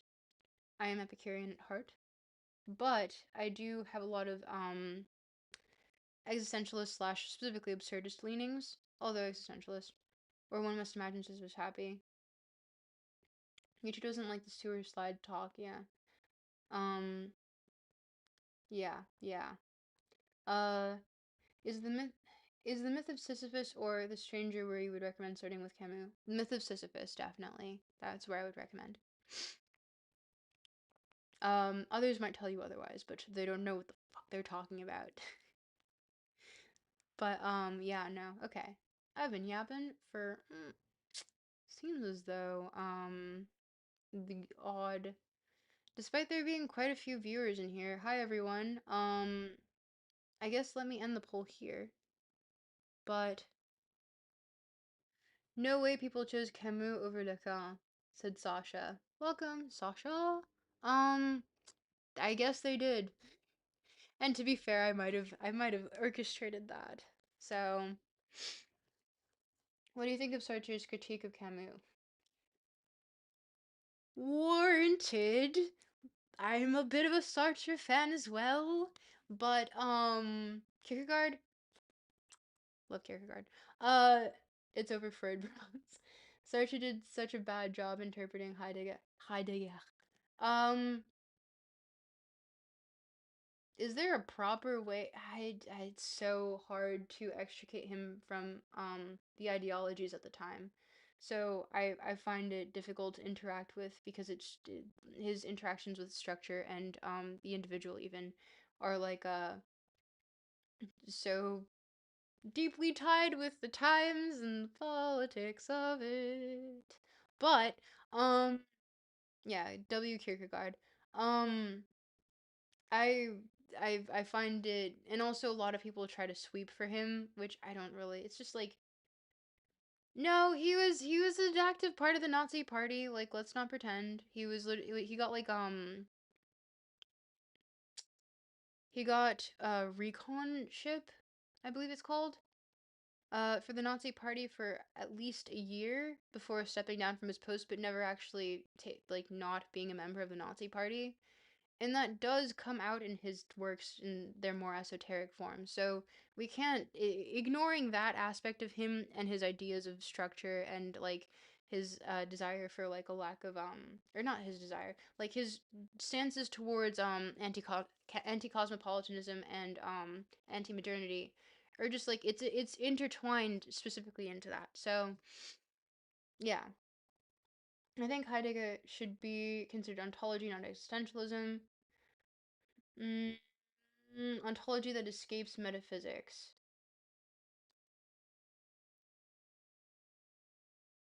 Go on that. The structure of the individual, that phrasing, isn't that phrasing significant in some way? Um, as long as it's not Lacan. Destiny brought me here, also the streamer, lol. Who? What? Hannah, Hannah Arden, Heidegger. I know that Heidegger thought so too. Yo. Go off. The thing is that I It's a hot take, but I kind of agree. um, yeah. Oh, hey, when she was an undergrad, the two of them had an affair? I always think of this. Did they actually? That's kind of wild. Jason, as in escaping on ontotheology, is such a BS concept though. And I was thinking of him publishing his big German book with a swastika on. Yeah, um, the thing is that it's so deeply intertwined, and obviously it was like used to radicalize, um, you know, the Nazi party after. Um, it's not something like it's you can say like, oh, his works predate him ever joining the Nazi party or the Nazi party ever taking power, but it still influenced the later like the publication of it. It structured what our understanding of Heidegger is today. So it's just like we can't ignore these things as we interact with these texts. That would be ignorant of us, and in fact it would probably be kind of a cognito hazard. This live was recommending on my algo. Sorry if this is an annoying question. What is your channel about? It's philosophy, Raven. I hope you enjoy philosophy. We have just been talking about it. Although we were supposed to read more of Freud, but I put this on to punish all of chat because everyone gets distracted anyway. But yeah, the channel itself is about philosophy, but it's more of like a shortened abbreviation form of me doing the gosh, how much research did I do? I think it was like 3 to 5 months of research on a specific person only to make a 12-minute video about it because that was how much I had to cut to make a very interesting video. But yeah. Um Heidegger is is still probably the best philosopher of the 20th century for me, but he didn't go beyond Hegel as he think he did. No, I don't think he did go as far beyond Hegel as he thinks he did either. I don't think that's even a hot take. Um, but I would disagree. I would fundamentally disagree with the best philosopher of the 20th century, just on the premise of were his works influential? Yes. Did he hit at some truths? Yes. Were they all things that I think advance society? And that's where we get into semantics. Nah, in my opinion.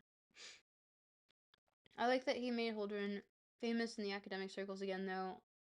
Also, revitalism for Schelling. Fair. I have a high school level of philosophy from like 10 years ago. Look forward to learning more.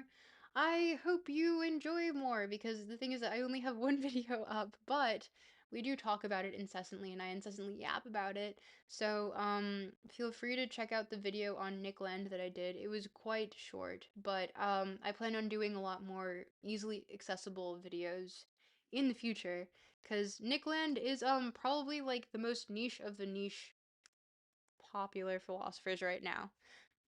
Excuse me. But yeah, Vogelin identifies Heidegger as Gnostic law. Yeah, I don't know if I disagree there. What do you think of Nietzsche?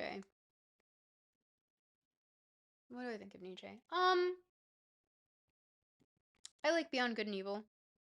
I do. Um, Simone Weil.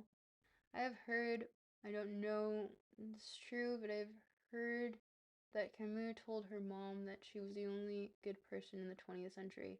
That is an interesting anecdote. I would like to, if you can put a source on that in the Discord, I would read it. Um, Land's been crashing out recently. Land has been doing a lot recently. Trust me, I've read all of his tweets and blog posts, and all of his archived blog posts, and all of his prior works, and all of his interviews recently. So yeah, I'm pretty aware of the state of Land. Not into philosophy, but started listening to Being in Nothingness, and it was boring as fuck. Yeah, the point of this channel is to make philosophy more accessible through making it kind of just like there's a thing with academic gatekeeping right now in philosophy, and I find it distasteful and annoying. And philosophy should be accessible. Oh, thank you for subscribing. Um,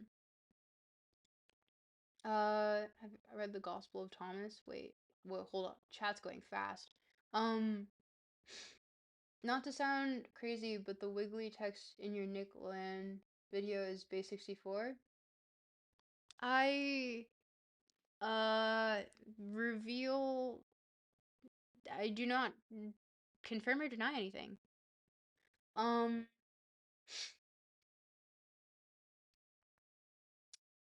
uh Heidegger is meaningless if you don't read Hegel IMO.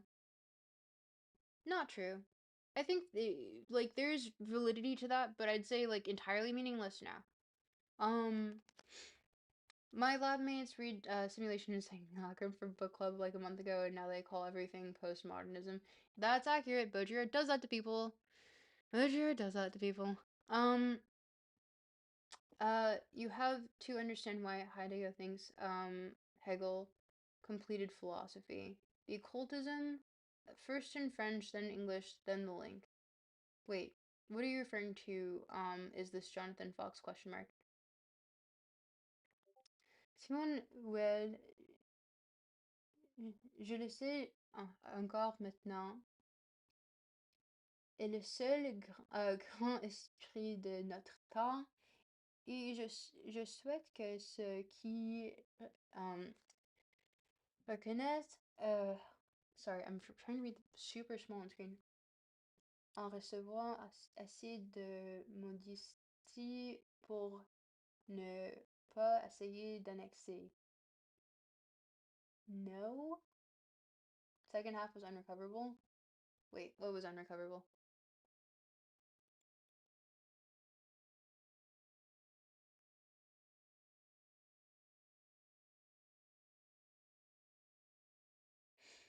What do I think of feminist philosophy? Feminist philosophy is just philosophy.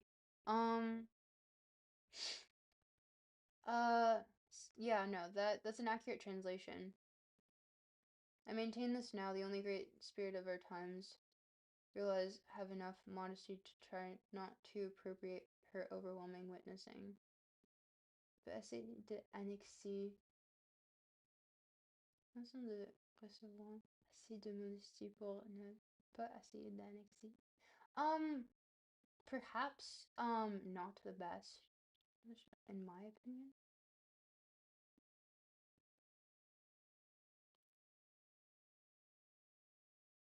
Ayn Rand, we don't we don't consider Ayn Rand. Um, uh, yeah. Well, one, Camus is not a simp, but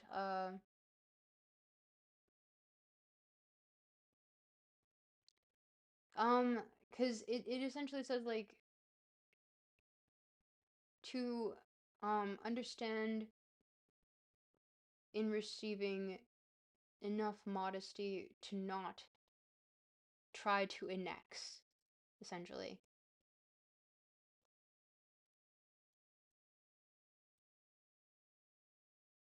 No, you're fine. Is this Jonathan Fox question mark? So, for my part, I would be satisfied if one could say that in my place with the humble means at my disposal, I serve to make known, disseminate her work whose full impact we have yet to measure.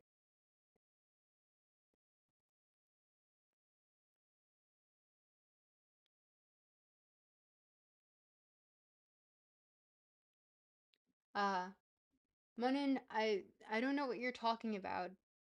No clue what you're talking about. What? Um, but just no idea. Um, got the first half though. I see. I don't know what you're talking about.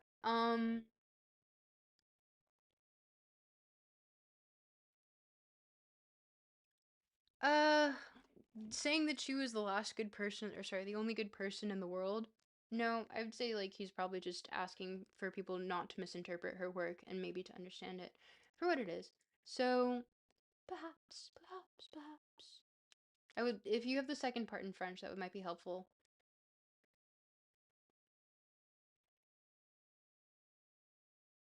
Is the numogram a cult? I mean, according to Conrad Flynn, it is a cult.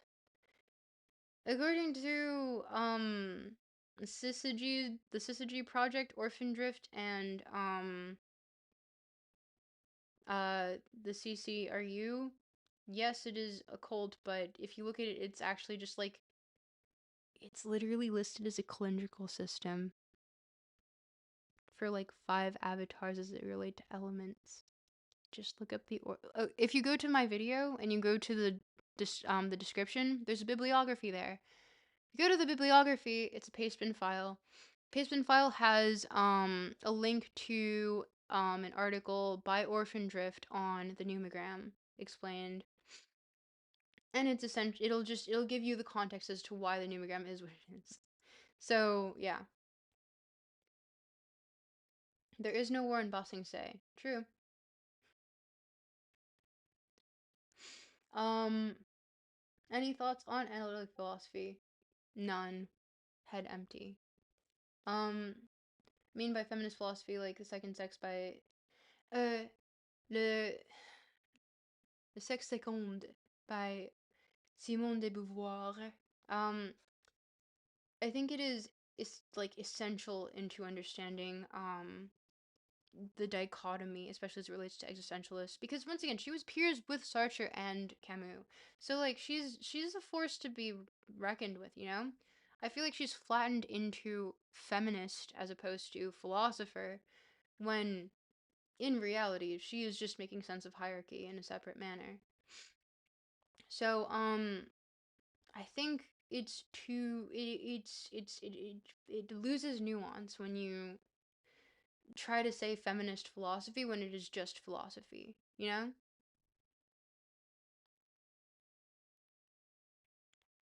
Um, I'm gonna have to sit down and enjoy these when I can focus more, but I love people reading and riffing on theory, like philosophical mystery science 3000 episode, huh? Because in an interview with Greer, he talks about it being a form of Kabbalah. Yeah, he does. The thing is that he when that came out, I believe that was 1994. It was the early 1990s, and now he is 63. How much time has passed since then? How much more knowledge has he gained since then? And also, it was worked on by more than one person, and this is known. So, I would suggest just looking at the bibliography, and if I have George Towney, if that person could possibly post the link to that in chat. It is an archived post, but yeah.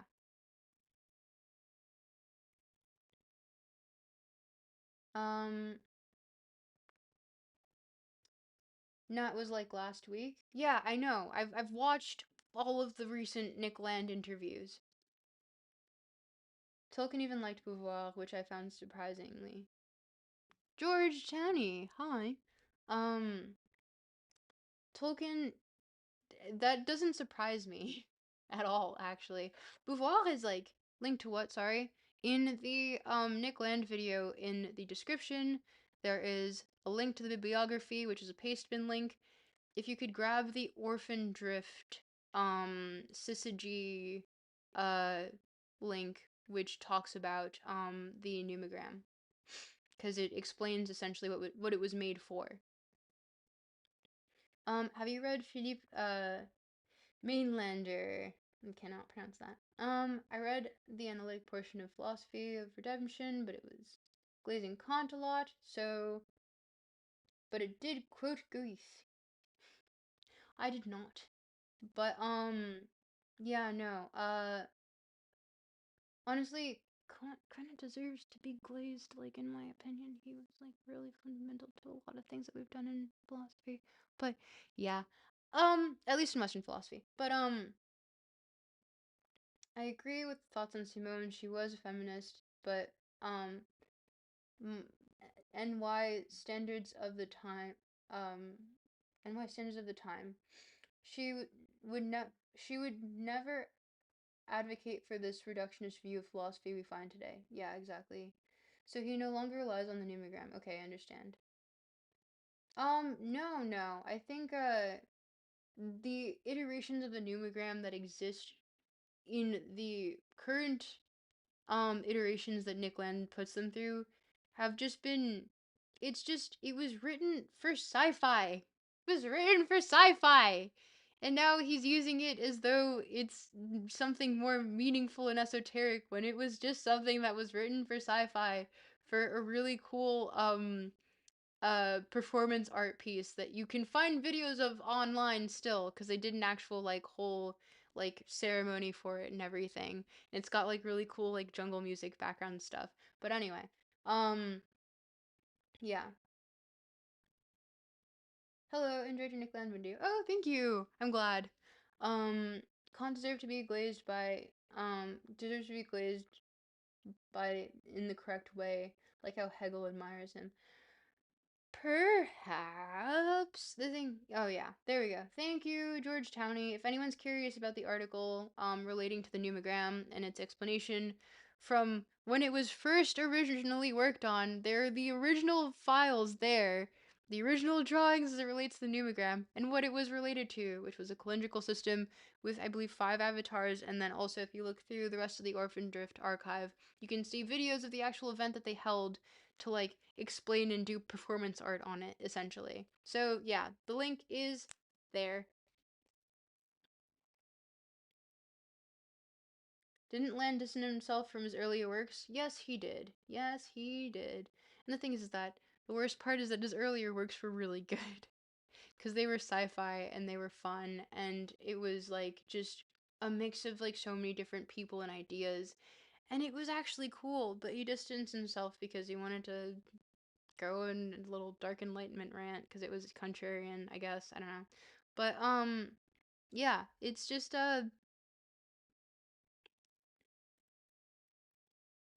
mean, he was real into Burroughs, so right, so that's my interest in route into Nickland, but whom I don't know too much directly. I live in St. Louis City. William Burroughs is like, wait, what? Huh?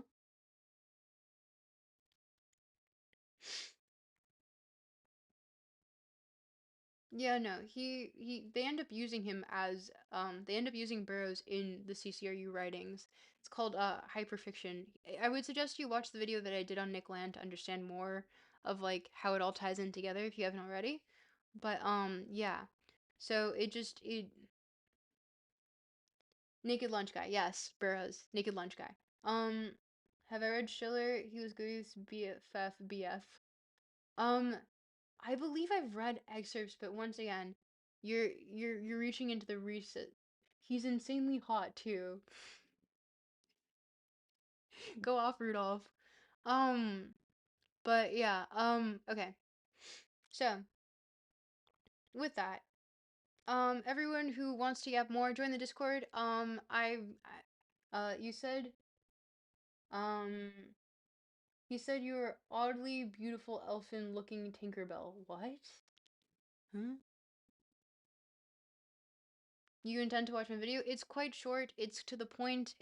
I tried to make it as, despite me doing literally months of research on it, and you can look at my Fang Phenomena videos on me going crazy slowly as I walk through the steps of all the research that I did on it, only to shorten it into a 12-minute video.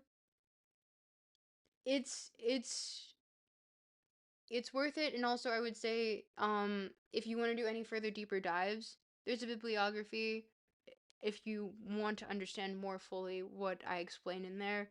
And also, I also talk about it at length in all of the VODs of the Nick Land readings.